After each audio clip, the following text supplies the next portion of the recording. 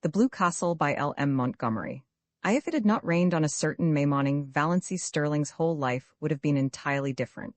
She would have gone, with the rest of her clan, to Aunt Wellington's engagement picnic, and Dr. Trent would have gone to Montreal. But it did rain, and you shall hear what happened to her because of it. Valency wakened early, in the lifeless, hopeless hour just preceding dawn. She had not slept very well. One does not sleep well, sometimes, when one is 29 on the morrow, and unmarried, in a community and connection where the unmarried are simply those who have failed to get a man. Deerwood and the Sterlings had long since relegated Valency to hopeless old maidenhood, but Valency herself had never quite relinquished a certain pitiful, shamed, little hope that romance would come her way yet. Never, until this wet, horrible morning, when she wakened to the fact that she was 29 and unsought by any man. There lay the sting. Valency did not mind so much being an old maid.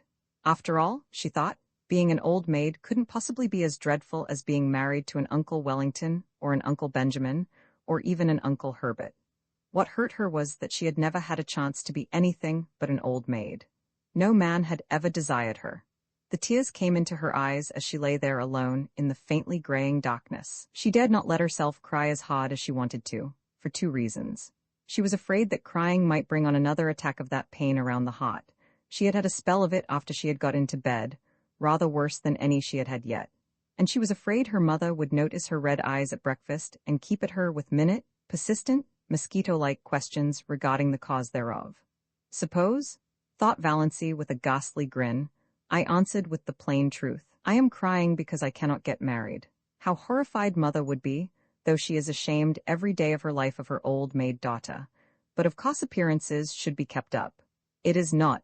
Valency could hear her mother's prim, dictatorial voice asserting, it is not maidenly to think about men. The thought of her mother's expression made Valency laugh, for she had a sense of humor nobody in her clan suspected. For that matter, there were a good many things about Valency that nobody suspected. But her laughter was very superficial, and presently she lay there, a huddled, futile little figure, listening to the rain pouring down outside and watching, with a sick distaste, the chill, merciless light creeping into her ugly, sodded room. She knew the ugliness of that room by heart, knew it and hated it. The yellow-painted floor, with one hideous, hooked rug by the bed, with a grotesque, hooked dog on it, always grinning at her when she awoke. The faded, dark-red paper, the ceiling discolored by old leaks and crust by cracks. The narrow, pinched little washstand. The brown paper lambrequin with purple roses on it. The spotted old looking-glass with the crack across it, propped up on the inadequate dressing table. The jar of ancient potpourri made by her mother in her mythical honeymoon. The shell-covered box with one burst corner, which Cousin Stickles had made in her equally mythical girlhood. The beaded pincushion with half its bead fringe gone. The one stiff, yellow chair. The faded old motto. Gone but not forgotten. Worked in colored yarns about great-grandmother Sterling's grim old face. The old photographs of ancient relatives long banished from the rooms below. There were only two pictures that were not of relatives. One, an old chromo of a puppy sitting on a rainy doorstep. That picture always made Valency unhappy. That fall-on little dog crouched on the doorstep in the driving rain. Why didn't someone open the door and let him in? The other picture was a faded, passport-outed engraving of Queen Louise coming down a stairway, which Aunt Wellington had lavishly given her on her 10th birthday. For 19 years she had looked at it and hated it. Beautiful, smug, self-satisfied Queen Louise. But she never dared destroy it or remove it. Mother and Cousin Stickles would have been aghast, or, as Valency irreverently expressed it in her thoughts, would have had a fit. Every room in the house was ugly, of course, but downstairs appearances were kept up somewhat. There was no money for rooms nobody ever saw. Valency sometimes felt that she could have done something for her room herself, even without money, if she were permitted. But her mother had negatived every timid suggestion, and Valency did not persist. Valency never persisted. She was afraid to. Her mother could not brook opposition. Mrs. Sterling would sulk for days if offended, with the airs of an insulted duchess. The only thing Valency liked about her room was that she could be alone there at night to cry if she wanted to. But after all, what did it matter if a room, which you used for nothing except sleeping and dressing in, were ugly? Valency was never permitted to stay alone in her room for any other purpose. People who wanted to be alone, so Mrs. Frederick Sterling and Cousin Stickles believed, could only want to be alone for some sinister purpose. But her room in the Blue Castle was everything a room should be. Valency, so cowed and subdued and overridden and snubbed in real life, was wont to let herself go rather splendidly in her daydreams. Nobody in the Sterling clan, or its ramifications, suspected this, least of all her mother and cousin Stickles. They never knew that Valency had two homes, the ugly red brick box of a home on Elm Street and the Blue Castle in Spain. Valency had lived spiritually in the Blue Castle ever since she could remember. She had been a very tiny child when she found herself possessed of it. Always, when she shut her eyes, she could see it plainly, with its turrets and banners on the pine-clad mountain height, wrapped in its faint, blue loveliness, against the sunset skies of a fair and unknown land. Everything wonderful and beautiful was in that castle. Jewels that queens might have worn, robes of moonlight and fire, couches of roses and gold, long flights of shallow marble steps with great, white urns, and with slender, mist-clad maidens going up and down them, cots marble-pillared, where shimmering fountains fell and nightingales sang among the myrtles, halls of mirrors that reflected only handsome knights and lovely women, herself the loveliest of all, for whose glance men died. All that supported her through the bottom of her days was the hope of going on a dream spree at night. Most, if not all, of the Sterlings would have died of horror if they had known half the things Valency did in her Blue Castle.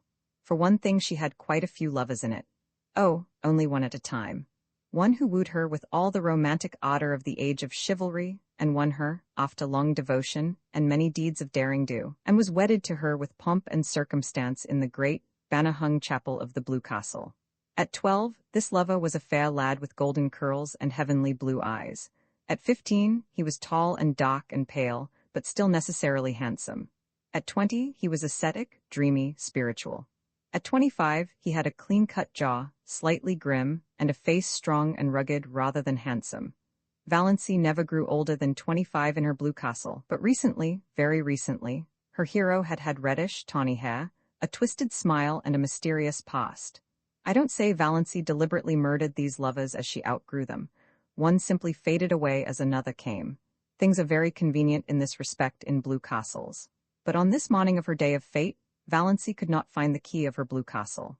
Reality pressed on her too hardly, barking at her heels like a maddening little dog. She was 29, lonely, undesired, ill-favored, the only homely girl in a handsome clan with no past and no future. As far as she could look back, life was drab and colorless, with not one single crimson or purple spot anywhere. As far as she could look forward, it seemed certain to be just the same until she was nothing but a solitary, little withered leaf clinging to a wintry bough. The moment when a woman realizes that she has nothing to live for, neither love, duty, purpose nor hope, holds for her the bitterness of death. And I just have to go on living because I can't stop. I may have to live 80 years, thought Valency in a kind of panic. We're all horribly long-lived, it sickens me to think of it. She was glad it was raining, or rather, she was drearily satisfied that it was raining. There would be no picnic that day. This annual picnic, whereby Aunt and Uncle Wellington, one always thought of them in that succession, inevitably celebrated their engagement at a picnic 30 years before, had been, of late years, a veritable nightmare to Valency. By an impish coincidence, it was the same day as her birthday, and after she had passed 25, nobody let her forget it. Much as she hated going to the picnic, it would never have occurred to her to rebel against it. There seemed to be nothing of the revolutionary in her nature, and she knew exactly what everyone would say to her at the picnic. Uncle Wellington, whom she disliked and despised even though he had fulfilled the highest Sterling aspiration, marrying money, would say to her in a pig's whisper, "Not thinking of getting married yet, my dear?" And then go off into the bellow of laughter with which he invariably concluded his dull remarks. Aunt Wellington, of whom Valency stood in abject awe, would tell her about Olive's new chiffon dress and Cecil's last devoted letter. Valency would have to look as pleased and interested as if the dress and letter had been hers, or else Aunt Wellington would be offended. And Valency had long ago decided that she would rather offend God than Aunt Wellington, because God might forgive her, but Aunt Wellington never would. Aunt Alberta, enormously fat, with an amiable habit of always referring to her husband as he, as if he were the only male creature in the world, who could never forget that she had been a great beauty in her youth, would condole with Valency on her sallow skin. "I don't know why all the girls of today are so sunburned. When I was a girl, my skin was roses and cream. I was counted the prettiest girl in Canada, my dear." Perhaps Uncle Herbert wouldn't say anything, or perhaps he would remark jocularly, How fat you're getting, Doss. And then everybody would laugh over the excessively humorous idea of poor, scrawny little Doss getting fat. Handsome, solemn Uncle James, whom Valancy disliked but respected because he was reputed to be very clever and was therefore the clan oracle, brains being none too plentiful in the Sterling connection, would probably remark with the owl-like sarcasm that had won him his reputation, "I suppose you're busy with your hope chest these days," and Uncle Benjamin would ask some of his abominable conundrums, between wheezy chuckles, and answer them himself. What is the difference between Doss and a mouse? The mouse wishes to harm the cheese, and Doss wishes to charm the he's. Valancy had heard him ask that riddle 50 times, and every time she wanted to throw something at him, but she never did. In the first place, the Sterlings simply did not throw things. In the second place, Uncle Benjamin was a wealthy and childless old widower, and Valancy had been brought up in the fear and admonition of his money. If she offended him, he would cut her out of his will, supposing she were in it. Valancy did not want to be cut out of Uncle Benjamin's will. She had been poor all her life and knew the galling bitterness of it. So she endured his riddles and even smiled tortured little smiles over them. Aunt Isabel, downright and disagreeable as an east wind, would criticize her in some way. Valancy could not predict just how, for Aunt Isabel never repeated a criticism. She found something new with which to jab you every time. Aunt Isabel prided herself on saying what she thought, but didn't like it so well when other people said what they thought to her. Valancy never said what she thought. Cousin Georgiana, named after her great-great-grandmother, who had been named after George IV, would recount dolorously the names of all relatives and friends who had died since the last picnic and wonder which of us will be the first to go next. Oppressively competent, Aunt Mildred would talk endlessly of her husband and her odious prodigies of babies to Valancy, because Valancy would be the only one she could find to put up with it. For the same reason, Cousin Gladys, really first Cousin Gladys once removed, according to the strict way in which the Sterlings tabulated relationship, a tall, thin lady who admitted she had a sensitive disposition, would describe minutely the touches of her neuritis. And Olive, the wonder girl of the whole Sterling clan, who had everything Valancy had not, beauty, popularity, love, would show off her beauty and presume on her popularity, and flaunt her diamond insignia of love in Valancy's dazzled, envious eyes. There would be none of all this today, and there would be no packing up of teaspoons. The packing up was always left for Valancy and Cousin Stickles. And once, 6 years ago, a silver teaspoon from Aunt Wellington's wedding set had been lost. Valancy never heard the last of that silver teaspoon. Its ghost appeared banquo-like at every subsequent family feast. Oh, yes, Valancy knew exactly what the picnic would be like, and she blessed the rain that had saved her from it. There would be no picnic this year. If Aunt Wellington could not celebrate on the sacred day itself, she would have no celebration at all. Thank whatever gods there were for that. Since there would be no picnic, Valancy made up her mind that, if the rain held up in the afternoon, she would go up to the library and get another of John Foster's books.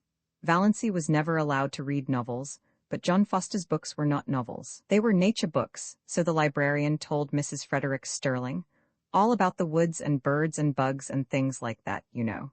So Valancy was allowed to read them, under protest, for it was only too evident that she enjoyed them too much. It was permissible, even laudable, to read to improve your mind and your religion, but a book that was enjoyable was dangerous. Valancy did not know whether her mind was being improved or not, but she felt vaguely that if she had come across John Foster's books years ago, life might have been a different thing for her. They seemed to her to yield glimpses of a world into which she might once have entered, though the door was forever barred to her now. It was only within the last year that John Foster's books had been in the Deerwood Library, though the librarian told Valancy that he had been a well-known writer for several years. Where does he live? Valancy had asked. Nobody knows. From his books he must be a Canadian, but no more information can be had. His publishers won't say a word. Quite likely John Foster is a nom de plume. His books are so popular we can't keep them in at all, though I really can't see what people find in them to rave over. I think they're wonderful, said Valancy, timidly. Oh, well. Miss Clarkson smiled in a patronizing fashion that relegated Valancy's opinions to limbo. I can't say I care much for bugs myself. But certainly Foster seems to know all there is to know about them. Valancy didn't know whether she cared much for bugs either. It was not John Foster's uncanny knowledge of wild creatures and insect life that enthralled her. She could hardly say what it was some tantalizing lure of a mystery never revealed, some hint of a great secret just a little further on, some faint, elusive echo of lovely, forgotten things. John Foster's magic was indefinable. Yes, she would get a new Foster book. It was a month since she had Thistle Harvest, so surely Mother could not object.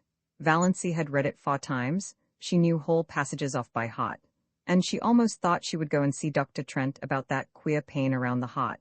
It had come rather often lately, and the palpitations were becoming annoying, not to speak of an occasional dizzy moment and a queer shortness of breath. But could she go to see him without telling anyone? It was a most daring thought. None of the Sterlings ever consulted a doctor without holding a family council and getting Uncle James' approval. Then, they went to Dr. Ambrose Marsh of Port Lawrence, who had married second cousin Adelaide Sterling. But Valency disliked Dr. Ambrose Marsh. And besides, she could not get to Port Lawrence, 15 miles away, without being taken there. She did not want anyone to know about her heart. There would be such a fuss made, and every member of the family would come down and talk it over, and advise her, and caution her, and warn her, and tell her horrible tales of great-aunts and cousins 40 times removed, who had been just like that, and dropped dead without a moment's warning, my dear. Aunt Isabel would remember that she had always said Doss looked like a girl who would have heart trouble. So pinched and peaked always, and Uncle Wellington would take it as a personal insult, when no Sterling ever had heart disease before. And Georgiana would forebode in perfectly audible asides that poor, dear little Doss isn't long for this world, I'm afraid. And Cousin Gladys would say, "Why, my heart has been like that for years," in a tone that implied no one else had any business even to have a heart, and Olive would merely look beautiful and superior and disgustingly healthy, as if to say, "Why all this fuss over a faded superfluity like Doss when you have me?" Valency felt that she couldn't tell anybody unless she had to. She felt quite sure there was nothing at all seriously wrong with her heart, and no need of all the pother that would ensue if she mentioned it. She would just slip up quietly and see Dr. Trent that very day. As for his bill, she had the $200 that her father had put in the bank for her the day she was born. She was never allowed to use even the interest of this, but she would secretly take out enough to pay Dr. Trent. Dr. Trent was a gruff, outspoken, absent-minded old fellow, but he was a recognized authority on heart disease, even if he were only a general practitioner in out-of-the-world Deerwood. Dr. Trent was over 70, and there had been rumors that he meant to retire soon. None of the Sterling clan had ever gone to him since he had told Cousin Gladys 10 years before that her neuritis was all imaginary and that she enjoyed it. You couldn't patronize a doctor who insulted your first cousin once removed like that, not to mention that he was a Presbyterian when all the Sterlings went to the Anglican Church. But Valency, between the devil of disloyalty to clan and the deep sea of fuss and clatter and advice, thought she would take a chance with the devil. "Bless this food to our use and consecrate our lives to thy service," said Uncle Herbert briskly. Aunt Wellington frowned. She always considered Herbert's graces entirely too short and flippant. A grace, to be a grace in Aunt Wellington's eyes, had to be at least 3 minutes long and uttered in an unearthly tone, between a groan and a chant. As a protest, she kept her head bent a perceptible time after all the rest had been lifted. When she permitted herself to sit upright, she found Valency looking at her. Ever afterwards, Aunt Wellington averred that she had known from that moment that there was something wrong with Valency. In those queer, slanted eyes of hers. We should always have known she was not entirely right with eyes like that. There was an odd gleam of mockery and amusement, as if Valency were laughing at her. Such a thing was unthinkable, of course. Aunt Wellington at once ceased to think it. Valency was enjoying herself. She had never enjoyed herself at a family reunion before. In social functions, as in childish games, she had only filled in. Her clan had always considered her very dull. She had no parlor tricks, and she had been in the habit of taking refuge from the bottom of family parties in her blue castle, which resulted in an absent-mindedness that increased her reputation for dullness and vacuity.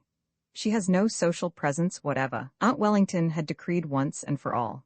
Nobody dreamed that Valency was dumb in their presence merely because she was afraid of them. Now she was no longer afraid of them. The shackles had been stricken off her soul. She was quite prepared to talk if occasion offered. Meanwhile, she was giving herself such freedom of thought as she had never dared to take before. She let herself go with a wild, inner exultation as Uncle Herbert carved the turkey. Uncle Herbert gave Valency a second look that day.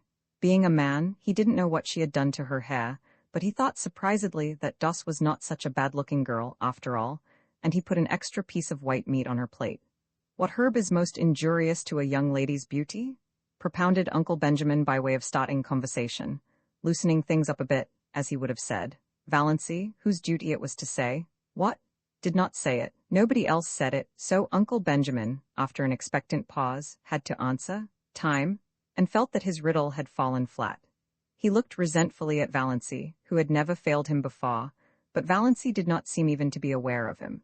She was gazing around the table, examining relentlessly everyone in this depressing assembly of sensible people, and watching their little squirms with a detached, amused smile. So these were the people she had always held in reverence and fear. She seemed to see them with new eyes. Big, capable, patronizing, voluble Aunt Mildred, who thought herself the cleverest woman in the clan, her husband a little lower than the angels and her children wonders. Had not her son, Howard, been all through teething at 11 months? And could she not tell you the best way to do everything, from cooking mushrooms to picking up a snake? What a boss she was. What ugly moles she had on her face. Cousin Gladys, who was always praising her son, who had died young, and always fighting with her living one. She had neuritis, or what she called neuritis. It jumped about from one part of her body to another. It was a convenient thing. If anybody wanted her to go somewhere, she didn't want to go. She had neuritis in her legs. And always, if any mental effort was required, she could have neuritis in her head. "You can't think with neuritis in your head, my dear. What an old humbug you are," thought Valancy impiously. Aunt Isabel. Valancy counted her chins. Aunt Isabel was the critic of the clan. She had always gone about squashing people flat. More members of it than Valancy were afraid of her. She had, it was conceded, a biting tongue. "I wonder what would happen to your face if you ever smiled," speculated Valancy, unblushingly. Second cousin Sarah Taylor, with her great, pale, expressionless eyes, who was noted for the variety of her pickle recipes and for nothing else. So afraid of saying something indiscreet that she never said anything worth listening to. So proper that she blushed when she saw the advertisement picture of a Cosette and had put a dress on her Venus de Milo statuette, which made it look real tasty. Little cousin Georgiana. Not such a bad little soul, but dreary, very. Always looking as if she had just been starched and ironed. Always afraid to let herself go. The only thing she really enjoyed was a funeral. You knew where you were with the cops. Nothing more could happen to it. But while there was life, there was fear. Uncle James. Handsome, black, with his sarcastic, trap-like mouth and iron-gray sideburns, whose favorite amusement was to write controversial letters to the Christian Times, attacking modernism. Valancy always wondered if he looked as solemn when he was asleep as he did when awake. No wonder his wife had died young. Valancy remembered her. A pretty, sensitive thing. Uncle James had denied her everything she wanted and showered on her everything she didn't want. He had killed her quite legally. She had been smothered and starved. Uncle Benjamin wheezy, pussy-mouthed, with great pouches under eyes that held nothing in reverence. Uncle Wellington, long, pallid face, thin, pale yellow hair, one of the fair Sterling's, thin, stooping body, abominably high forehead with such ugly wrinkles, and eyes about as intelligent as a fish's, thought Valancy. Looks like a cartoon of himself. Aunt Wellington, named Mary but called by her husband's name to distinguish her from Great-Aunt Mary. A massive, dignified, permanent lady. Splendidly arranged, iron-gray hair, rich, fashionable beaded dress, had her moles removed by electrolysis, which Aunt Mildred thought was a wicked evasion of the purposes of God. Uncle Herbert, with his spiky gray hair. Aunt Alberta, who twisted her mouth so unpleasantly in talking and had a great reputation for unselfishness because she was always giving up a lot of things she didn't want. Valancy let them off easily in her judgment because she liked them, even if they were in Milton's expressive phrase, stupidly good. But she wondered for what inscrutable reason Aunt Alberta had seen fit to tie a black velvet ribbon around each of her chubby arms above the elbow. Then she looked across the table at Olive. Olive, who had been held up to her as a paragon of beauty, behavior, and success as long as she could remember. "Why can't you hold yourself like Olive Duss? Why can't you stand correctly like Olive Duss? Why can't you speak prettily like Olive Duss? Why can't you make an effort, Duss?" Valancy's elfin eyes lost their mocking glitter and became pensive and sorrowful. You could not ignore or disdain Olive. It was quite impossible to deny that she was beautiful and effective, and sometimes she was a little intelligent. Her mouth might be a trifle heavy, she might show her fine, white, regular teeth rather too lavishly when she smiled. But when all was said and done, Olive justified Uncle Benjamin's summing up. a stunning girl. Yes, Valency agreed in her heart. Olive was stunning. Rich, golden brown hair, elaborately dressed with a sparkling bandeau holding its glossy puffs in place, large, brilliant blue eyes and thick silken lashes, face of rose and bare neck of snow, rising above her gown, great pearl bubbles in her ears, the blue-white diamond flame on her long, smooth, waxen finger with its rosy, pointed nail. Arms of marble, gleaming through green chiffon and shadow lace. Valency felt suddenly thankful that her own scrawny arms were decently swathed in brown silk. Then she resumed her tabulation of Olive's charms. Tall, queenly, confident, everything that Valency was not. Dimples, too, in cheeks and chin. A woman with dimples always gets her own way, thought Valency, in a recurring spasm of bitterness at the fate which had denied her even one dimple. Olive was only a year younger than Valency, though a stranger would have thought that there was at least 10 years between them. But nobody ever dreaded old maidenhood for her. Olive had been surrounded by a crowd of eager beaux since her early teens, just as her mirror was always surrounded by a fringe of cards, photographs, programs, and invitations. At 18, when she had graduated from Havergal College, Olive had been engaged to Will Desmond, lawyer in embryo. Will Desmond had died, and Olive had mourned for him properly for 2 years. When she was 23, she had a hectic affair with Donald Jackson. But Aunt and Uncle Wellington disapproved of that, and in the end, Olive dutifully gave him up. Nobody in the Sterling clan, whatever outsiders might say, hinted that she did so because Donald himself was cooling off. However that might be, Olive's third venture met with everybody's approval. Cecil Price was clever and handsome, and one of the Pot Lawrence Prices. Olive had been engaged to him for 3 years. He had just graduated in civil engineering, and they were to be married as soon as he landed a contract.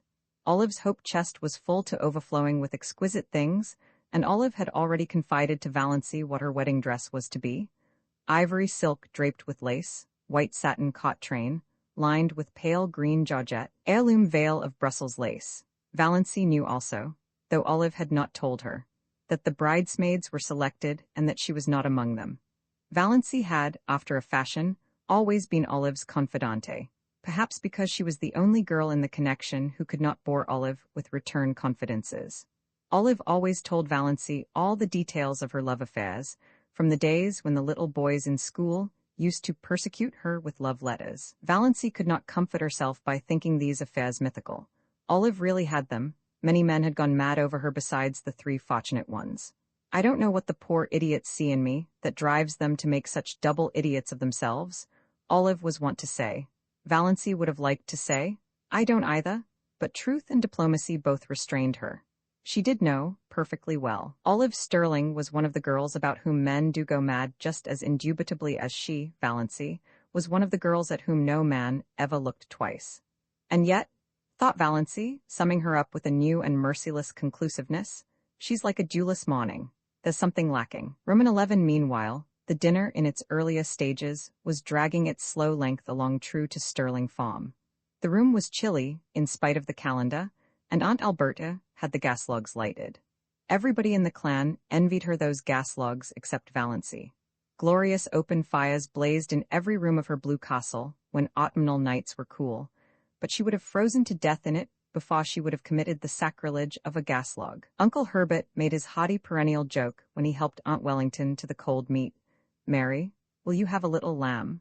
Aunt Mildred told the same old story of once finding a lost ring in a turkey's crop. Uncle Benjamin told his favorite prosy tale of how he had once chased and punished a now famous man for stealing apples. Second cousin Jane described all her sufferings with an ulcerating tooth. Aunt Wellington admired the pattern of Aunt Alberta's silver teaspoons and lamented the fact that one of her own had been lost. It spoiled the set. I could never get it matched, and it was my wedding present from dear old Aunt Matilda.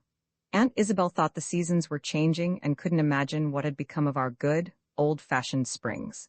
Cousin Georgiana, as usual, discussed the lost funeral and wondered, audibly, which of us will be the next to pass away? Cousin Georgiana could never say anything as blunt as die. Valency thought she could tell her, but didn't. Cousin Gladys, likewise as usual, had a grievance. Her visiting nephews had nipped all the buds off her houseplants and chivied her brood of fancy chickens, squeezed some of them actually to death, my dear.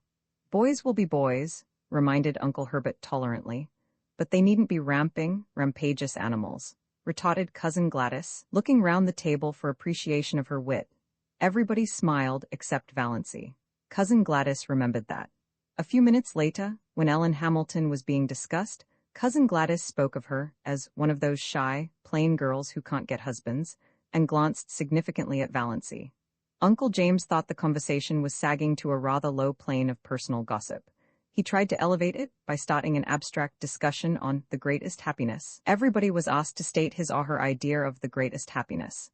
Aunt Mildred thought the greatest happiness, for a woman, was to be a loving and beloved wife and mother. Aunt Wellington thought it would be to travel in Europe. Olive thought it would be to be a great singer like Tetrazzini. Cousin Gladys remarked mournfully that her greatest happiness would be to be free, absolutely free, from neuritis. Cousin Georgiana's greatest happiness would be to have her dead brother Richard back. Aunt Alberta remarked vaguely that the greatest happiness was to be found in the poetry of life, and hastily gave some directions to her maid to prevent anyone asking her what she meant. Mrs. Frederick said the greatest happiness was to spend your life in loving service for others, and Cousin Stickles and Aunt Isabel agreed with her. Aunt Isabel, with a resentful air, as if she thought Mrs. Frederick had taken the wind out of her sails, by saying it first. "We are all too prone," continued Mrs. Frederick, determined not to lose so good an opportunity, "to live in selfishness, worldliness, and sin." The other women all felt rebuked for their low ideals, and Uncle James had a conviction that the conversation had been uplifted with a vengeance. "The greatest happiness," said Valancy suddenly and distinctly, "is to sneeze when you want to." Everybody stared. Nobody felt it safe to say anything. Was Valancy trying to be funny? It was incredible. Mrs. Frederick, who had been breathing easier since the dinner had progressed so far without any outbreak on the part of Valancy, began to tremble again, but she deemed it the part of prudence to say nothing. Uncle Benjamin was not so prudent. He rashly rushed in where Mrs. Frederick feared to tread. "Dus," he chuckled. "What is the difference between a young girl and an old maid? One is happy and careless and the other is cappy and hairless," said Valancy. "You have asked that riddle at least 50 times in my recollection, Uncle Ben. Why don't you hunt up some new riddles if riddle you must? It is such a fatal mistake to try to be funny if you don't succeed." Uncle Benjamin stared foolishly. Never in his life had he, Benjamin Sterling, of Sterling and Frost, been spoken to so, and by Valancy of all people? He looked feebly around the table to see what the others thought of it. Everybody was looking rather blank. Poor Mrs. Frederick had shut her eyes, and her lips moved tremblingly, as if she were praying. Perhaps she was. The situation was so unprecedented that nobody knew how to meet it. Valancy went on calmly, eating her salad as if nothing out of the usual had occurred. Aunt Alberta, to save her dinner, plunged into an account of how a dog had bitten her recently. Uncle James, to back her up, asked where the dog had bitten her. "Just a little below the Catholic Church," said Aunt Alberta. At that point Valancy laughed. Nobody else laughed. What was there to laugh at? "Is that a vital part?" asked Valancy. "What do you mean?" said bewildered Aunt Alberta, and Mrs. Frederick was almost driven to believe that she had served God all her years for naught. Aunt Isabel concluded that it was up to her to suppress Valancy. "Dus, you are horribly thin," she said. "You are all corners. Do you ever try to fatten up a little?" No, Valancy was not asking quota or giving it. "But I can tell you where you'll find a beauty parlor in Port Lawrence where they can reduce the number of your chins." "Valancy?" The protest was wrung from Mrs. Frederick. She meant her tone to be stately and majestic, as usual, but it sounded more like an imploring whine, and she did not say "dus." "She's feverish," said Cousin Stickles to Uncle Benjamin in an agonized whisper. "We've thought she seemed feverish for several days." "She's gone dippy, in my opinion," growled Uncle Benjamin. "If not, she ought to be spanked." "Yes, spanked. You can't spank her." Cousin Stickles was much agitated. "She's 29 years old." "So there is that advantage at least in being 29, said Valancy, whose ears had caught this aside. "Dus," said Uncle Benjamin, "when I am dead you may say what you please. As long as I am alive I demand to be treated with respect." "Oh, but you know we're all dead," said Valancy. "The whole Sterling clan. Some of us are buried and some aren't yet. That is the only difference." "Dus," said Uncle Benjamin, thinking it might cow Valancy. "Do you remember the time you stole the raspberry jam?" Valancy flushed scarlet, with suppressed laughter, not shame. She had been sure Uncle Benjamin would drag that jam in somehow. "Of course I do," she said. "It was good jam. I've always been sorry I hadn't time to eat more of it before you found me. Oh, look at Aunt Isabel's profile on the wall. Did you ever see anything so funny?" Everybody looked, including Aunt Isabel herself, which of course destroyed it. But Uncle Herbert said kindly, I wouldn't eat any more if I were you, Doss. It isn't that I grudge it. But don't you think it would be better for yourself? Your stomach seems a little out of order. Don't worry about my stomach, old dear, said Valancy. It is all right, I'm going to keep right on eating. It's so seldom I get the chance of a satisfying meal. It was the first time anyone had been called old dear in Deerwood. The Sterlings thought Valancy had invented the phrase, and they were afraid of her from that moment. There was something so uncanny about such an expression. But in poor Mrs. Frederick's opinion, the reference to a satisfying meal was the worst thing Valancy had said yet. Valancy had always been a disappointment to her. Now she was a disgrace. She thought she would have to get up and go away from the table. Yet she dared not leave Valancy there. Aunt Alberta's maid came in to remove the salad plates and bring in the dessert. It was a welcome diversion. Everybody brightened up with a determination to ignore Valancy and talk as if she wasn't there. Uncle Wellington mentioned Bonnie Snaith. Eventually, somebody did mention Bonnie Snaith at every Sterling function, Valancy reflected. Whatever he was an individual that could not be ignored. She resigned herself to listen. There was a subtle fascination in the subject for her, though she had not yet faced this fact. She could feel her pulses beating to her fingertips. Of course they abused him. Nobody ever had a good word to say of Bonnie Snaith. All the old, wild tales were canvassed. The defaulting cashier counterfeiter infidel murderer in hiding legends were thrashed out. Uncle Wellington was very indignant that such a creature should be allowed to exist at all in the neighborhood of Deerwood. He didn't know what the police at Port Lawrence were thinking of. Everybody would be murdered in their beds some night. It was a shame that he should be allowed to be at large after all that he had done. What has he done? Asked Valancy suddenly. Uncle Wellington stared at her, forgetting that she was to be ignored. Done, he's done everything. What has he done? Repeated Valancy inexorably. What do you know that he has done? You're always running him down, and what has ever been proved against him? I don't argue with women, said Uncle Wellington. And I don't need proof. When a man hides himself up there on an island in Muskoka, year in and year out, and nobody can find out where he came from or how he lives, or what he does there, that's proof enough. Find a mystery and you find a crime. The very idea of a man named Snaith, said second cousin Sarah. Why, the name itself is enough to condemn him.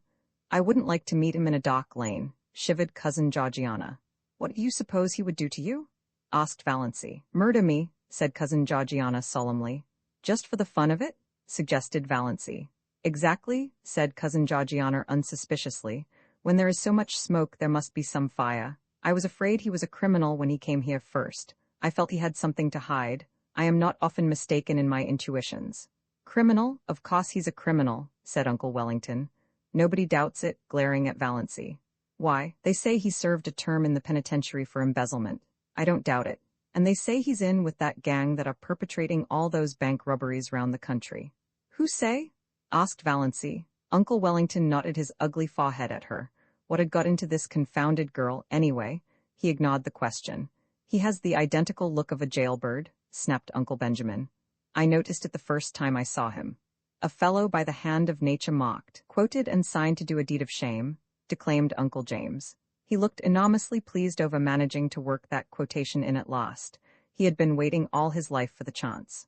One of his eyebrows is an arch and the other is a triangle, said Valancy. Is that why you think him so villainous? Uncle James lifted his eyebrows. Generally, when Uncle James lifted his eyebrows, the world came to an end. This time it continued to function. How do you know his eyebrows so well, Doss? Asked Olive, a trifle maliciously. Such a remark would have covered Valancy with confusion 2 weeks ago, and Olive knew it. Yes, how? Demanded Aunt Wellington. I've seen him twice and I looked at him closely, said Valancy composedly. I thought his face the most interesting one I ever saw. There is no doubt there is something fishy in the creature's past life, said Olive, who began to think she was decidedly out of the conversation, which had centered so amazingly around Valancy. But he can hardly be guilty of everything he's accused of, you know. Valancy felt annoyed with Olive. Why should she speak up in even this qualified defense of Bonnie Snaith? What had she to do with him? For that matter, what had Valancy? But Valancy did not ask herself this question. They say he keeps dozens of cats in that hut up back on Mistawaz, said second cousin Sarah Taylor, by way of appearing not entirely ignorant of him. Cats, it sounded quite alluring to Valancy in the plural. She pictured an island in Muskoka haunted by pusses. That alone shows there is something wrong with him, decreed Aunt Isabel. People who don't like cats, said Valancy, attacking her dessert with a relish, always seem to think that there is some peculiar virtue in not liking them. The man hasn't a friend except Roaring Abel, said Uncle Wellington, and if Roaring Abel had kept away from him, as everybody else did, it would have been better for some members of his family. Uncle Wellington's rather lame conclusion was due to a marital glance from Aunt Wellington reminding him of what he had almost forgotten, that there were girls at the table. If you mean, said Valancy passionately, that Bonnie Snaith is the father of Cecily Gay's child, he isn't. It's a wicked lie. In spite of her indignation, Valancy was hugely amused at the expression of the faces around that festal table. She had not seen anything like it since the day, 17 years ago, when at Cousin Gladys' thimble party, they discovered that she had got something in her head at school.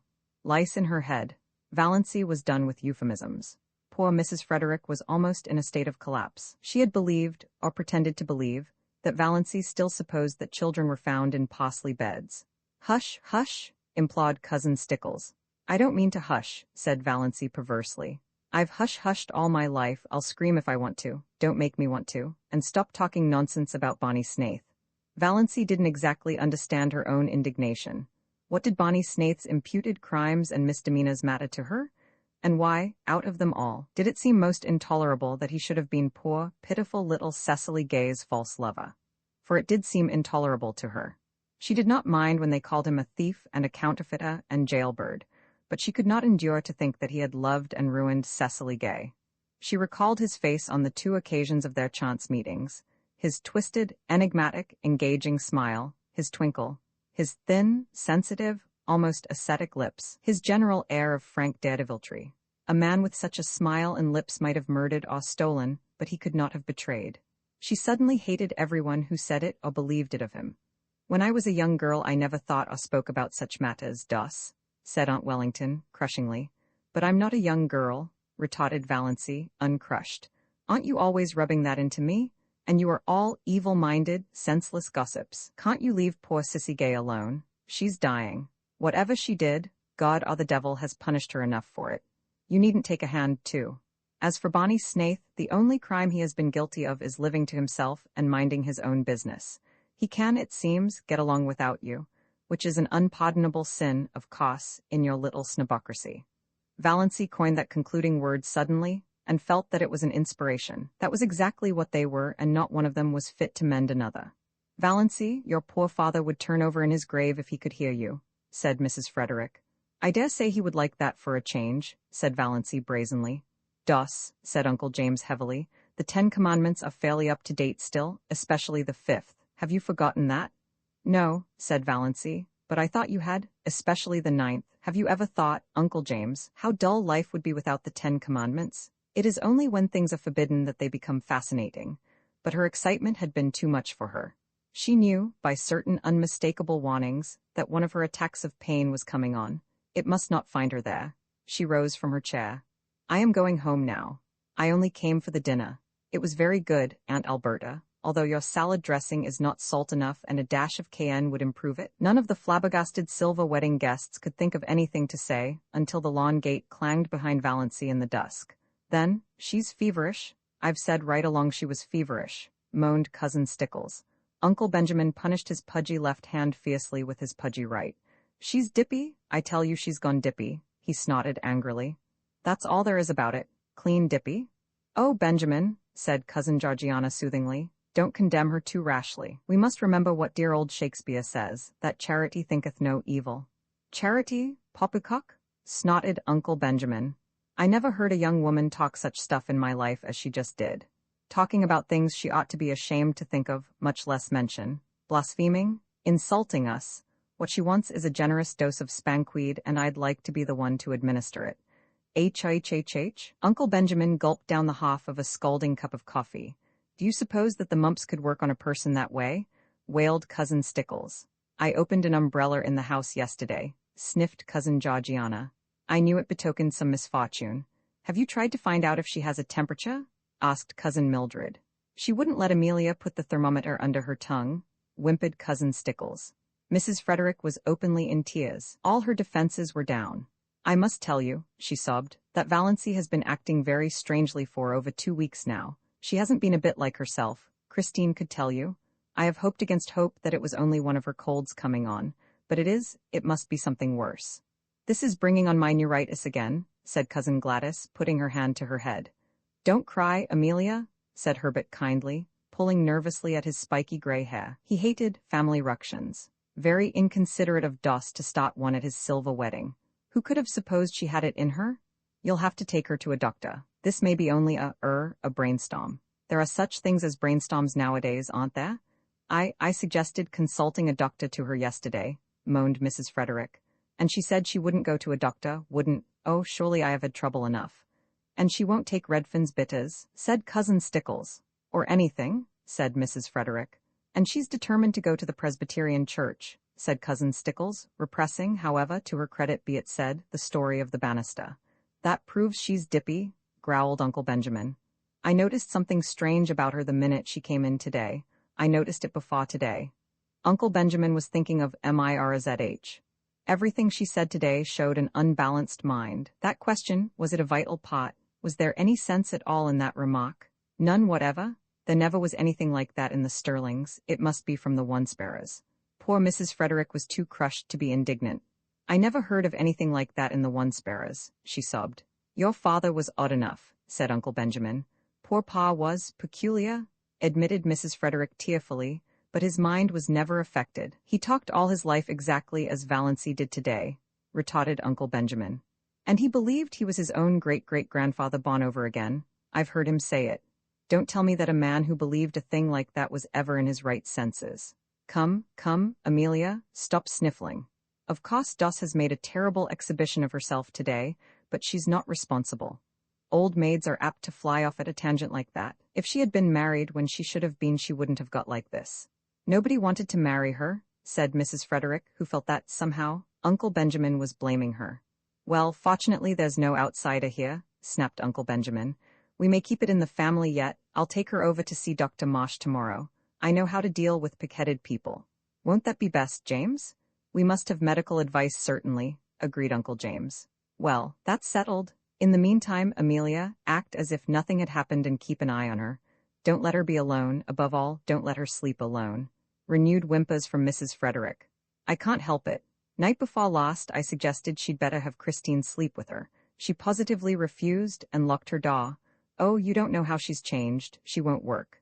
At least she won't sew. She does her usual housework, of course, but she wouldn't sweep the parlor yesterday morning, though we always sweep it on Thursdays. She said she'd wait till it was dirty. Would you rather sweep a dirty room than a clean one? I asked her. She said, of course, I'd see something for my labor then. Think of it? Uncle Benjamin thought of it. The jar of potpourri, Cousin Stickles pronounced it as spelled, has disappeared from her room.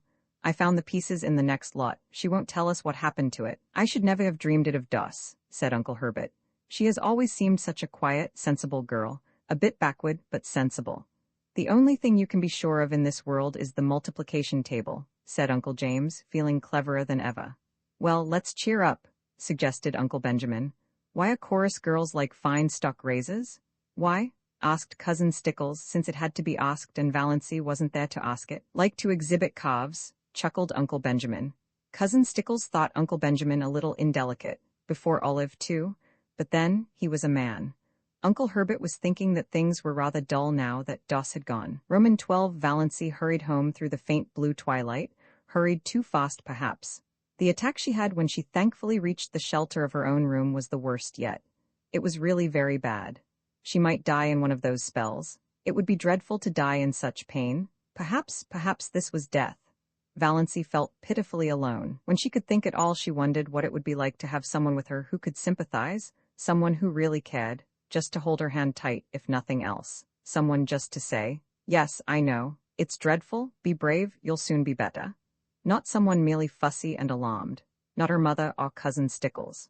Why did the thought of Bonnie Snaith come into her mind? Why did she suddenly feel, in the midst of this hideous loneliness of pain, that he would be sympathetic, sorry for anyone that was suffering? Why did he seem to her like an old, well-known friend? Was it because she had been defending him, standing up to her family for him? She was so bad at first that she could not even get herself a dose of Dr. Trent's prescription. But eventually she managed it, and soon after relief came. The pain left her and she lay on her bed, spent, exhausted, in a cold perspiration. Oh, that had been horrible. She could not endure many more attacks like that. One didn't mind dying if death could be instant and painless. But to be hurt so in dying, suddenly she found herself laughing. That dinner had been fun, and it had all been so simple. She had merely said the things she had always thought. Their faces? Oh, their faces? Uncle Benjamin, poor, flabbergasted Uncle Benjamin. Valancy felt quite sure he would make a new will that very night. Olive would get Valancy's share of his fat hod. Olive had always got Valancy's share of everything. Remember the dust pile. To laugh at her clan as she had always wanted to laugh was all the satisfaction she could get out of life now. But she thought it was rather pitiful that it should be so. Might she not pity herself a little when nobody else did? Valancy got up and went to her window. The moist, beautiful wind blowing across groves of young-leafed wild trees touched her face with the caress of a wise, tender, old friend. The Lombardies in Mrs. Treadgold's lawn, off to the left. Valancy could just see them between the stable and the old carriage shop, were in dark purple silhouette against a clear sky, and there was a milk-white, pulsating star just over one of them, like a living pearl on a silver-green lake. Far beyond the station were the shadowy, purple-hooded woods around Lake Mistawas. A white, filmy mist hung over them, and just above it was a faint, young crescent. Valancy looked at it over her thin left shoulder. "I wish," she said whimsically, "that I may have one little dust pile before I die." Roman 13 Uncle Benjamin found he had reckoned without his host when he promised so airily to take Valancy to a doctor. Valancy would not go. Valancy laughed in his face. "Why on earth should I go to Dr. Marsh? There's nothing the matter with my mind, though you all think I've suddenly gone crazy. Well, I haven't. I've simply grown tired of living to please other people and have decided to please myself. It will give you something to talk about besides my stealing the raspberry jam. So that's that." "Dus," said Uncle Benjamin, solemnly and helplessly, "you are not like yourself." "Who am I like then?" asked Valancy. Uncle Benjamin was rather posed. "Your grandfather Onespera," he answered desperately. "Thanks." Valancy looked pleased. "That's a real compliment. I remember Grandfather Onespera. He was one of the few human beings I have known, almost the only one.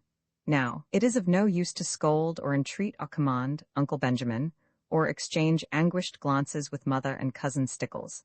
I am not going to any doctor, and if you bring any doctor here I won't see him. So what are you going to do about it?" What indeed? It was not seemly, or even possible, to hail Valancy doctorwards by physical farce, and in no other way could it be done, seemingly. Her mother's tears and imploring entreaties availed not. "Don't worry, Mother," said Valancy, lightly but quite respectfully. "It isn't likely I'll do anything very terrible, but I mean to have a little fun." "Fun?" Mrs. Frederick uttered the word as if Valancy had said she was going to have a little tuberculosis. Olive, sent by her mother to see if she had any influence over Valancy, came away with flushed cheeks and angry eyes. She told her mother that nothing could be done with Valancy. After she, Olive, had talked to her just like a sister, tenderly and wisely, all Valancy had said, narrowing her funny eyes to Miss Lips, was, "I don't show my gums when I laugh." More as if she were talking to herself than to me. Indeed, Mother, all the time I was talking to her she gave me the impression of not really listening. And that wasn't all. When I finally decided that what I was saying had no influence over her, I begged her, when Cecil came next week, not to say anything queer before him, at least.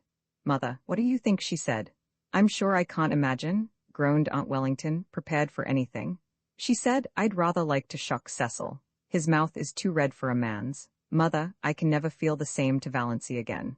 "Her mind is affected, Olive," said Aunt Wellington solemnly. "You must not hold her responsible for what she says." When Aunt Wellington told Mrs. Frederick what Valancy had said to Olive, Mrs. Frederick wanted Valancy to apologize. "You made me apologize to Olive 15 years ago for something I didn't do," said Valancy. "That old apology will do for now." Another solemn family conclave was held.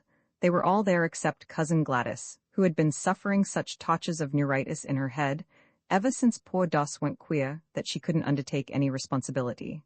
They decided, that is, they accepted a fact that was thrust in their faces, that the wisest thing was to leave Valancy alone for a while, give her her head, as Uncle Benjamin expressed it, keep a careful eye on her, but let her pretty much alone.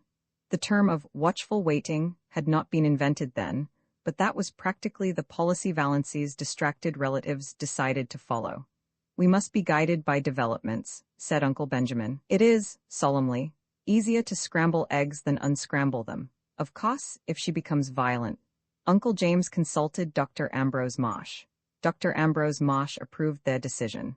He pointed out to irate Uncle James, who would have liked to lock Valancy up somewhere, out of hand, that Valancy had not, as yet, really done or said anything that could be construed as proof of lunacy. And without proof, you cannot lock people up in this degenerate age. Nothing that Uncle James had reported seemed very alarming to Dr. Marsh, who put up his hand to conceal a smile several times. But then he himself was not a sterling, and he knew very little about the old Valancy. Uncle James stalked out and drove back to Deerwood, thinking that Ambrose Marsh wasn't much of a doctor, after all, and that Adelaide Sterling might have done better for herself. Roman 14 life cannot stop because tragedy enters it. Meals must be made ready though, a son dies and potches must be repaired even if your only daughter is going out of her mind.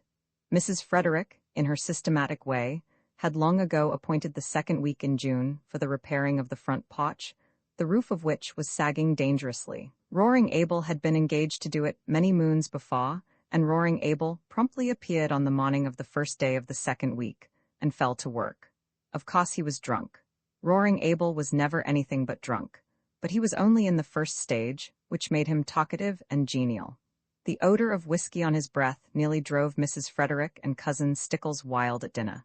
Even Valancy, with all her emancipation, did not like it, but she liked Abel and she liked his vivid, eloquent talk, and after she washed the dinner dishes, she went out and sat on the steps and talked to him.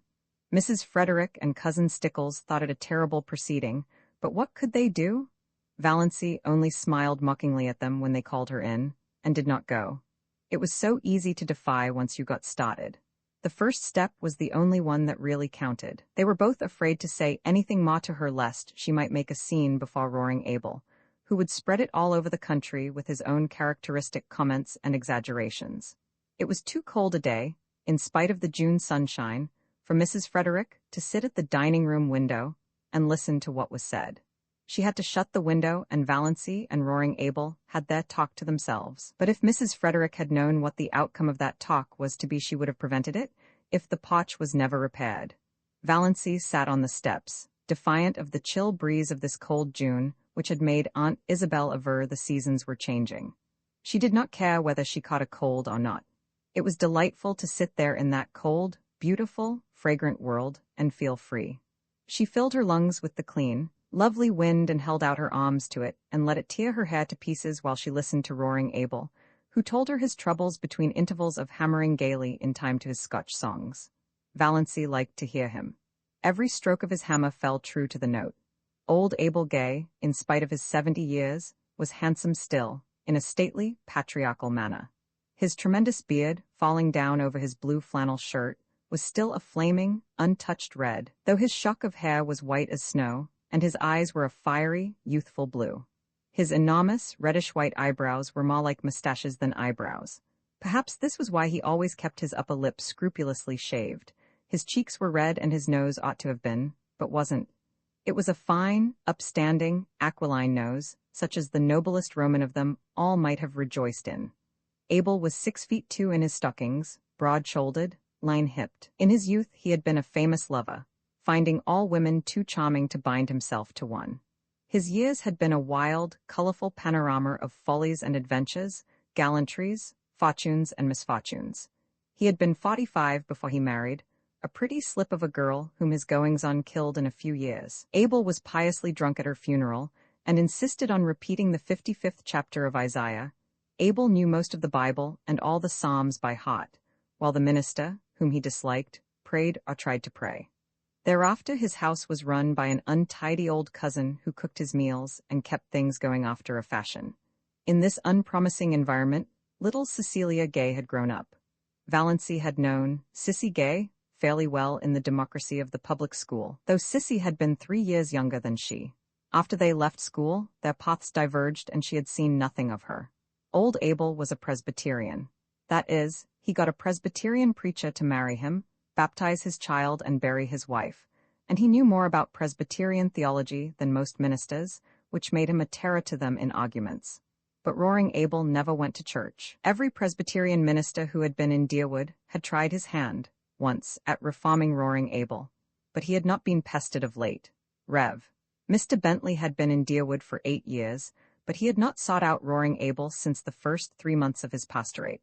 He had called on Roaring Abel then, and found him in the theological stage of drunkenness, which always followed the sentimental maudlin one, and preceded the roaring, blasphemous one, the eloquently prayerful one, in which he realized himself temporarily and intensely as a sinner in the hands of an angry God, was the final one. Abel never went beyond it. He generally fell asleep on his knees and awakened sober, but he had never been dead drunk in his life. He told Mr. Bentley that he was a sound Presbyterian and sure of his election. He had no sins, that he knew of, to repent of. "Have you never done anything in your life that you are sorry for?" asked Mr. Bentley. Roaring Abel scratched his bushy white head and pretended to reflect. "Well, yes," he said finally. "There were some women I might have kissed and didn't. I've always been sorry for that." Mr. Bentley went out and went home. Abel had seen that Sissy was properly baptized, jovially drunk at the same time himself. He made her go to church and Sunday school regularly. The church people took her up, and she was in turn a member of the mission band, the Girls' Guild, and the Young Women's Missionary Society. She was a faithful, unobtrusive, sincere little worker. Everybody liked Sissy Gay and was sorry for her. She was so modest and sensitive and pretty in that delicate, elusive fashion of beauty which fades so quickly if life is not kept in it by love and tenderness. But then liking and pity did not prevent them from tearing her in pieces like hungry cats when the catastrophe came. 4 years previously, Sissy Gay had gone up to a Muskoka hotel as a summer waitress, and when she had come back in the fall, she was a changed creature. She hid herself away and went nowhere. The reason soon leaked out and scandal raged. That winter Sissy's baby was born. Nobody ever knew who the father was. Cecily kept her poor pale lips tightly locked on her sorry secret. Nobody dared ask Roaring Abel any questions about it. Rumor and surmise laid the guilt at Bonnie Snaith's door, because diligent inquiry among the other maids at the hotel revealed the fact that nobody there had ever seen Sissy Gay with a fellow. She had kept herself to herself, they said, rather resentfully. Too good for our dances, and now look? The baby had lived for a year. After its death, Sissy faded away. 2 years ago, Dr. Marsh had given her only 6 months to live. Her lungs were hopelessly diseased, but she was still alive. Nobody went to see her. Women would not go to Roaring Abel's house. Mr. Bentley had gone once when he knew Abel was away, but the dreadful old creature who was scrubbing the kitchen floor told him Sissy wouldn't see anyone. The old cousin had died, and Roaring Abel had had 2 or 3 disreputable housekeepers, the only kind who could be prevailed on to go to a house where a girl was dying of consumption. But the last one had left, and Roaring Abel had now no one to wait on Sissy and do for him. This was the burden of his plaint to Valancy, and he condemned the hypocrites of Deerwood and its surrounding communities with some rich, meaty oaths that happened to reach Cousin Stickle's ears as she passed through the hall and nearly finished the poor lady. Was Valancy listening to that? Valancy hardly noticed the profanity. Her attention was focused on the horrible thought of poor, unhappy, disgraced little Sissy Gay, ill and helpless in that fall-on old house out on the Mestawas Road, without a soul to help or comfort her. And this in a nominally Christian community in the year of grace 19 and some odd. Do you mean to say that Sissy is all alone there now, with nobody to do anything for her? Nobody? Oh, she can move about a bit and get a bite and sup when she wants it, but she can't work. It's D hard for a man to work hard all day and go home at night tired and hungry and cook his own meals. Sometimes I'm sorry I kicked old Rachel Edwards out. Abel described Rachel picturesquely. Her face looked as if it had wore out 100 bodies, and she moped. Talk about Tempa's nothing to moping. She was too slow to catch worms and dirty dirty. I ain't unreasonable. I know a man has to eat his peck before he dies, but she went over the limit. What espios I saw that lady do? She'd made some pumpkin jam, had it on the table in glass jars with the tops off. The dog got up on the table and stuck his paw into one of them. What did she do? She just took hold of the dog and wrung the syrup off his paw back into the jar, then screwed the top on and set it in the pantry. I sets open the door and says to her, "Go." The dame went, and I fired the jars of pumpkin after her, 2 at a time. Thought I'd die laughing to see old Rachel run, with them pumpkin jars raining after her. She's told everywhere I'm crazy, so nobody'll come for love or money. But Sissy must have someone to look after her, insisted Valancy, whose mind was centered on this aspect of the case. She did not care whether Roaring Abel had anyone to cook for him or not, but her heart was wrung for Cecilia Gay. Oh, she gets on. Bonnie Snaith always drops in when he's passing and does anything she wants done. Brings her oranges and flowers and things. There's a Christian for you. Yet that sanctimonious, sniveling parcel of St. Andrew's people wouldn't be seen on the same side of the road with him. Their dogs'll go to heaven before they do. And their minister, slick as if the cat had licked him. There are plenty of good people, both in St. Andrew's and St. George's, who would be kind to Sissy if you would behave yourself, said Valancy severely. They're afraid to go near your place. Because I'm such a sad old dog, but I don't bite, never bit anyone in my life. A few loose words spilled around don't hurt anyone, and I'm not asking people to come. Don't want 'em poking and prying about. What I want is a housekeeper. If I shaved every Sunday and went to church, I'd get all the housekeepers I'd want. I'd be respectable then, but what's the use of going to church when it's all settled by predestination? Tell me that, miss. Is it? Said Valancy. Yes, can't get around it nohow. Wish I could. I don't want either heaven or hell for steady. Wish a man could have 'em mixed in equal proportions. Isn't that the way it is in this world? Said Valancy thoughtfully, but rather as if her thought was concerned with something else than theology. No, no, boomed Abel, striking a tremendous blow on a stubborn nail. There's too much hell here, entirely too much hell. That's why I get drunk so often. It sets you free for a little while, free from yourself. Yes, by God, free from predestination. Ever try it? No, I've another way of getting free, said Valancy absently. But about Sissy now, she must have someone to look after her. What are you hopping on Sis for? Seems to me you ain't bothered much about her up to now. You never even come to see her. And she used to like you so well. I should have, said Valancy. But never mind. You couldn't understand. The point is you must have a housekeeper. Where am I to get one? I can pay decent wages if I could get a decent woman. Do you think I like old hags? Will I do? Said Valancy. Roman 15, let us be calm, said Uncle Benjamin. Let us be perfectly calm. Calm? Mrs. Frederick wrung her hands. How can I be calm? How could anybody be calm under such a disgrace as this? Why in the world did you let her go?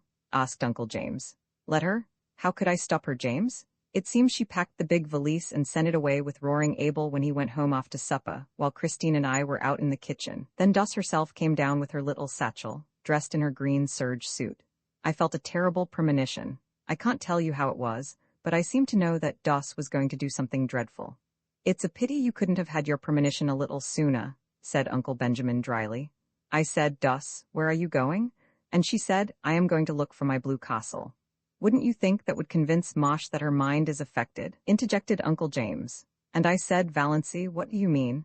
And she said, I am going to keep house for Roaring Abel and Nurse Sissy. He will pay me $30 a month. I wonder I didn't drop dead on the spot.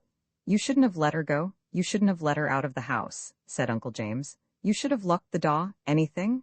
She was between me and the front door, and you can't realize how determined she was. She was like a rock. That's the strangest thing of all about her. She used to be so good and obedient, and now she's neither to hold nor bind. But I said everything I could think of to bring her to her senses. I asked her if she had no regard for her reputation. I said to her solemnly, Doss, when a woman's reputation is once smirched, nothing can ever make it spotless again. Your character will be gone forever if you go to Roaring Abel's to wait on a bad girl like Sis Gay. And she said, I don't believe Sissy was a bad girl, but I don't care if she was. Those were her very words, I don't care if she was. She has lost all sense of decency, exploded Uncle Benjamin. Sissy Gay is dying, she said, and it's a shame and disgrace that she is dying in a Christian community with no one to do anything for her. Whatever she's been or done, she's a human being. Well, you know, when it comes to that, I suppose she is, said Uncle James with the air of one making a splendid concession. I asked Doss if she had no regard for appearances. She said, I've been keeping up appearances all my life. Now I'm going in for realities. Appearances can go hang. An outrageous thing, said Uncle Benjamin violently. An outrageous thing? Which relieved his feelings but didn't help anyone else. Mrs. Frederick wept. Cousin Stickles took up the refrain between her moans of despair. I told her, we both told her, that Roaring Abel had certainly killed his wife in one of his drunken rages and would kill her. She laughed and said, I'm not afraid of Roaring Abel. He won't kill me, and he's too old for me to be afraid of his gallantries. What did she mean? What are gallantries? Mrs. Frederick saw that she must stop crying if she wanted to regain control of the conversation. I said to her, Valancy, if you have no regard for your own reputation and your family's standing, have you none for my feelings? She said none. Just like that, none? Insane people never do have any regard for other people's feelings, said Uncle Benjamin. That's one of the symptoms. I broke out into tears then, and she said, "Come now, mother, be a good spot. I'm going to do an act of Christian charity, and as for the damage it will do my reputation, why, you know I haven't any matrimonial chances anyhow, so what does it matter?" And with that she turned and went out. The last words I said to her, said Cousin Stickles pathetically, were, "Who will rub my back at nights now?" And she said, but no, I cannot repeat it. "Nonsense," said Uncle Benjamin. "Out with it, this is no time to be squeamish." She said, Cousin Stickles' voice was little more than a whisper. She said, "Oh, Don, to think I should have lived to hear my daughter swearing," sobbed Mrs. Frederick. It was only imitation swearing, faltered Cousin Stickles, desirous of smoothing things over now that the worst was out. But she had never told about the banister. "It will be only a step from that to real swearing," said Uncle James sternly. "The worst of this," Mrs. Frederick hunted for a dry spot on her handkerchief, "is that everyone will know now that she is deranged. We can't keep it a secret any longer." "Oh, I cannot bear it. You should have been stricter with her when she was young," said Uncle Benjamin. "I don't see how I could have been," said Mrs. Frederick truthfully enough. "The worst feature of the case is that Snaith scoundrel is always hanging around Roaring Abel's," said Uncle James. "I shall be thankful if nothing worse comes of this mad freak than a few weeks at Roaring Abel's. Sissy Gay can't live much longer, and she didn't even take her flannel petticoat," lamented Cousin Stickles. "I'll see Ambrose Marsh again about this," said Uncle Benjamin, meaning Valancy, not the flannel petticoat. "I'll see Lawyer Ferguson," said Uncle James. "Meanwhile," added Uncle Benjamin, "let us be calm." Roman 16 Valancy had walked out to Roaring Abel's house on the Mistawas Road under a sky of purple and amber, with a queer exhilaration and expectancy in her heart. Back there, behind her, her mother and Cousin Stickles were crying over themselves, not over her. But here the wind was in her face, soft, dew-wet, cool, blowing along the grassy roads. Oh, she loved the wind. The robins were whistling sleepily in the firs along the way, and the moist air was fragrant with the tang of balsam. Big cars went purring past in the violet dusk. The stream of summer tourists to Muskoka had already begun, but Valancy did not envy any of their occupants. Muskoka cottages might be charming, but beyond, in the sunset skies, among the spires of the firs, her blue castle towered. She brushed the old years and habits and inhibitions away from her like dead leaves. She would not be littered with them. Roaring Abel's rambling, tumble-down old house was situated about 3 miles from the village, on the very edge of Up-Back. As the sparsely settled, hilly, wooded country around Mistawas was called vernacularly. It did not, it must be confessed, look much like a blue castle. It had once been a snug place enough in the days when Abel Gay had been young and prosperous, and the punning, arched sign over the gate, A. Gay, carpenter, had been fine and freshly painted. Now it was a faded, dreary old place, with a leprous, patched roof and shutters hanging askew. Abel never seemed to do any carpenter jobs about his own house. It had a listless air, as if tired of life. There was a dwindling grove of ragged, crone-like old spruces behind it. The garden, which Sissy used to keep neat and pretty, had run wild. On 2 sides of the house were fields full of nothing but mulleins. Behind the house was a long stretch of useless barrens, full of scrub pines and spruces, with here and there a blossoming bit of wild cherry, running back to a belt of timber on the shaws of Lake Mistawas, 2 miles away. A rough, rocky, boulder-strewn lane ran through it to the woods, a lane white with pestiferous, beautiful daisies. Roaring Abel met Valancy at the door. "So you've come," he said incredulously. "I never esposed that ruck of Sterlings would let you." Valancy showed all her pointed teeth in a grin. "They couldn't stop me." "I didn't think you'd so much spunk," said Roaring Abel admiringly. "And look at the nice ankles of her," he added as he stepped aside to let her in. If Cousin Stickles had heard this, she would have been certain that Valancy's doom, earthly and unearthly, was sealed, but Abel's superannuated gallantry did not worry Valancy. Besides, this was the first compliment she had ever received in her life, and she found herself liking it. She sometimes suspected she had nice ankles, but nobody had ever mentioned it before. In the Sterling clan, ankles were among the unmentionables. Roaring Abel took her into the kitchen, where Sissy Gay was lying on the sofa, breathing quickly, with little scarlet spots on her hollow cheeks. Valancy had not seen Cecilia Gay for years. Then she had been such a pretty creature, a slight, blossom-like girl, with soft, golden hair, clear-cut, almost waxen features, and large, beautiful blue eyes. She was shocked at the change in her. Could this be sweet Sissy? this pitiful little thing that looked like a tired, broken flower. She had wept all the beauty out of her eyes. They looked too big, enormous, in her wasted face. The last time Valancy had seen Cecilia Gay, those faded, piteous eyes had been limpid, shadowy blue pools aglow with mirth. The contrast was so terrible that Valancy's own eyes filled with tears. She knelt down by Sissy and put her arms about her. "Sissy dear, I've come to look after you. I'll stay with you till as long as you want me." "Oh," Sissy put her thin arms about Valancy's neck. "Oh, will you? It's been so lonely. I can wait on myself, but it's been so lonely. It would just be like heaven to have someone here like you. You were always so sweet to me, long ago." Valancy held Sissy close. She was suddenly happy. Here was someone who needed her, someone she could help. She was no longer a superfluity. Old things had passed away, everything had become new.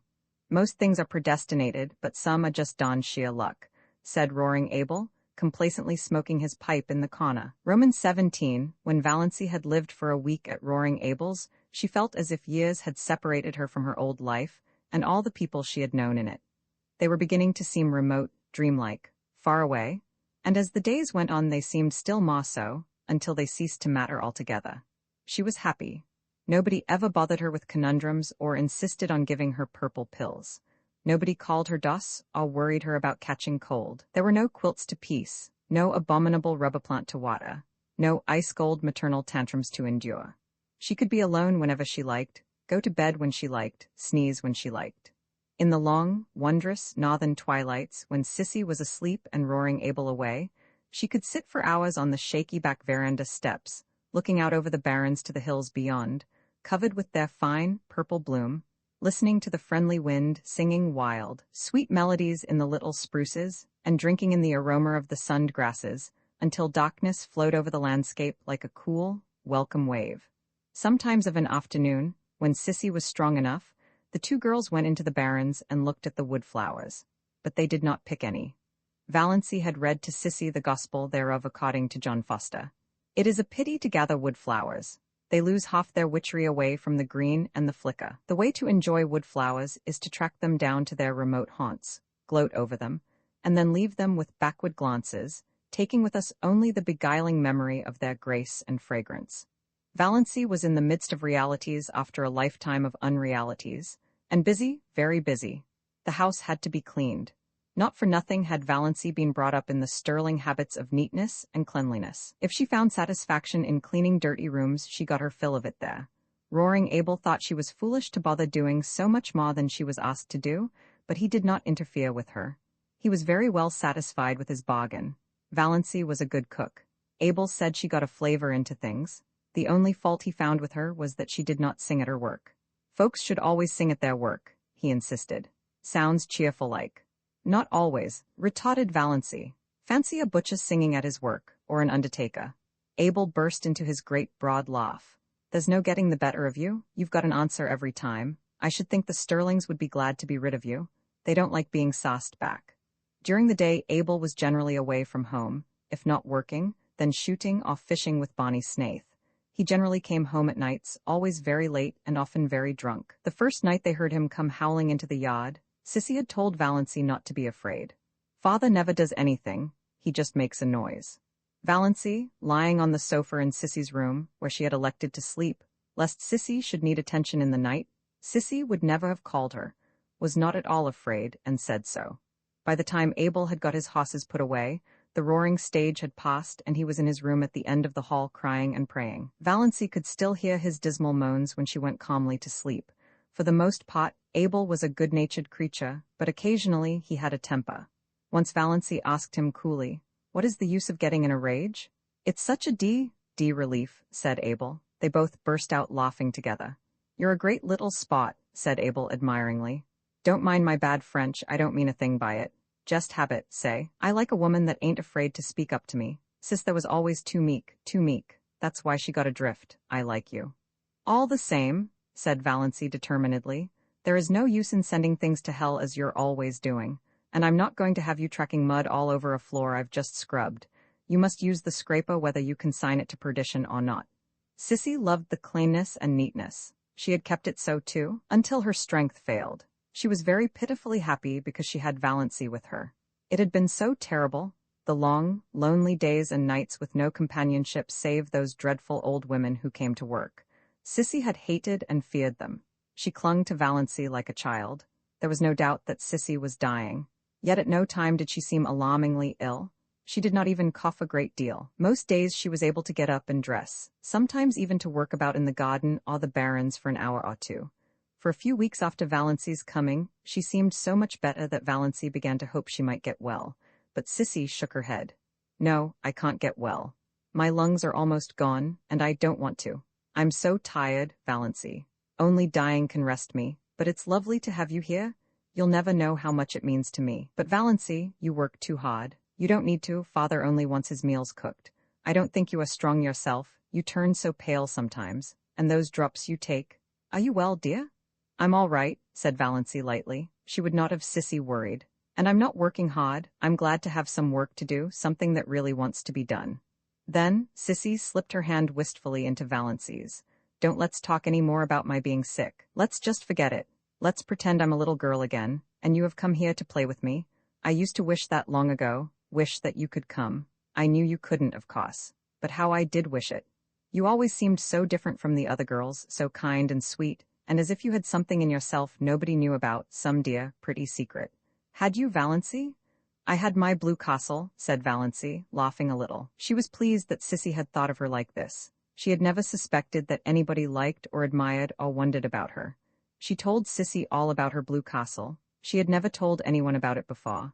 "Everyone has a blue castle, I think," said Sissy softly. "Only everyone has a different name for it. I had mine, once." She put her two thin little hands over her face. She did not tell Valancy, then, who had destroyed her blue castle, but Valancy knew that. Whoever it was not Bonnie Snaith. Roman 18 Valancy was acquainted with Bonnie by now. Well acquainted, it seemed, though she had spoken to him only a few times. But then she had felt just as well acquainted with him the first time they had met. She had been in the garden at twilight, hunting for a few stalks of white narcissus for Sissy's room, when she heard that terrible old gray slussin coming down through the woods from Mistawas. One could hear it miles away. Valancy did not look up as it drew near, thumping over the rocks in that crazy lane. She had never looked up, though Bonnie had gone racketing past every evening since she had been at Roaring Abel's. This time he did not racket past.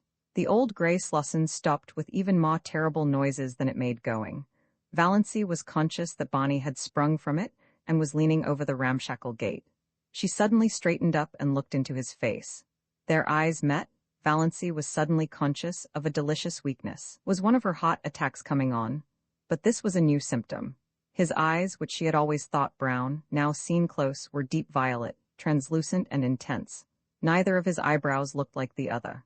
He was thin, too thin. She wished she could feed him up a bit. She wished she could sew the buttons on his coat and make him cut his hair and shave every day. There was something in his face, one hardly knew what it was. Tiredness? Sadness? Disillusionment? He had dimples in his thin cheeks when he smiled. All these thoughts flashed through Valancy's mind in that one moment while his eyes looked into hers. "Good evening, Miss Sterling." Nothing could be more commonplace and conventional. Anyone might have said it, but Bonnie Snaith had a way of saying things that gave them poignancy. When he said good evening, you felt that it was a good evening and that it was partly his doing that it was.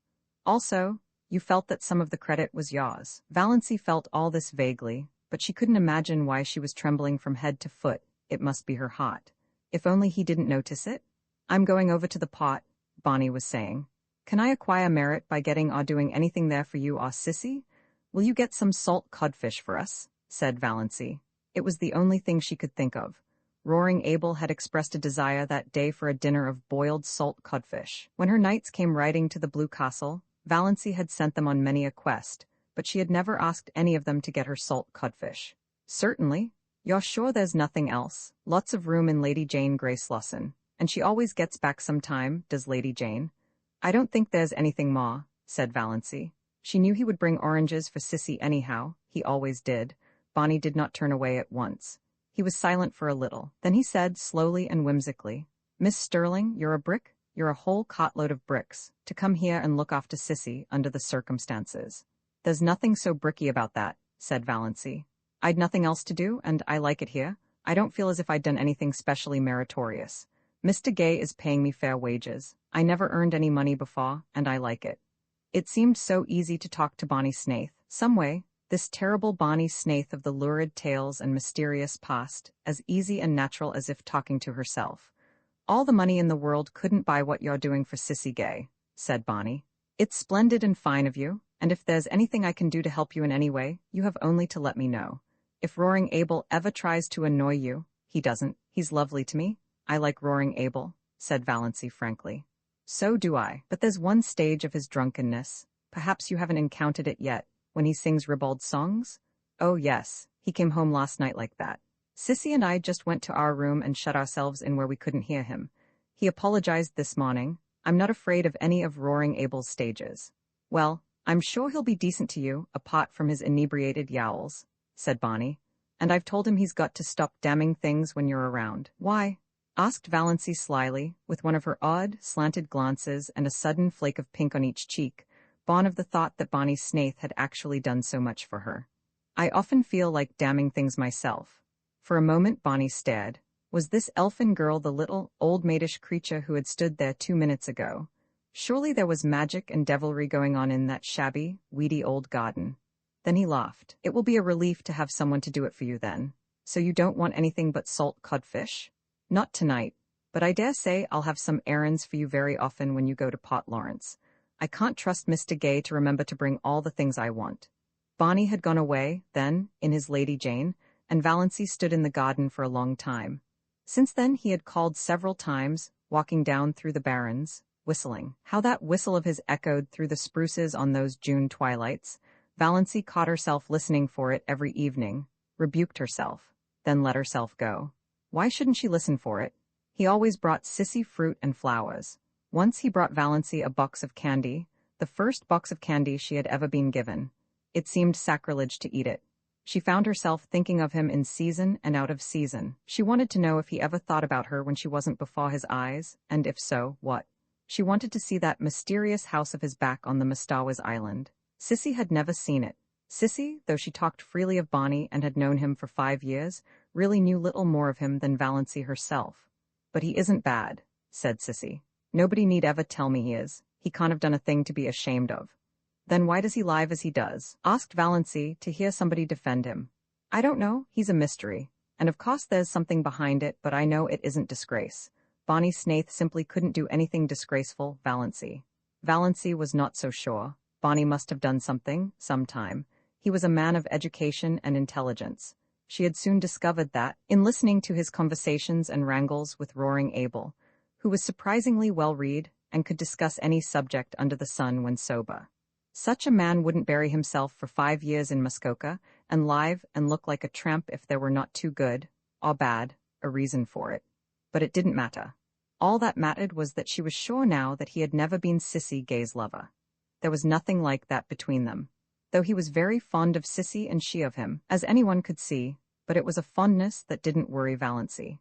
You don't know what Bonnie has been to me these past 2 years, Sissy had said simply. Everything would have been unbearable without him. Sissy Gay is the sweetest girl I ever knew, and there's a man somewhere I'd like to shoot if I could find him, Bonnie had said savagely.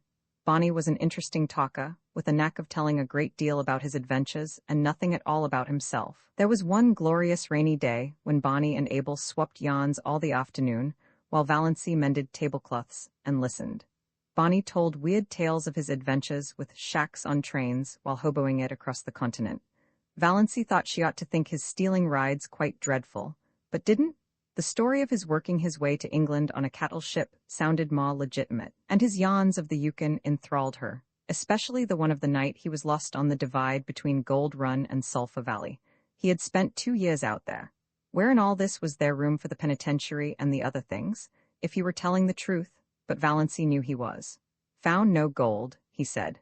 Came away poorer than when I went, but such a place to live? Those silences at the back of the North Wind got me. I've never belonged to myself since. Yet he was not a great talker. He told a great deal in a few well-chosen words, how well-chosen Valancy did not realize, and he had a knack of saying things without opening his mouth at all. I like a man whose eyes say more than his lips, thought Valancy. But then she liked everything about him, his tawny hair, his whimsical smiles, the little glints of fun in his eyes, his loyal affection for that unspeakable Lady Jane. his habit of sitting with his hands in his pockets, his chin sunk on his breast, looking up from under his mismated eyebrows.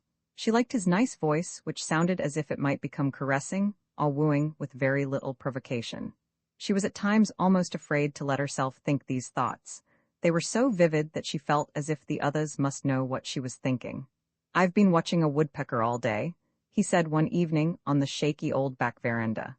His account of the woodpecker's doings was satisfying. He had often some gay or cunning little anecdote of the woodfolk to tell them. And sometimes he and Roaring Abel smoked fiercely the whole evening and never said a word.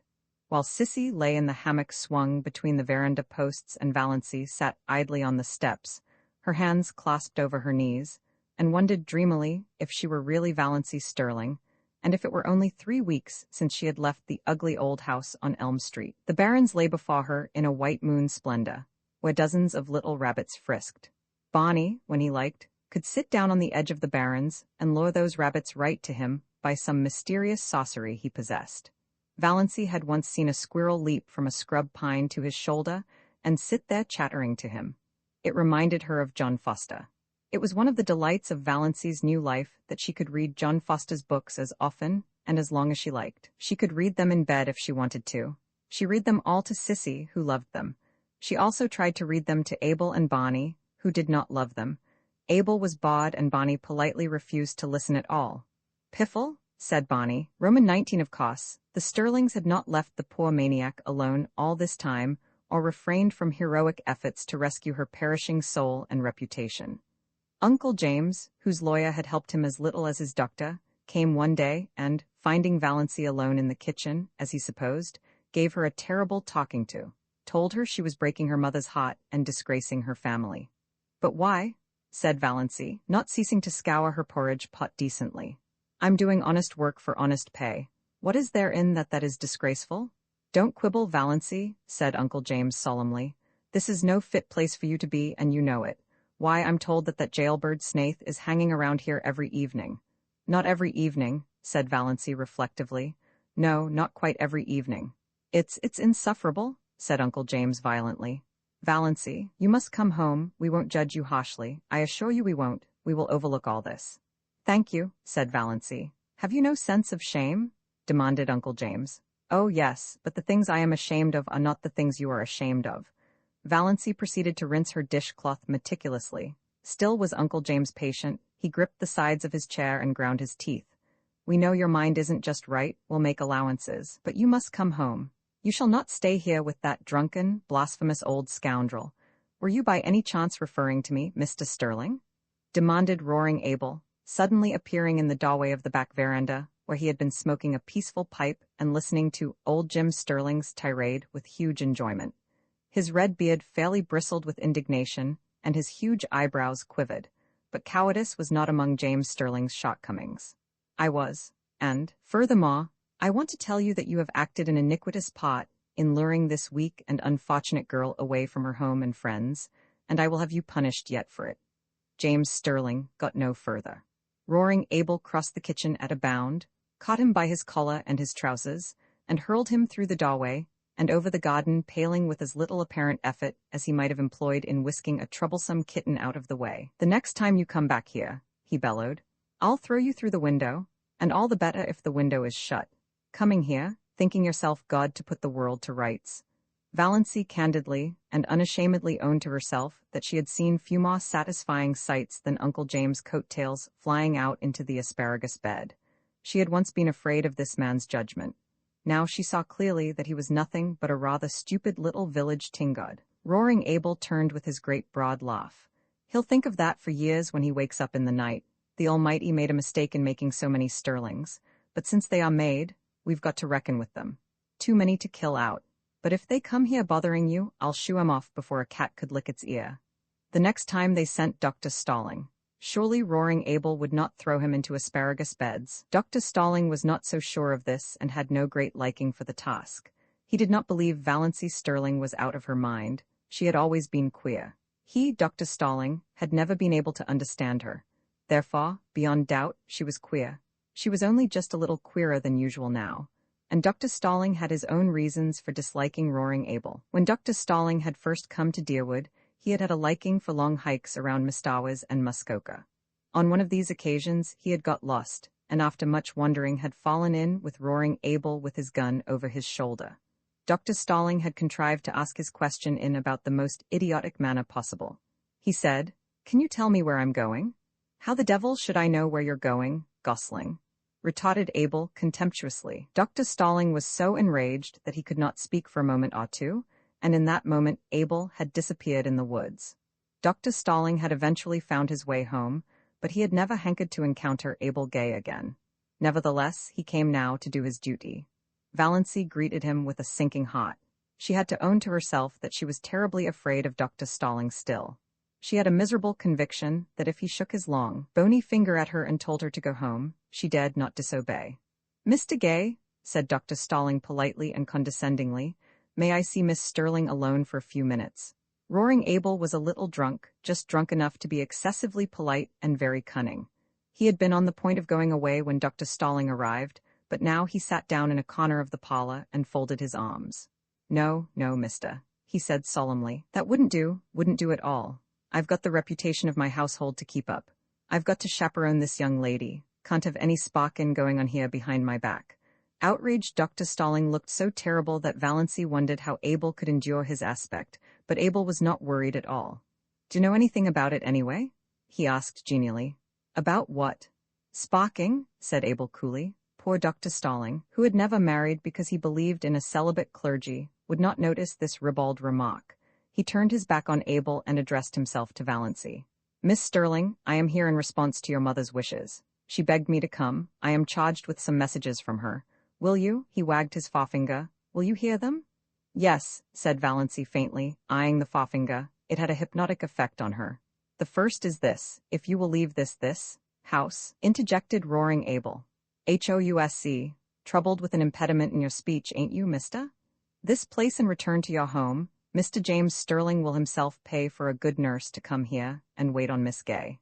Back of her terror, Valancy smiled in secret. Uncle James must indeed regard the matter as desperate when he would loosen his purse strings like that. At any rate, her clan no longer despised her or ignored her. She had become important to them. "That's my business, mister," said Abel. "Miss Sterling can go if she pleases, or stay if she pleases.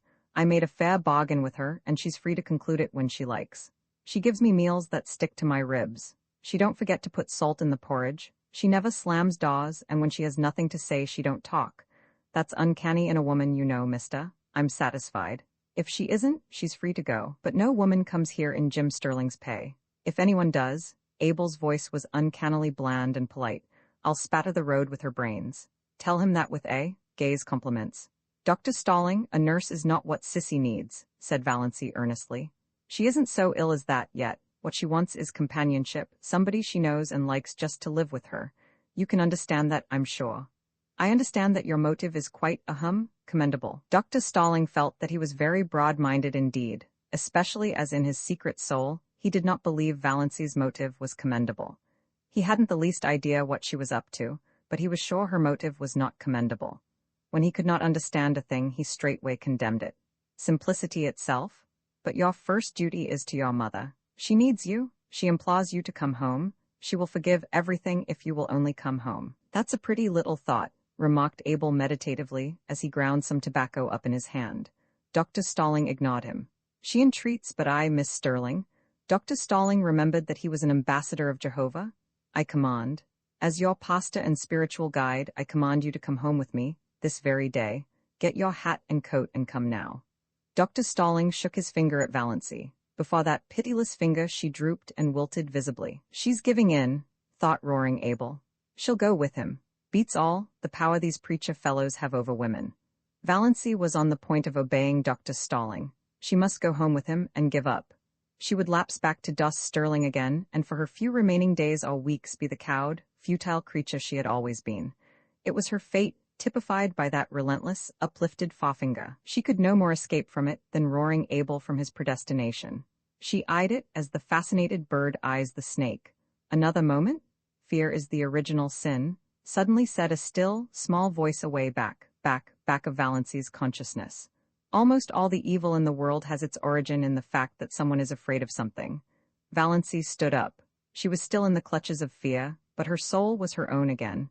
She would not be false to that inner voice. "Dr. Stalling," she said slowly, "I do not at present owe any duty to my mother. She is quite well, she has all the assistance and companionship she requires, she does not need me at all. I am needed here, I am going to stay here." "There's spunk for you," said roaring Abel admiringly. Dr. Stalling dropped his forefinger. One could not keep on shaking a finger forever. "Miss Sterling, is there nothing that can influence you? Do you remember your childhood days? Perfectly. And hate them? Do you realize what people will say, what they are saying?" "I can imagine it," said Valancy with a shrug of her shoulders. She was suddenly free of fear again. "I haven't listened to the gossip of Deerwood tea parties and sewing circles 20 years for nothing. But Dr. Stalling, it doesn't matter in the least to me what they say, not in the least." Dr. Stalling went away then. A girl who cared nothing for public opinion, over whom sacred family ties had no restraining influence, who hated her childhood memories. Then Cousin Georgiana came on her own initiative, for nobody would have thought it worthwhile to send her. She found Valancy alone, weeding the little vegetable garden she had planted, and she made all the platitudinous pleas she could think of. Valancy heard her patiently. Cousin Georgiana wasn't such a bad old soul. Then she said, "And now that you have got all that out of your system, Cousin Georgiana, can you tell me how to make creamed codfish so that it will not be as thick as porridge and as salt as the Dead Sea?" "We'll just have to wait," said Uncle Benjamin. "After all, Sissy Gay can't live long. Dr. Marsh tells me she may drop off any day." Mrs. Frederick wept. It would really have been so much easier to bear if Valancy had died. She could have won morning then. Roman 2, when Cousin Stickles knocked at her door, Valancy knew it was 7:30, and she must get up. As long as she could remember, Cousin Stickles had knocked at her door at 7:30. Cousin Stickles and Mrs. Frederick Sterling had been up since 7, but Valancy was allowed to lie abed half an hour longer because of a family tradition that she was delicate. Valancy got up, though she hated getting up more this morning than ever she had before. What was there to get up for? Another dreary day, like all the days that had preceded it, full of meaningless little tasks, joyless and unimportant, that benefited nobody. But if she did not get up at once, she would not be ready for breakfast at 8 o'clock. Hard and fast times for meals were the rule in Mrs. Sterling's household. Breakfast at 8, dinner at 1, supper at 6, year in and year out. No excuses for being late were ever tolerated. So up Valancy got, shivering. The room was bitterly cold with the raw, penetrating chill of a wet May morning. The house would be cold all day. It was one of Mrs. Frederick's rules that no fires were necessary after the 24th of May. Meals were cooked on the little oil stove in the back porch, and though May might be icy and October frostbitten, no fires were lighted until the 21st of October by the calendar. On the 21st of October, Mrs. Frederick began cooking over the kitchen range and lighted a fire in the sitting-room stove in the evenings. It was whispered about in the connection that the late Frederick Sterling had caught the cold, which resulted in his death during Valancy's first year of life, because Mrs. Frederick would not have a fire on the 20th of October. She lighted it the next day, but that was a day too late for Frederick Sterling. Valancy took off and hung up in the closet her nightdress of coarse, unbleached cotton, with high neck and long, tight sleeves. She put on undergarments of a similar nature, a dress of brown gingham, thick, black stockings and rubber-heeled boots. Of late years she had fallen into the habit of doing her hair with the shade of the window by the looking-glass pulled down. The lines on her face did not show so plainly then, but this morning she jerked the shade to the very top, and looked at herself in the leprous mirror with a passionate determination to see herself as the world saw her. The result was rather dreadful. Even a beauty would have found that harsh, unsoftened sidelight trying. Valancy saw straight black hair, short and thin, always lusterless despite the fact that she gave it 100 strokes of the brush.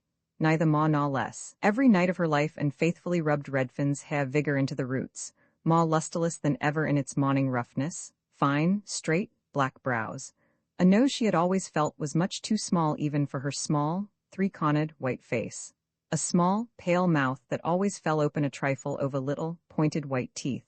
A figure thin and flat-breasted, rather below the average height. She had somehow escaped the family high cheekbones, and her dark brown eyes, too soft and shadowy to be black, had a slant that was almost oriental.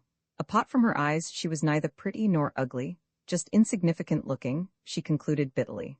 How plain the lines around her eyes and mouth were in that merciless light, and never had her narrow, white face looked so narrow and so white.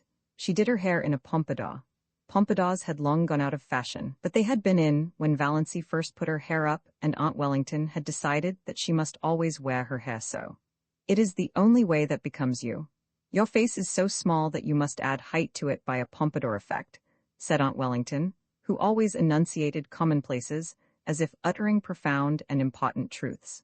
Valancy had hankered to do her hair pulled low on her forehead, with puffs above the ears, as Olive was wearing hers. But Aunt Wellington's dictum had such an effect on her that she never dared change her style of hairdressing again. But then, there were so many things Valancy never dared do. All her life she had been afraid of something, she thought bitterly. From the very dawn of recollection, when she had been so horribly afraid of the big black bear that lived, so Cousin Stickles told her, in the closet under the stairs.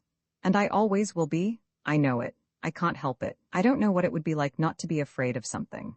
Afraid of her mother's sulky fits, afraid of offending Uncle Benjamin, afraid of becoming a target for Aunt Wellington's contempt, afraid of Aunt Isabel's biting comments, afraid of Uncle James' disapproval, afraid of offending the whole clan's opinions and prejudices, afraid of not keeping up appearances, afraid to say what she really thought of anything, afraid of poverty in her old age. Fear, fear, fear, she could never escape from it. It bound her and enmeshed her like a spider's web of steel. Only in her blue castle could she find temporary release. And this morning Valancy could not believe she had a blue castle. She would never be able to find it again. 29, unmarried, undesired, what had she to do with the fairy-like châtelaine of the blue castle? She would cut such childish nonsense out of her life forever and face reality unflinchingly. She turned from her unfriendly mirror and looked out. The ugliness of the view always struck her like a blow. The ragged fence, the tumble-down old carriage shop in the next lot, plastered with crude, violently colored advertisements. The grimy railway station beyond, with the awful derelicts that were always hanging around it, even at this early hour. In the pouring rain, everything looked worse than usual, especially the beastly advertisement. Keep that schoolgirl complexion. Valancy had kept her schoolgirl complexion. That was just the trouble. There was not a gleam of beauty anywhere. Exactly like my life, thought Valancy drearily. Her brief bitterness had passed. She accepted facts as resignedly as she had always accepted them. She was one of the people whom life always passes by. There was no altering that fact. In this mood Valancy went down to breakfast. Roman 20, when Abel Gay paid Valancy her first month's wages, which he did promptly, in bills reeking with the odor of tobacco and whiskey. Valancy went into Deerwood and spent every cent of it. She got a pretty green crepe dress with a girdle of crimson beads, at a bargain sale, a pair of silk stockings to match, and a little crinkled green hat with a crimson rose in it. She even bought a foolish little beribboned and belaced nightgown. She passed the house on Elm Street twice. Valancy never even thought about it as home, but saw no one. No doubt her mother was sitting in the room this lovely June evening playing solitaire, and cheating. Valancy knew that Mrs. Frederick always cheated. She never lost a game. Most of the people Valancy met looked at her seriously and passed her with a cool nod. Nobody stopped to speak to her. Valancy put on her green dress when she got home. Then she took it off again. She felt so miserably undressed in its low neck and short sleeves, and that low, crimson girdle around the hips seemed positively indecent. She hung it up in the closet, feeling flatly that she had wasted her money. She would never have the courage to wear that dress. John Foster's arraignment of fear had no power to stiffen her against this. In this one thing habit and custom were still all-powerful. Yet she sighed as she went down to meet Bonnie Snaith in her old snuff-brown silk. That green thing had been very becoming. She had seen so much in her one ashamed glance. Above it, her eyes had looked like odd brown jewels, and the girdle had given her flat figure an entirely different appearance. She wished she could have left it on. But there were some things John Foster did not know. Every Sunday evening, Valancy went to the little Free Methodist church in a valley on the edge of Up Back, a spireless little gray building among the pines, with a few sunken graves and mossy gravestones in the small, paling-encircled, grass-grown square beside it. She liked the minister who preached there. He was so simple and sincere. An old man, who lived in Port Lawrence and came out by the lake, in a little disappearing propeller boat to give a free service to the people of the small, stony farms back of the hills, who would otherwise never have heard any gospel message. She liked the simple service and the fervent singing. She liked to sit by the open window and look out into the pine woods. The congregation was always small. The Free Methodists were few in number, poor and generally illiterate. but Valency loved those Sunday evenings. For the first time in her life, she liked going to church. The rumor reached Deerwood that she had turned Free Methodist and sent Mrs. Frederick to bed for a day, but Valency had not turned anything. She went to the church because she liked it, and because in some inexplicable way it did her good. Old Mr. Towers believed exactly what he preached, and somehow it made a tremendous difference. Oddly enough, Roaring Abel disapproved of her going to the Hill Church as strongly as Mrs. Frederick herself could have done. He had no use for Free Methodists. He was a Presbyterian. But Valency went in spite of him. "We'll hear something worse than that about her soon," Uncle Benjamin predicted gloomily. They did? Valency could not quite explain, even to herself, just why she wanted to go to that party. It was a dance up back at Chidley Corners, and dances at Chidley Corners were not, as a rule, the sort of assemblies where well-brought-up young ladies were found. Valency knew it was coming off, for Roaring Abel had been engaged as one of the fiddlers, but the idea of going had never occurred to her until Roaring Abel himself broached it at supper.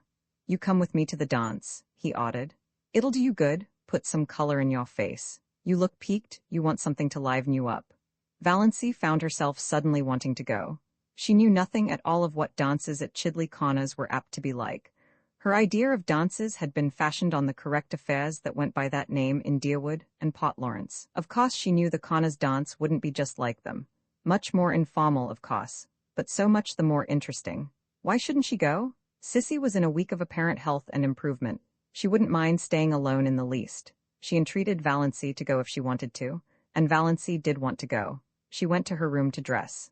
A rage against the snuff-brown silk seized her. Wear that to a party? Never. She pulled her green crepe from its hanger and put it on feverishly. It was nonsense to feel so naked, just because her neck and arms were bare. That was just her old maidishness. She would not be ridden by it. On went the dress, the slippers. It was the first time she had worn a pretty dress since the organdies of her early teens, and they had never made her look like this.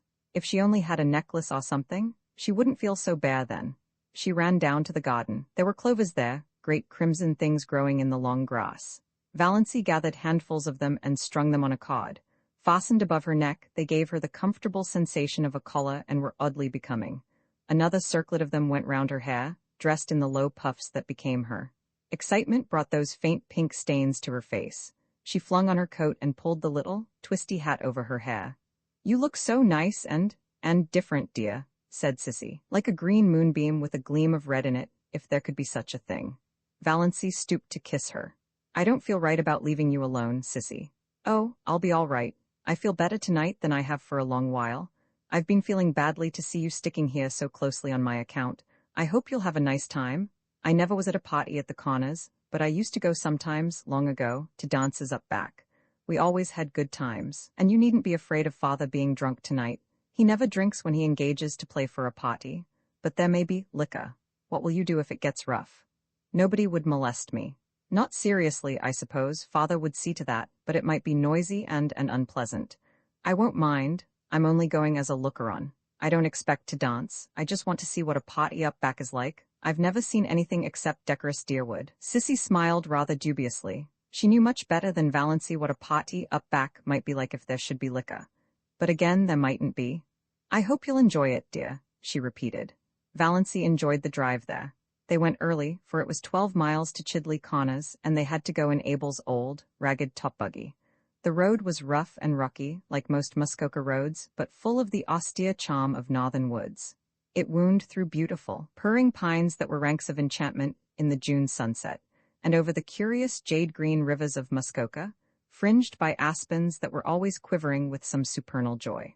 Roaring Abel was excellent company, too. He knew all the stories and legends of the wild, beautiful up-back, and he told them to Valency as they drove along.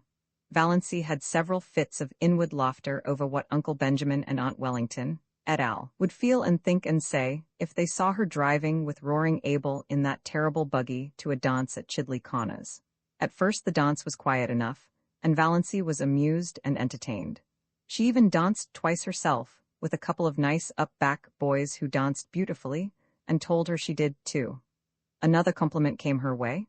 Not a very subtle one, perhaps, but Valency had had too few compliments in her life to be over-nice on that point. She overheard two of the up-back young men talking about her in the dock, lean-to behind her. "Know who that girl in green is?" "Nope," Guess she's from out front. The pot, maybe, got a stylish look to her. No beaut but cute looking, I'll say. Jeva see such eyes? The big room was decorated with pine and fir boughs and lighted by Chinese lanterns. The floor was waxed, and roaring Abel's fiddle, purring under his skilled touch, worked magic. The up-back girls were pretty and prettily dressed. Valency thought it the nicest party she had ever attended. By 11 o'clock she had changed her mind. A new crowd had arrived, a crowd unmistakably drunk. Whiskey began to circulate freely.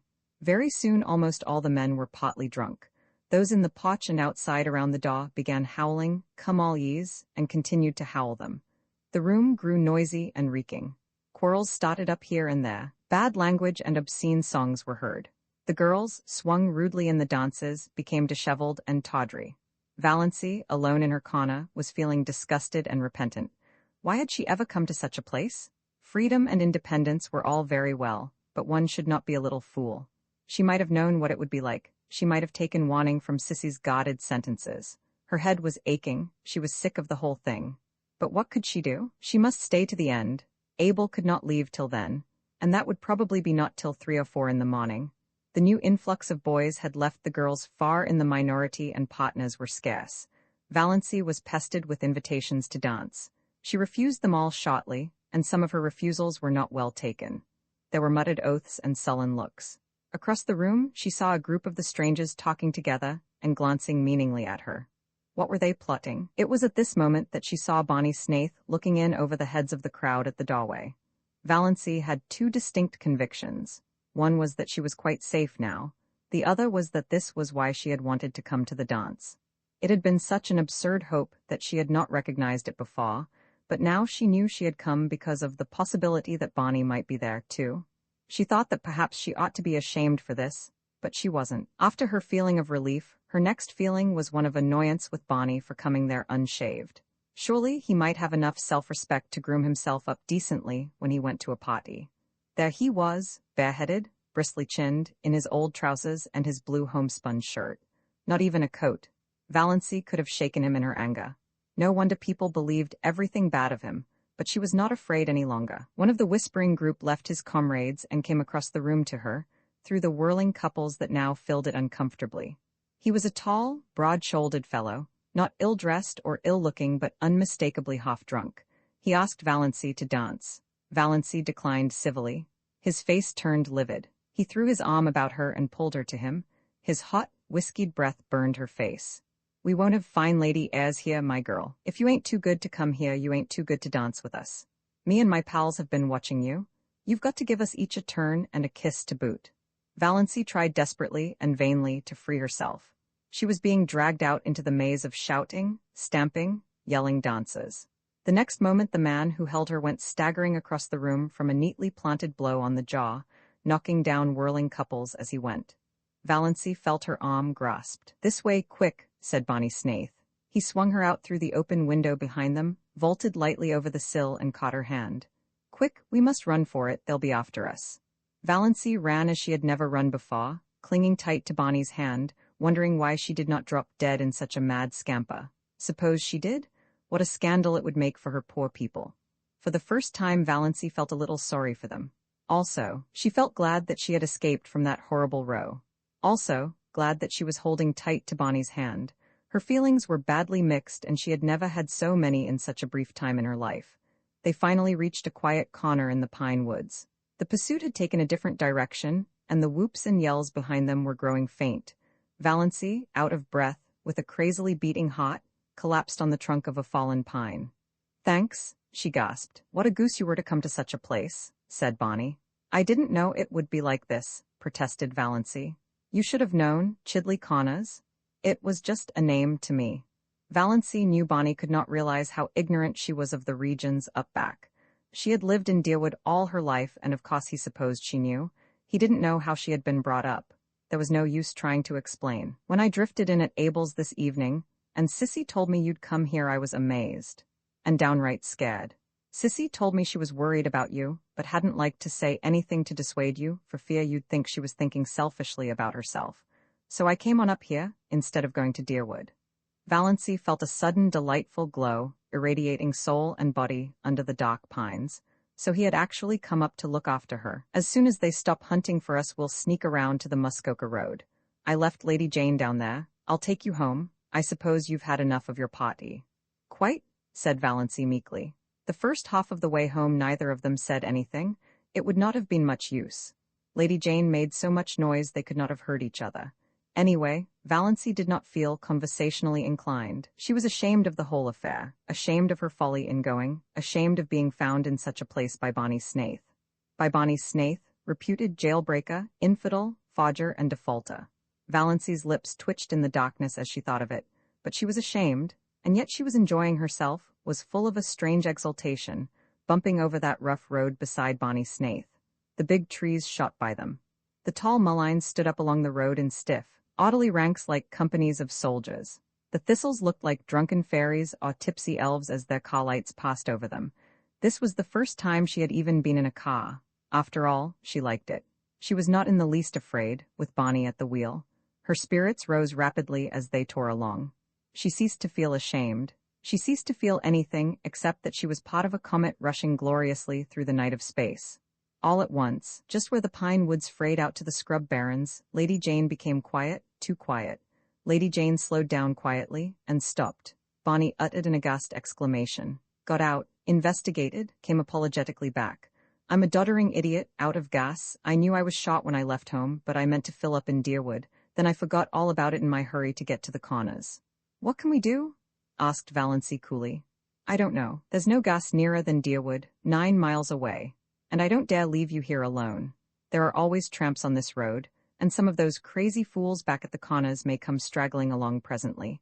There were boys there from the pot. As far as I can see, the best thing to do is for us just to sit patiently here until some car comes along and lends us enough gas to get to Roaring Abel's with. Well, what's the matter with that?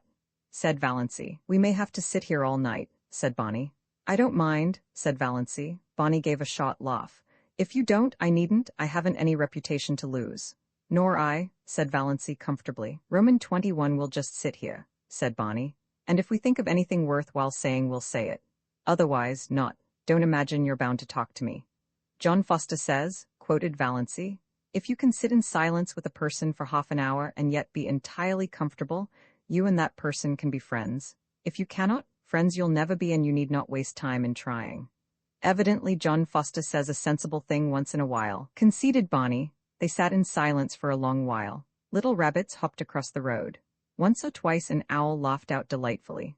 The road beyond them was fringed with the woven shadow lace of trees.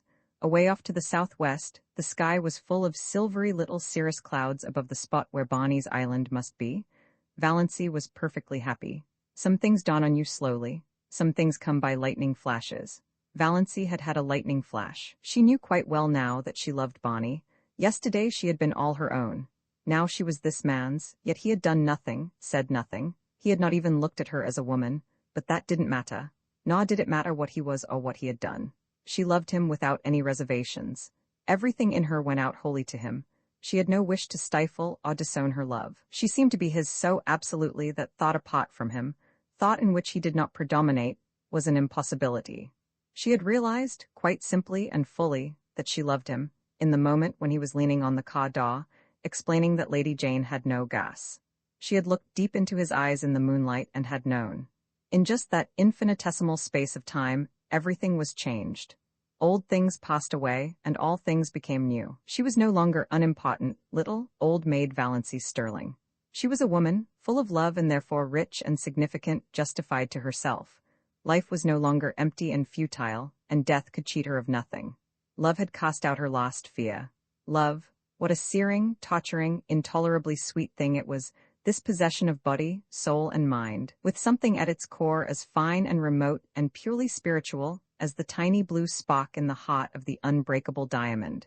No dream had ever been like this. She was no longer solitary. She was one of a vast sisterhood, all the women who had ever loved in the world.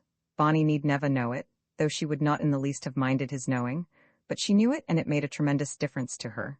Just to love? She did not ask to be loved. It was rapture enough just to sit there beside him in silence, alone in the summer night in the white splendor of moonshine, with the wind blowing down on them out of the pine woods.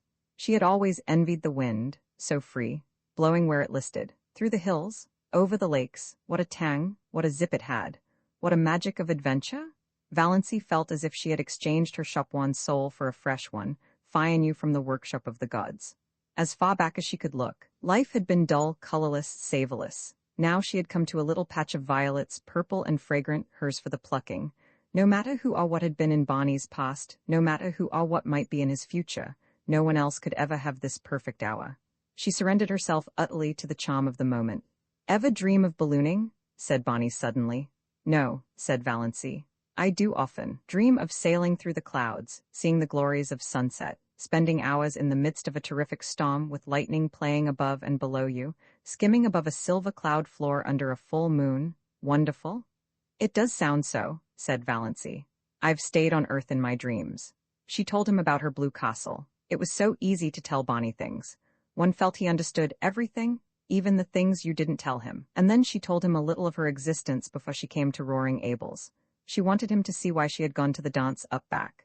"You see, I've never had any real life," she said. "I've just breathed. Every door has always been shut to me." "But you're still young," said Bonnie. "Oh, I know. Yes, I'm still young, but that's so different from young," said Valency bitterly. For a moment she was tempted to tell Bonnie why her years had nothing to do with her future, but she did not. She was not going to think of death tonight. "Though I never was really young," she went on. "Until tonight," she added in her heart.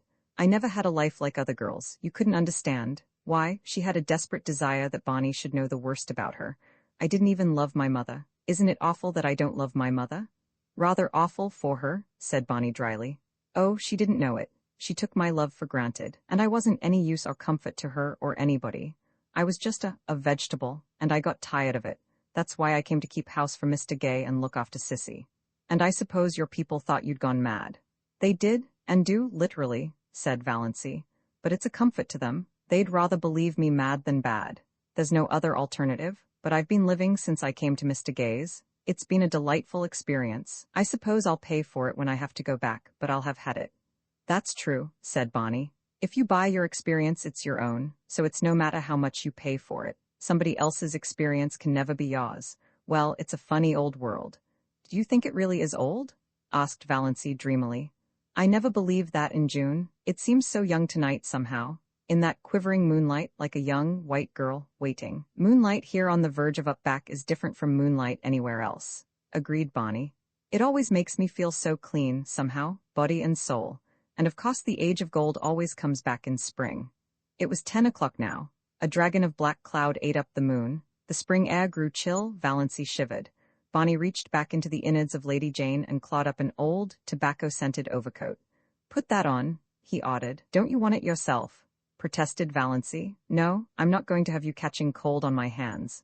"Oh, I won't catch cold. I haven't had a cold since I came to Mr. Gay's, though I've done the foolishest things.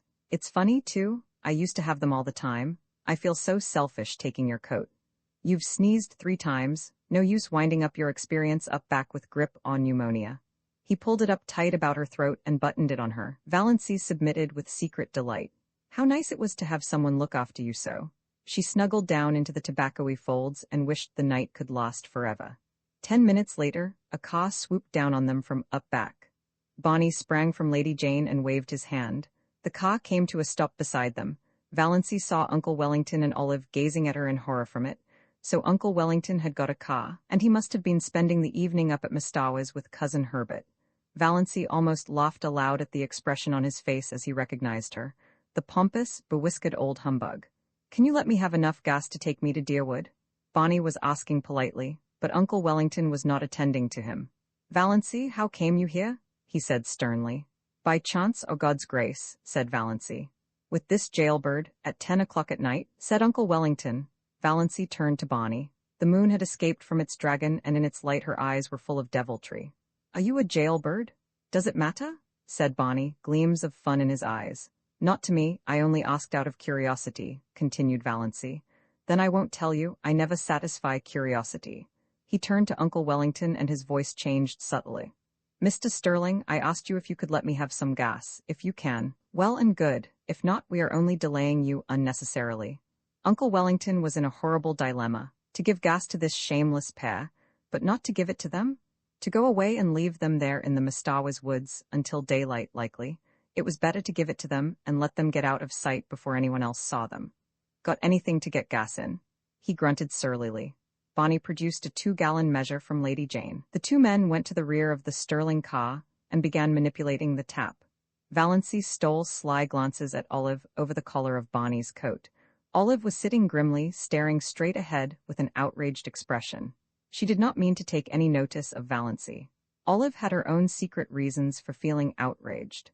Cecil had been in Deerwood lately, and of course had heard all about Valancy. He agreed that her mind was deranged and was exceedingly anxious to find out whence the derangement had been inherited. It was a serious thing to have in the family, a very serious thing. One had to think of one's descendants. She got it from the Wansparrows, said Olive positively. There's nothing like that in the Sterlings, nothing? I hope not, I certainly hope not, Cecil had responded dubiously. But then, to go out as a servant, for that is what it practically amounts to. Your cousin, poor Olive felt the implication. The Pot Lawrence Prices were not accustomed to ally themselves with families whose members worked out. Valancy could not resist temptation. She leaned forward. Olive, does it hurt? Olive bit stiffly. Does what hurt? Looking like that. For a moment Olive resolved she would take no further notice of Valancy. Then duty came uppermost, she must not miss the opportunity. Dus, she implored, leaning forward also. Won't you come home tonight? Valancy yawned. You sound like a revival meeting, she said. You really do. If you will come back, all will be forgiven. Yes, said Olive eagerly. Wouldn't it be splendid if she could induce the prodigal daughter to return? Will never cast it up to you, Dus, there are nights when I cannot sleep for thinking of you. And me having the time of my life, said Valancy, laughing. Dus, I can't believe you're bad. I've always said you couldn't be bad. I don't believe I can be, said Valancy. I'm afraid I'm hopelessly proper. I've been sitting here for 3 hours with Bonnie Snaith and he hasn't even tried to kiss me. I wouldn't have minded if he had, Olive. Valancy was still leaning forward. Her little hat with its crimson rose was tilted down over one eye. Olive stared. In the moonlight, Valancy's eyes, Valancy's smile. What had happened to Valancy? She looked, not pretty, Dus couldn't be pretty, but provocative, fascinating, yes, abominably so. Olive drew back. It was beneath her dignity to say more. After all, Valancy must be both mad and bad.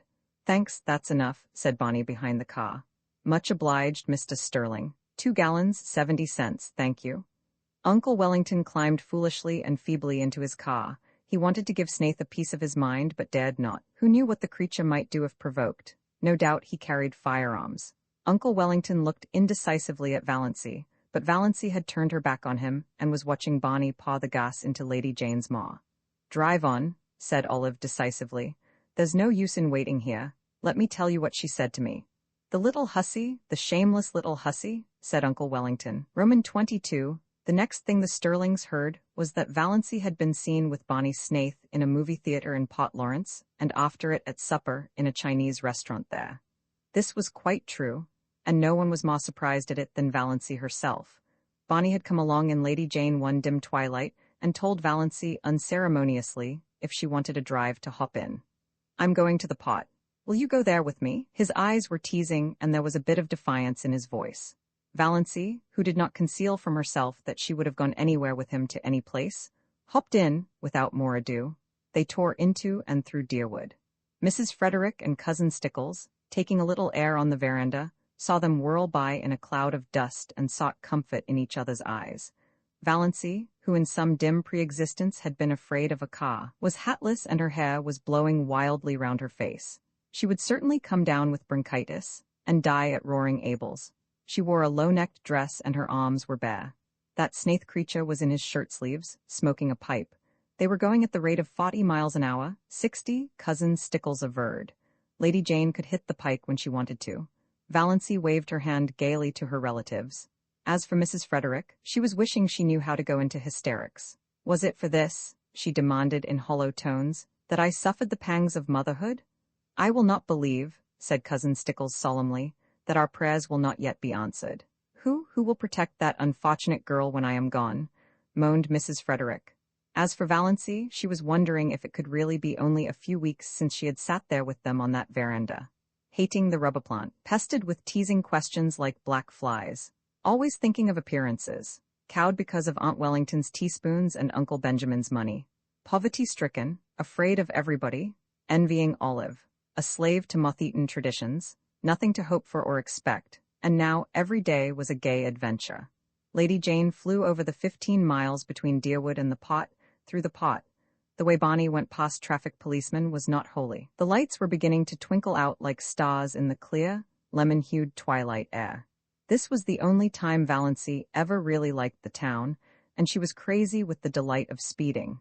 Was it possible she had ever been afraid of a car? She was perfectly happy, riding beside Bonnie. Not that she deluded herself into thinking it had any significance. She knew quite well that Bonnie had asked her to go on the impulse of the moment, an impulse born of a feeling of pity for her and her starved little dreams. She was looking tired after a wakeful night with a heart attack, followed by a busy day. She had so little fun, he'd give her an outing for once. Besides, Abel was in the kitchen, at the point of drunkenness where he was declaring he did not believe in God, and beginning to sing ribald songs. It was just as well she should be out of the way for a while.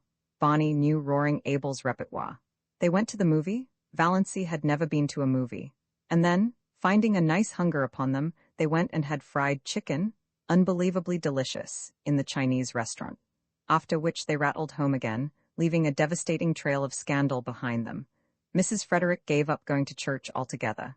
She could not endure her friends' pitying glances and questions, but Cousin Stickles went every Sunday.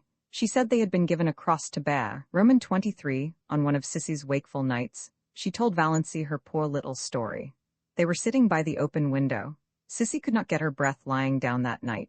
An inglorious gibbous moon was hanging over the wooded hills, and in its spectral light, Sissy looked frail and lovely and incredibly young. A child. It did not seem possible that she could have lived through all the passion and pain and shame of her story. He was stopping at the hotel across the lake. He used to come over in his canoe at night. We met in the pines down the Shaw. He was a young college student. His father was a rich man in Toronto. Oh, Valency, I didn't mean to be bad. I didn't indeed, but I loved him so. I love him yet. I'll always love him. And I didn't know some things. I didn't understand.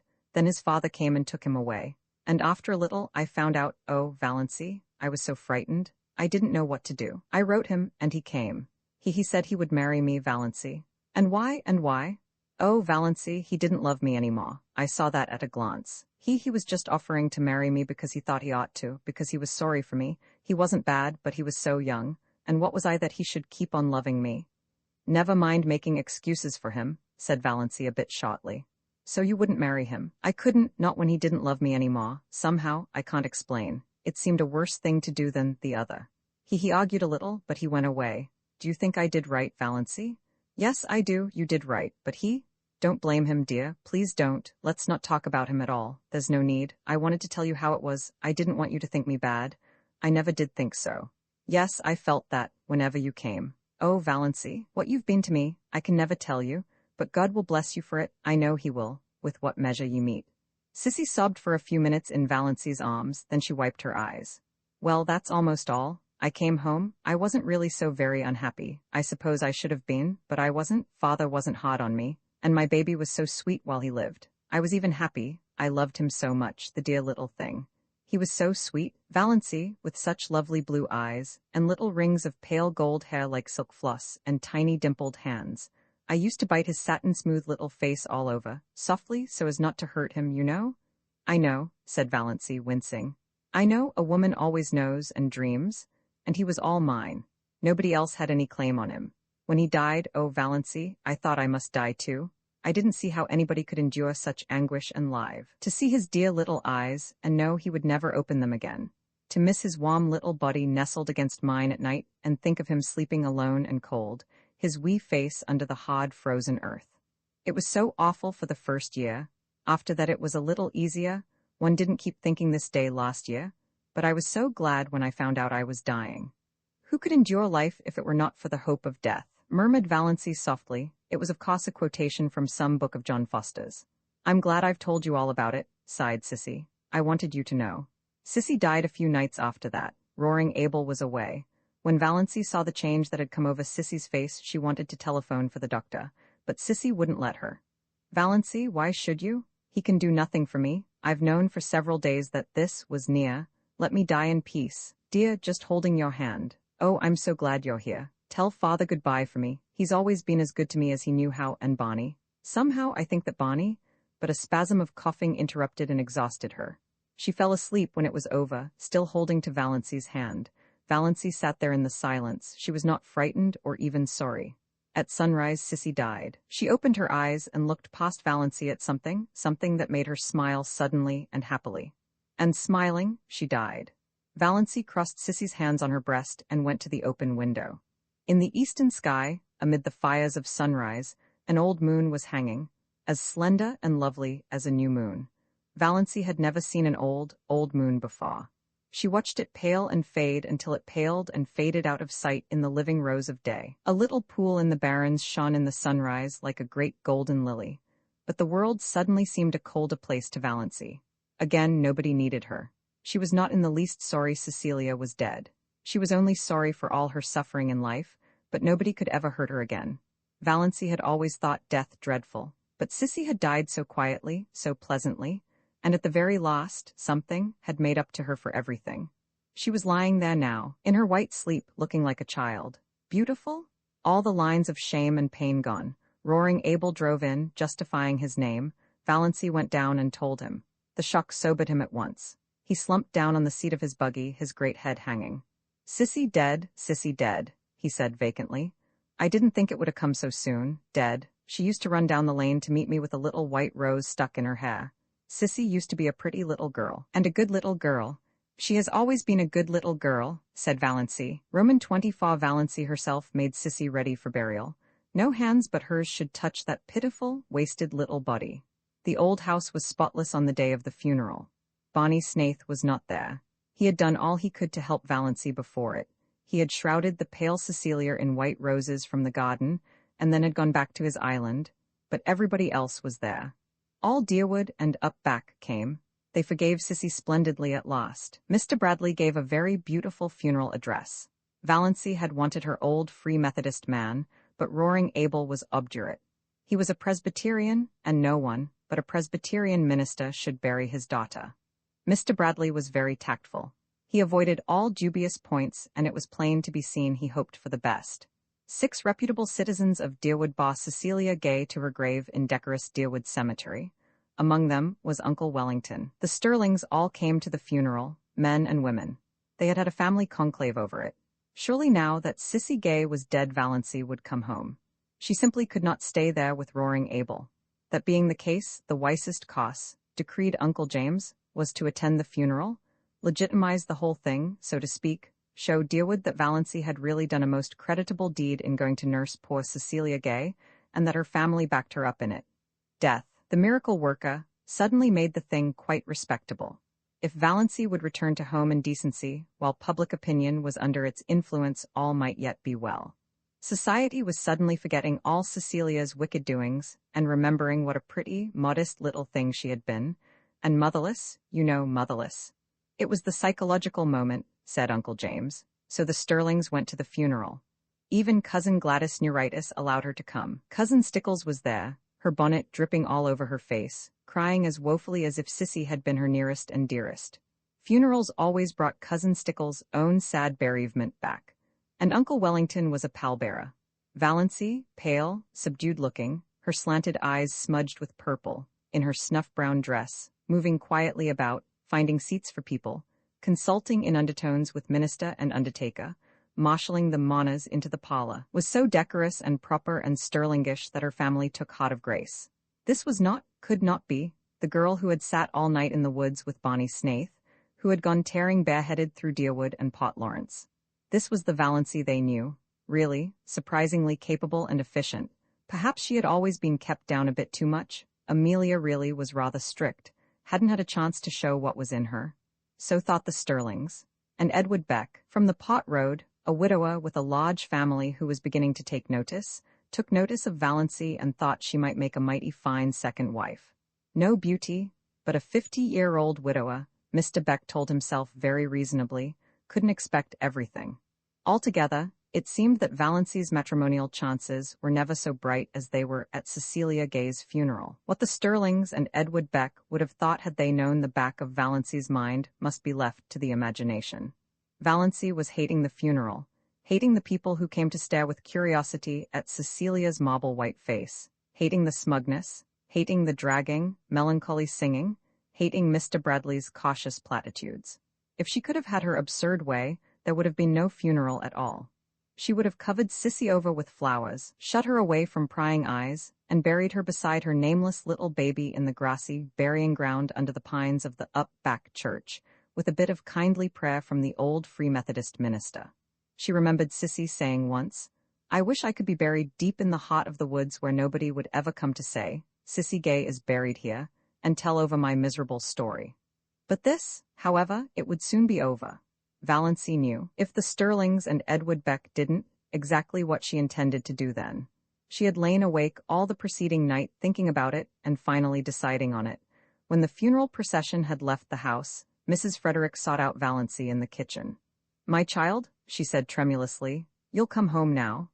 "Home," said Valancy absently. She was getting on an apron and calculating how much tea she must put to steep for supper. There would be several guests from up back, distant relatives of the Gays who had not remembered them for years, and she was so tired she wished she could borrow a pair of legs from the cat. "Yes, home," said Mrs. Frederick with a touch of asperity. "I suppose you won't dream of staying here now, alone with Roaring Abel." "Oh no, I'm not going to stay here," said Valancy. "Of course I'll have to stay for a day or two to put the house in order generally, but that will be all. Excuse me, Mother, won't you? I've a frightful lot to do. All those up-back people will be here to supper." Mrs. Frederick retreated in considerable relief, and the Sterlings went home with lighter hearts. "We will just treat her as if nothing had happened when she comes back," decreed Uncle Benjamin. "That will be the best plan, just as if nothing had happened." Roman 25, on the evening of the day after the funeral, Roaring Abel went off for a spree. He had been sober for 4 whole days and could endure it no longer. Before he went, Valancy told him she would be going away the next day. Roaring Abel was sorry and said so. A distant cousin from up back was coming to keep house for him, quite willing to do so now since there was no sick girl to wait on.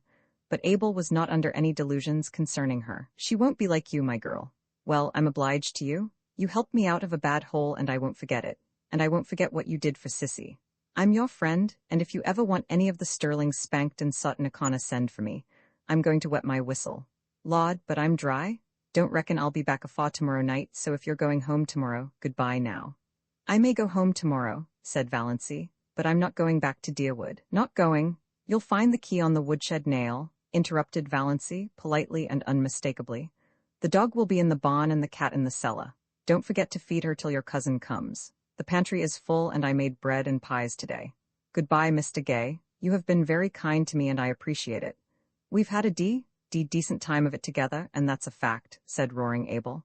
"You're the best small spot in the world, and your little finger is worth the whole Sterling clan tied together.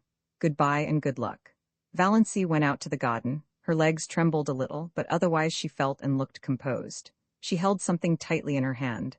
The garden was lying in the magic of the warm, odorous July twilight.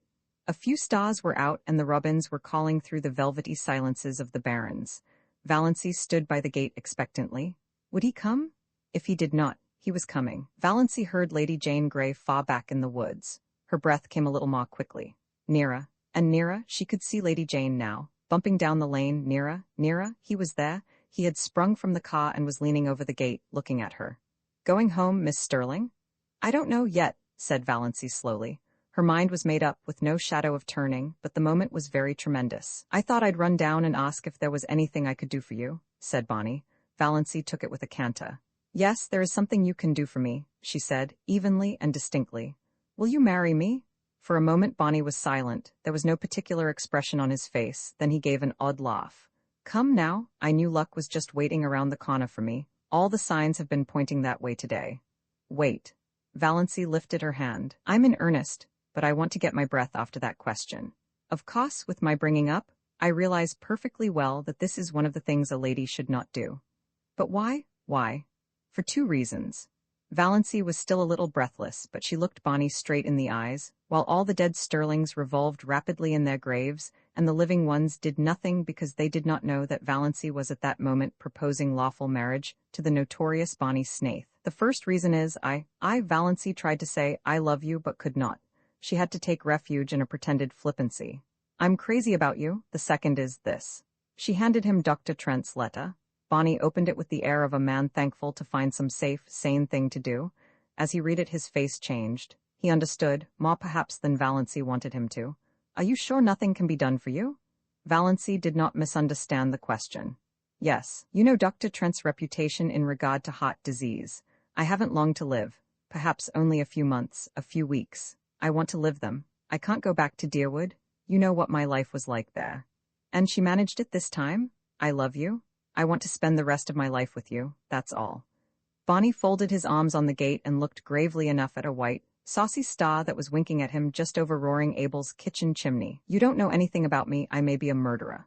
No, I don't. You may be something dreadful. Everything they say of you may be true. But it doesn't matter to me. You care that much for me, Valency? Said Bonnie incredulously, looking away from the star and into her eyes, her strange, mysterious eyes. I care that much, said Valency in a low voice.